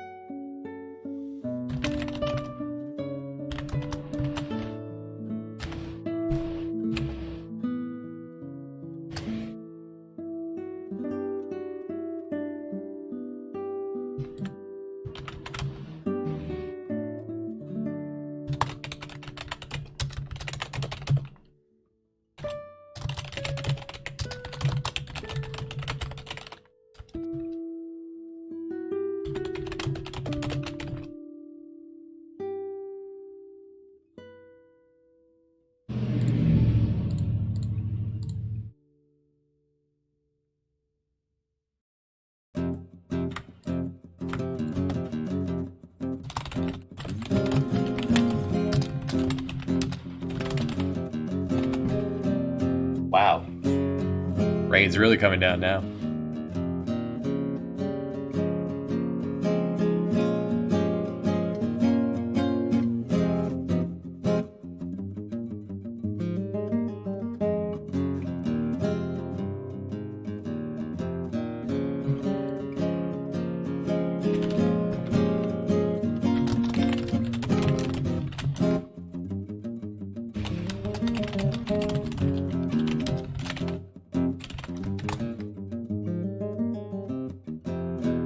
First, remove the dew.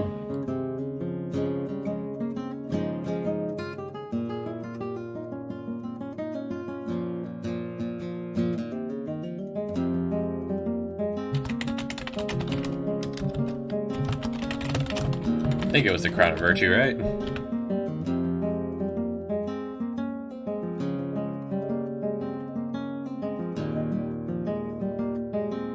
Yeah, because that's... One of these is Governor General of Holland, Governor General of Italy. Put on a top hat and tuxedo if you were so desired.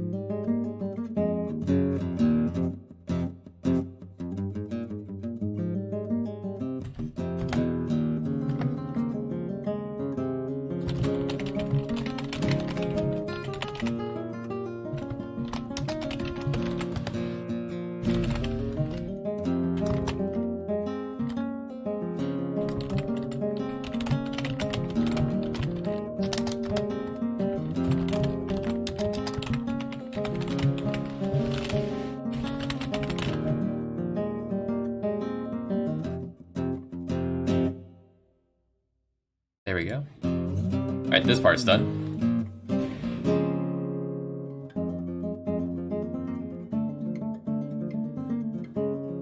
Alright, then...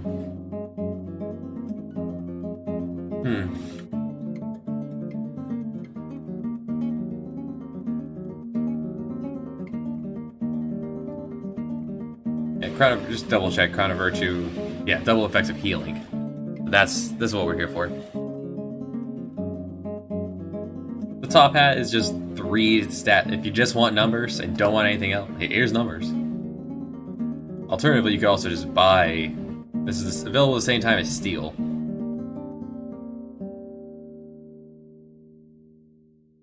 It's like steel is that's armor, not a helmet.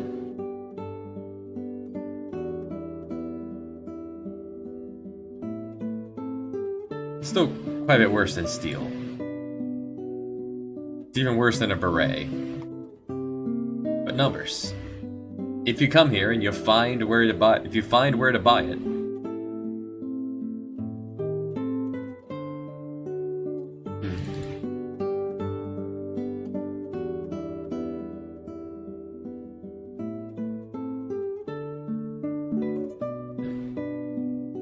that was not supposed to be there.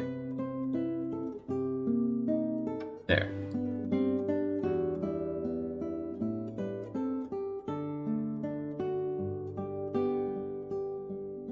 Yes. Now.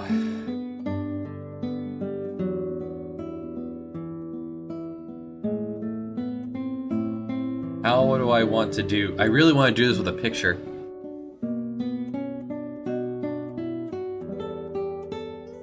I'm just really not good at art.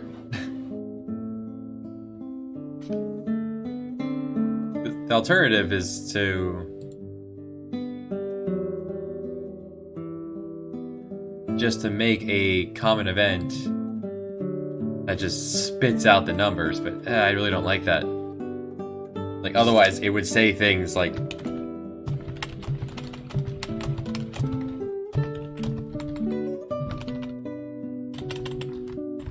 that's what we need to say.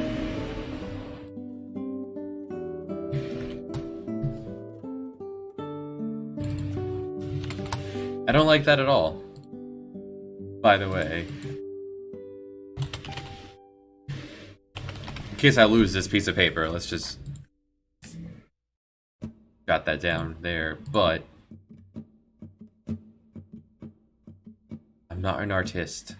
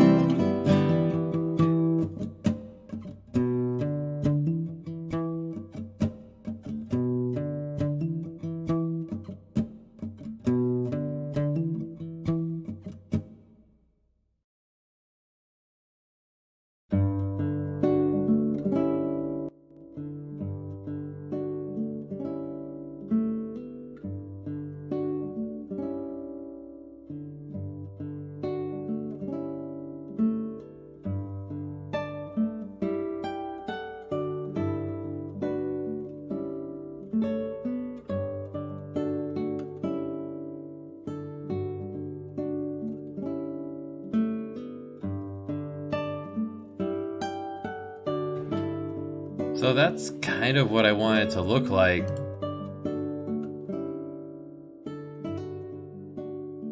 I guess the actual path, that's for the player to figure out.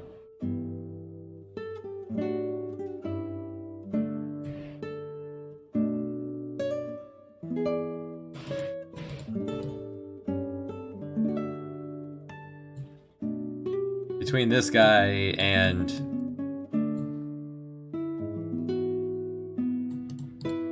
that being the only tree that makes sense. The map shows a tree and then shows the general path through.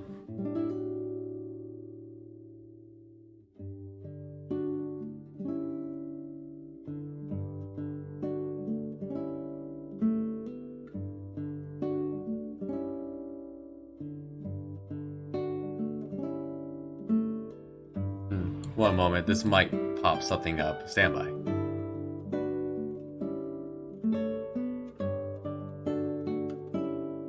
Temporarily.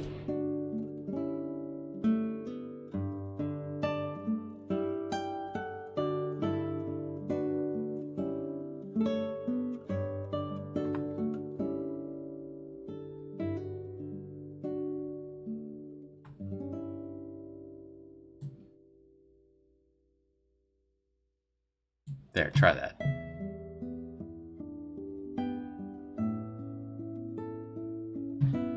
Maybe this will work. Well, I suppose I'm going to have to drag through that. One moment.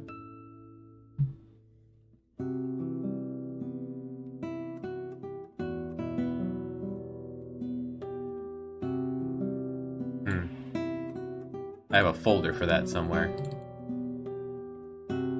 Pictures.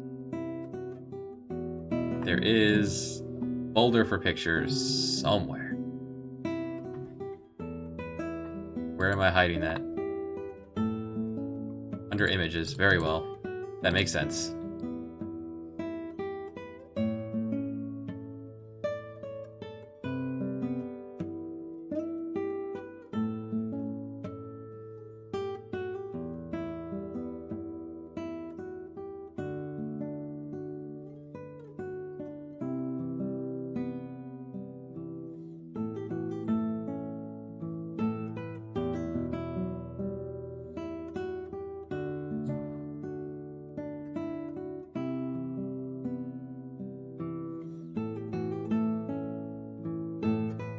Alright, so what will it take to get this to actually fit on the screen?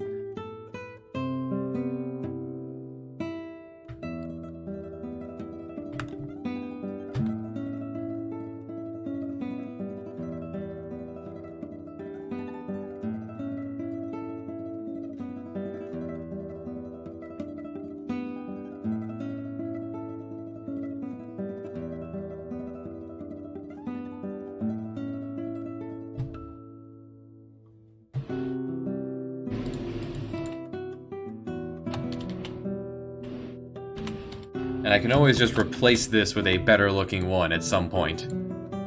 This goes in for now.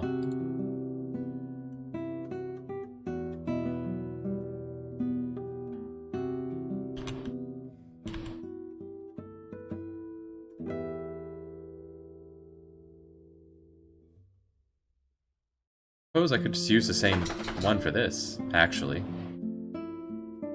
Yeah, let's use the same one. No need to make a new one. Delete that. Use 208.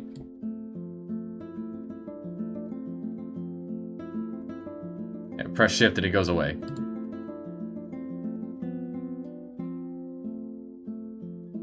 Just need the game not to. That's why I hit save. Because I pushed the kill button. Whoops.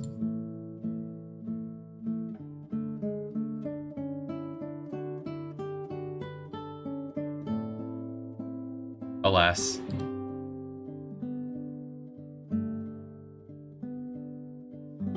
Yeah, that's still there.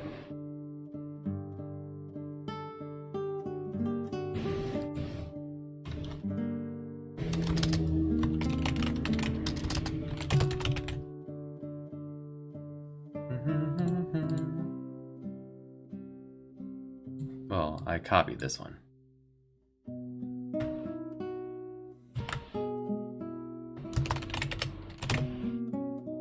Where were we? There we go. I just gotta put it somewhere. For now, we'll put it in a box.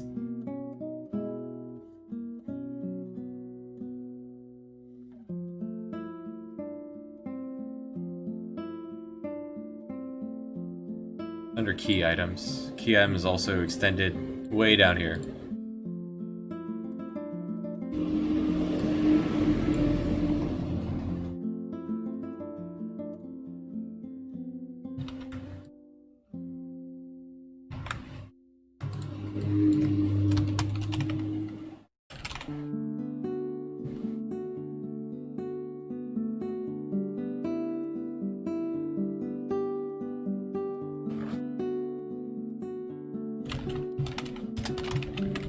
the king gives you this awful looking map, yeah, that sounds good.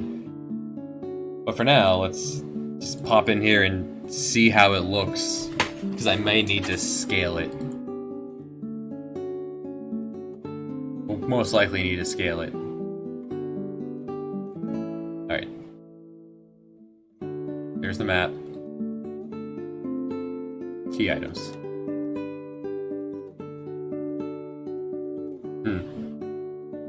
Still showing the wrong one.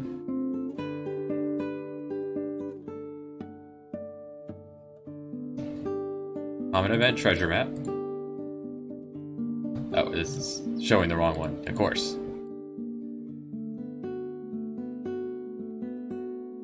Duh.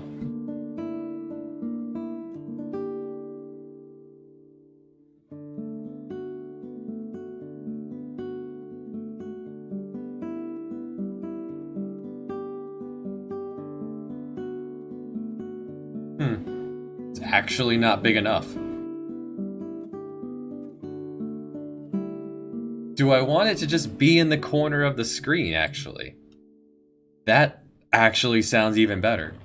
Ideally, it would be like a frayed, like, looks like a map kind of deal. Someone would be able to draw me a thing that looks like a scroll map. Got the frayed edges and what have you. Well, let's first get it, just try to get it just in the corner of the map.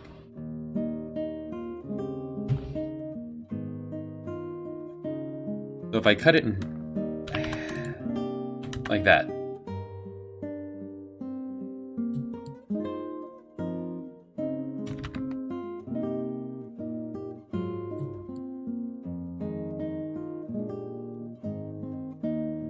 A lot of options here. See how nice we can get this to look. Being too small actually, I think, made it look better. So if your pop-up's open... Hey, look at that! Look at that, guys! That... First, you'd find... the tree, which this guy did tell you about, and you go from there... right.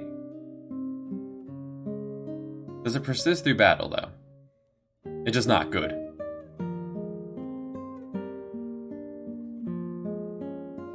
Does not persist through battle, which is the big thing.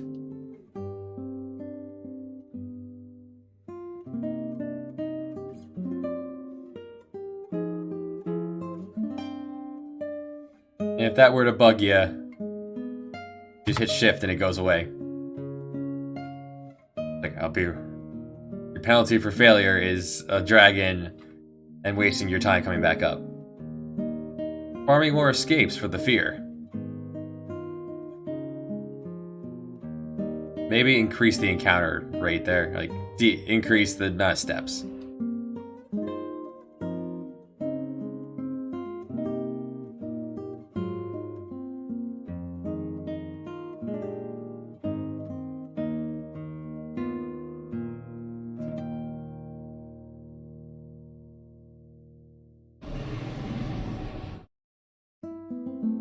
Oops. Didn't mean to use ham.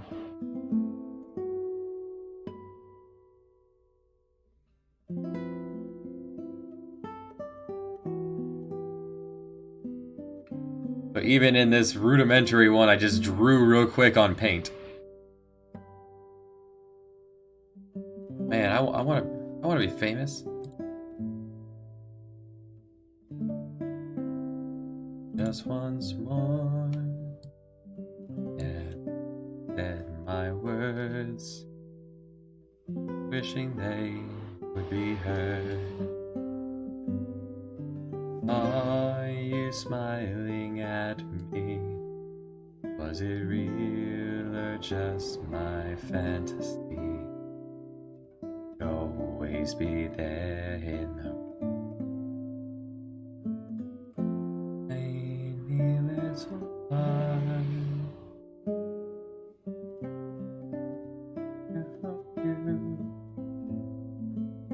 Well, I've never actually messed around really with the picture, so that function I've not touched like at all. So the fact that that went so smoothly, so quickly, it's pretty cool.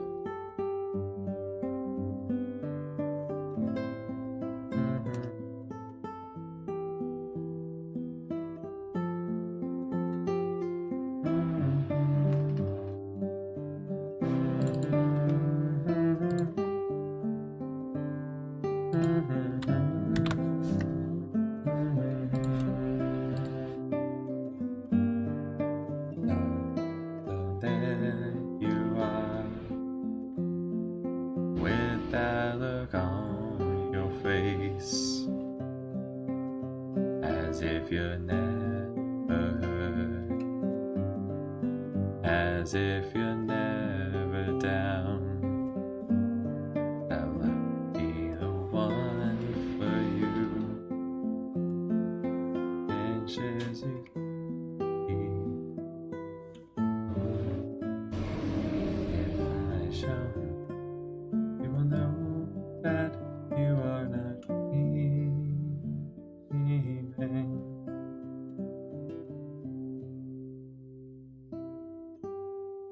Yeah, the game's not bad. It has bad parts, and they didn't make a story, but there are good parts to it. I just finished my first playthrough on stream a few days ago.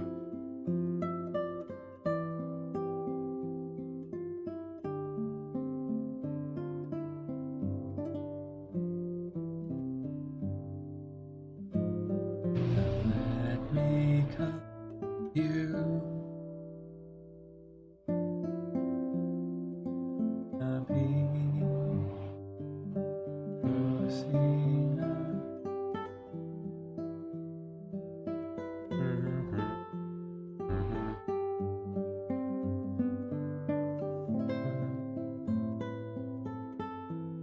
There were a lot of neat ideas that we'll never see again because the rest of this game and story were non-existent. They would have been better off just making a story about Laguna. Their problem was making it for children, making it about children.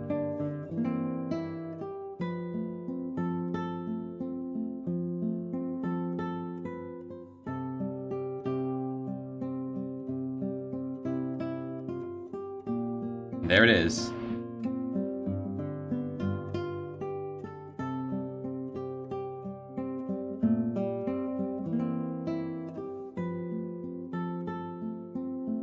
I don't feel like the garden system actually worked.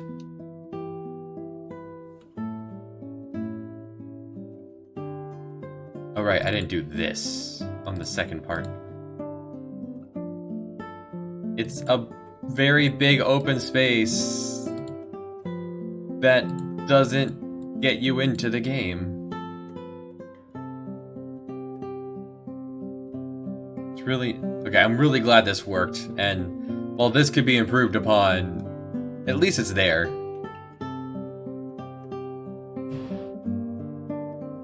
Now, the treasure map is just going to be given to you by the king. There we go.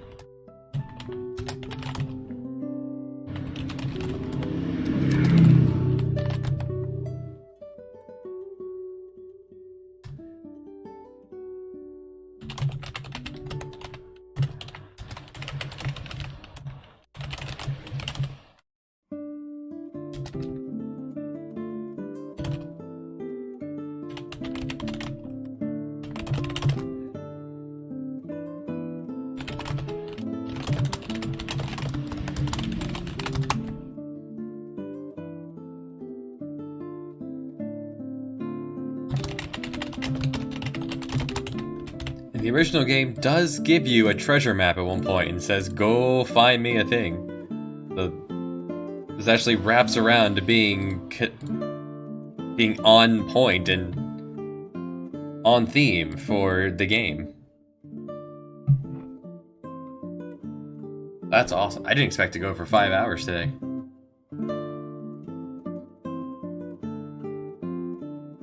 Oh, speaking of the bestiary, I just want to... Can I open the bestiary without showing off personal data? I can. Okay, good. So here's the bestiary. It's gonna have the enemies, gonna have the health, experience, things, health, magic, gold, experience, gold. Gonna have their weaknesses, what they block versus in parentheses what they absorb. Their resources as in their status their status resistance in tiers of A, B, C, or D. A, B, C, D. And the legend will be off to the side. Next to nothing will be immune to A. And so on and so forth. We've already gone over that. What kind of defenses they're rocking. They're armored, moderate, low. Any innate skills they have. Any steal that they have or not. You steal from a pirate, you steal their teeth. Take their teeth right out of their mouth.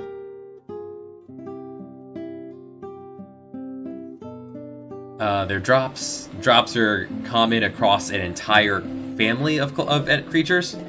So you know what you're looking for, what you're farming for. And then the legend for what common and scarce mean will also be along the side. Or along the bottom, or somewhere. Once this is done, I'll pretty it up more. So if you know, I really want to get a wizard staff at some point, any of these jelly creatures will drop a wizard staff. In 1 in 16 times. And any notes, like what they do, their big thing. You touch a bat, it bites you. Use a limit break against a pirate, he smacks you with the cursed chain. If it survives, of course. And you were saying, and someone was saying before, oh man, there's that many creatures in the game. Yes. These are all the creatures in the game, and they're palette swaps, so they're family.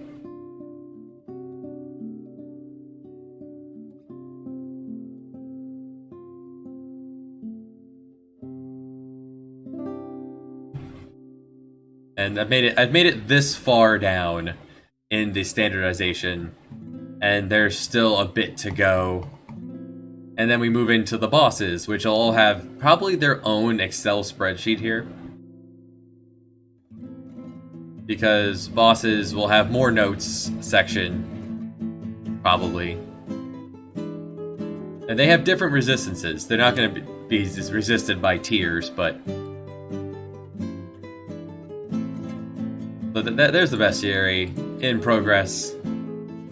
Like, bosses all have their gimmick and their thing that you can do to stop them. For example...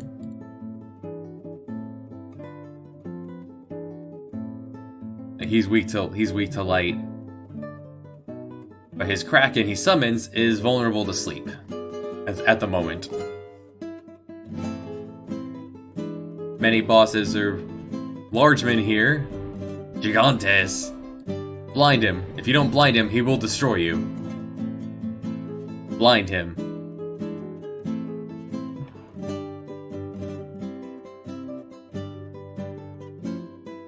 There's a wizard enemy here somewhere where if you silence them, they actually have very strong physical attacks they'll only use if silenced. Don't do that.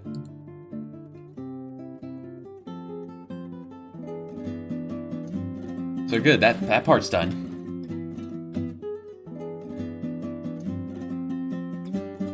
That leaves just Atlantis.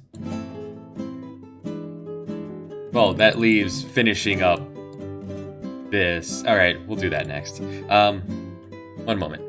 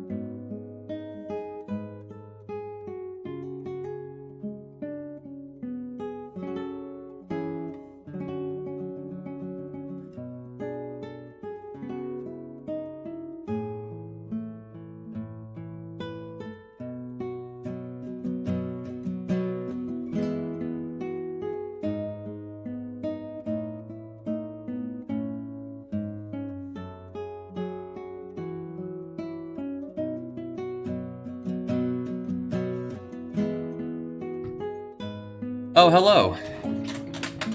PSN, hello PSN, hello Rage. Sorry, had stepped away momentarily.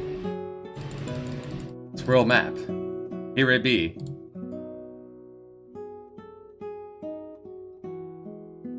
Okay, so with that, it's marked down that we have finished. The final side quest of the game is done. North America is looking thin in comparison to Africa, but it's a Eurocentric game.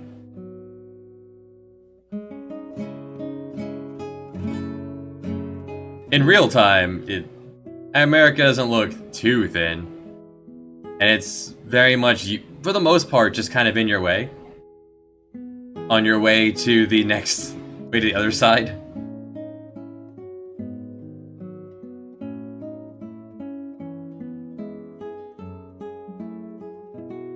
Yeah, pre-fast food. Still thin back here, chasing after our buffalo. There you go. It's not that, it's that Africa is looking thick. In my dearest memories, I see you reaching out for me. You're gone. I still believe that you will call out my name.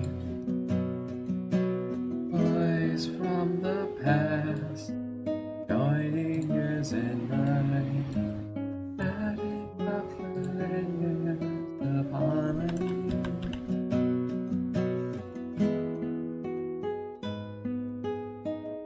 So, when it comes to the legendary stuff, all the swords are accounted for. Spears, you can buy the crystal spear, find the star lance and the meteorite. Butterflies aside, right? Butterflies accounted for. Fencing swords. Yeah, you can just buy the best fencing one.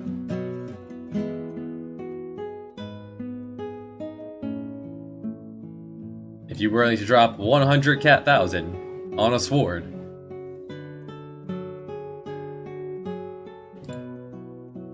Meanwhile, the one below gets 50% counter attack chance. Let's see.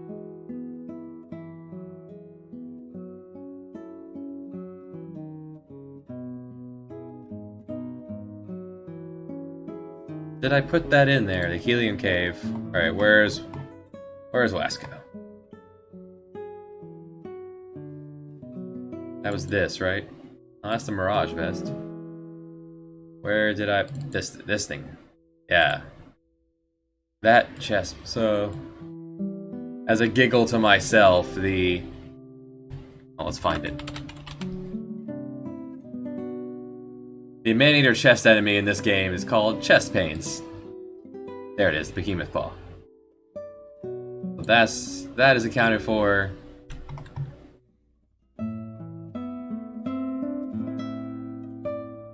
And then Rome, good. You just you get the best book, plot related, which we did do. We're about to do.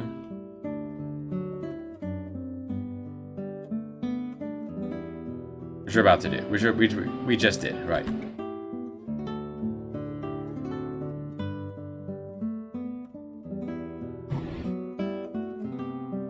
Oh, looks like all of the final weapons are accounted for.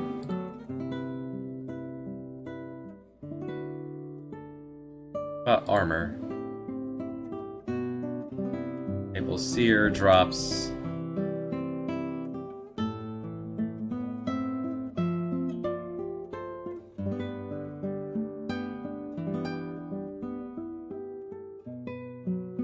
Did I do that? Zabangu, where are you? Japan, where are you? There you are.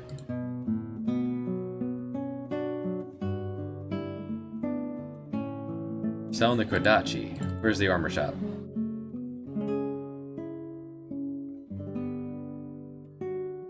Yes, there's the Warlord helmet. You just buy that. Yes, that one's set. You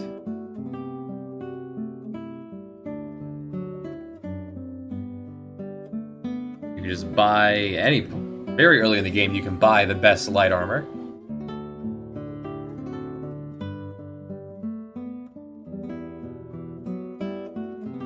You get, for light armor, you gain physical evasion in the form of half your defense, the defensive value it gives you.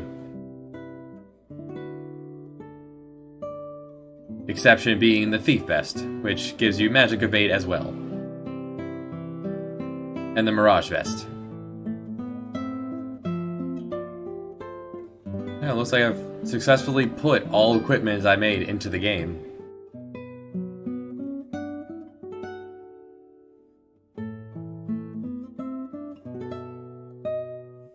I've managed to delay having to do the final area as long as I can.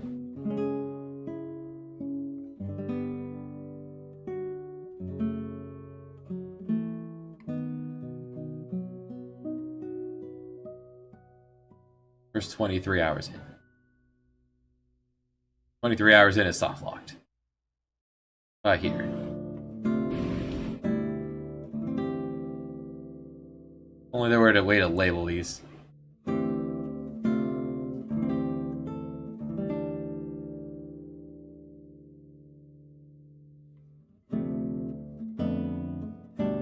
And this is inside the meteor, it looks like.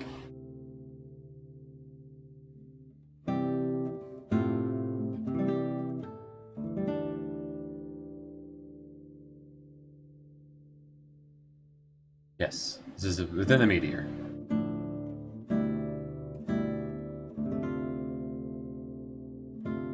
Not interested in play testing at the moment, just want to poke around.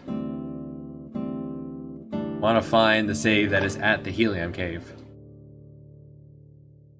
You know what? You can be at the Helium Cave, why not? Across the world!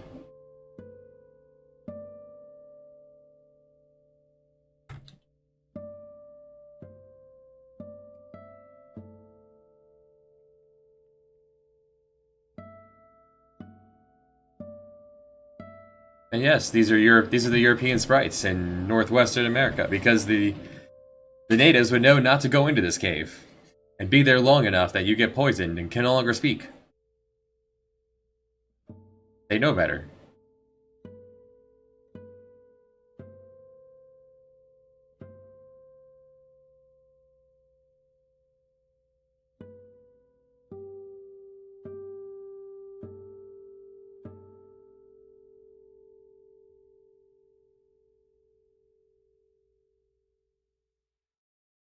I think this is a fairly neat little puzzle area. With the battle of the air gimmick being that you're permanently silenced. Doesn't have to be realistic, there's magic. You're in a cave full of helium. You can't breathe. You can't speak. You can breathe, you can't speak.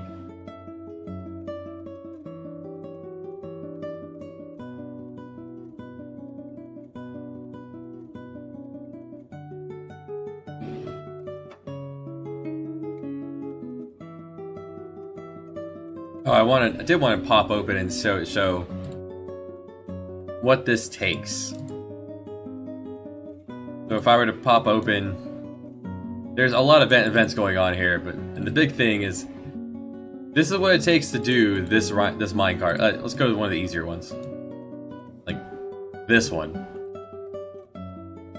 Yeah, this one that goes in a circle. This thing is not actually this is not a vehicle. You're just disappearing as you walk into it, and then the camera focuses on this while it moves around, then teleports you to where it needs to be. So then up here, it does that. However, it's all dependent on which switches are turned on, which is only just changing the cosmetics of it. And then I have to just manually tell this, hey, if that one's on, then you have to move here. And it has to be something, a whole different page, depending on where it is.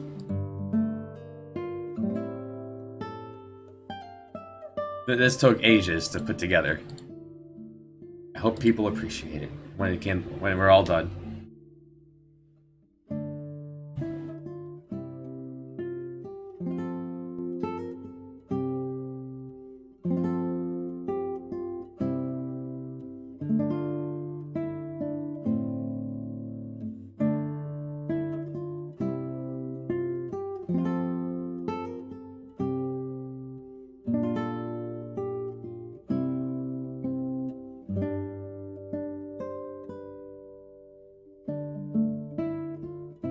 Right, no magic in here.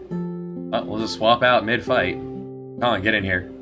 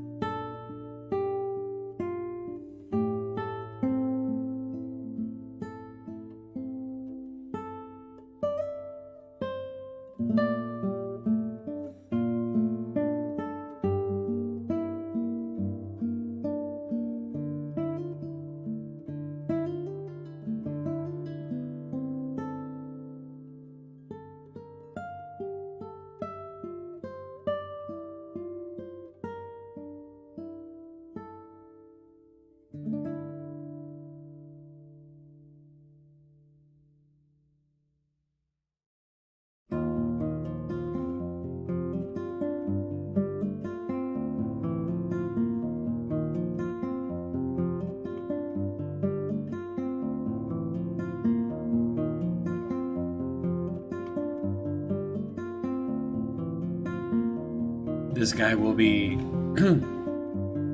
this guy will be tuned when we actually get here in the new playthrough with the new numbers. So that's what we need. We need to be able to bottle this.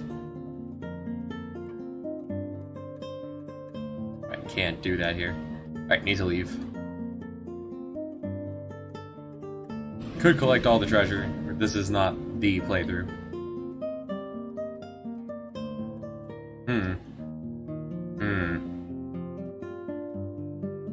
The card is gone.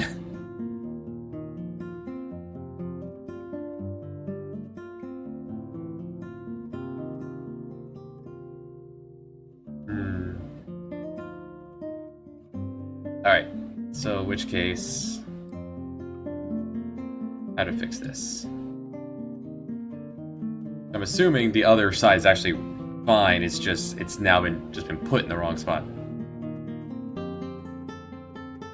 This should actually take us in a wild adventure. Correct. Anyway, the switch 840 is what I'm looking for. To fix this...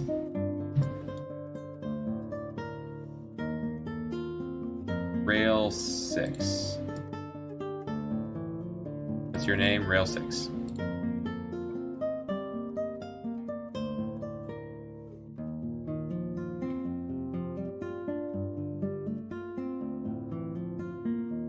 We'll call this,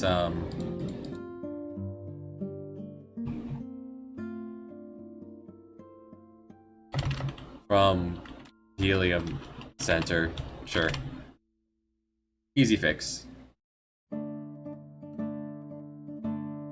it comes up to here. This would then turn that off if you were to turn around and go back in. But if it's on,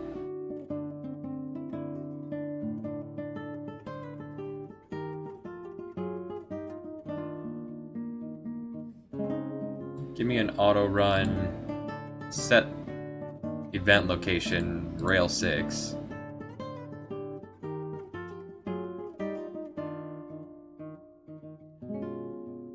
Put him back where he should be.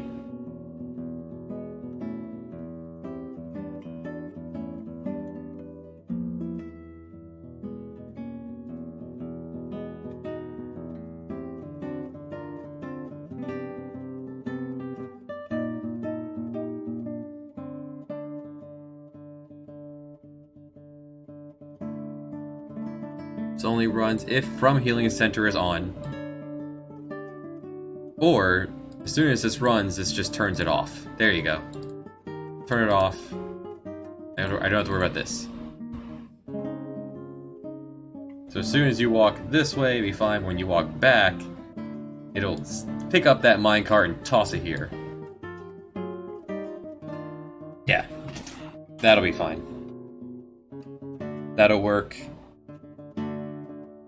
I hadn't turned around. The original plan for this area was to have you like fall in one of these holes and land like here at the entrance.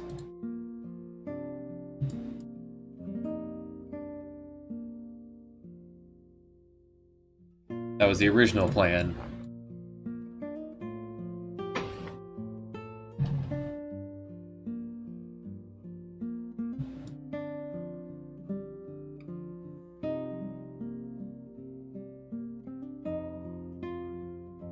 Back to the adventure.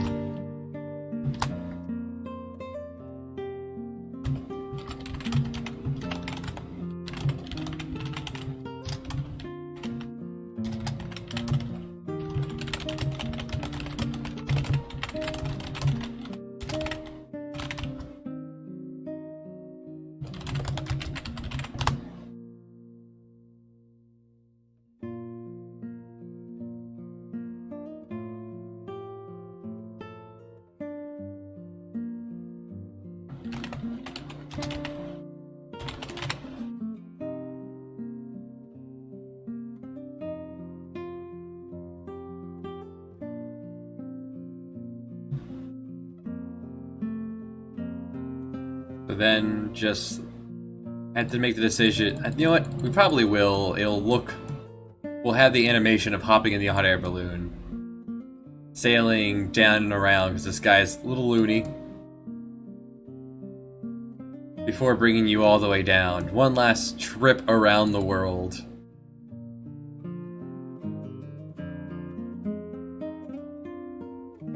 That, including the no turning back part, which won't be true. You'll be able to leave. You'll just have to sit through that animation again. Once you reach a certain point, you'll be able to duck out if you need to. And then the final... Yeah, you'll ride your hot air... You won't get a chance to manually fly the hot air balloon. This game is by boat. No airship. Besides, to give you the airship, the only place left to go is... No, that's bad. Games shouldn't do that. And then, yeah, after it sails around the world, brings you to Atlantis, you do the final raid against Ali Bezos and his mercenary crew.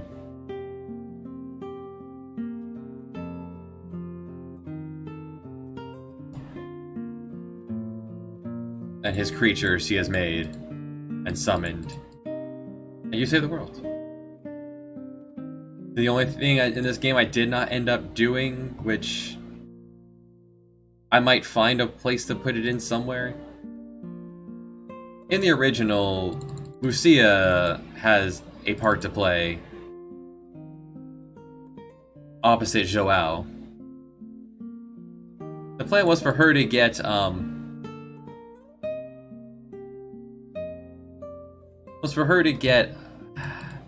like kidnapped at some point.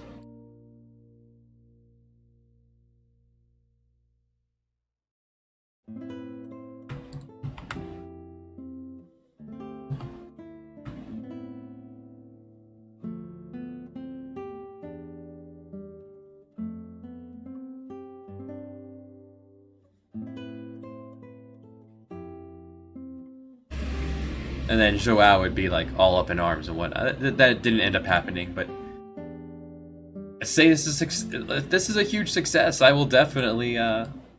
There's been places in this world left for a sequel.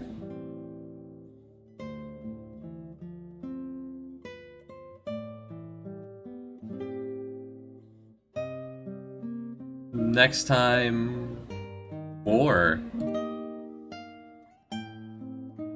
Did hang out at this a lot longer than I expected.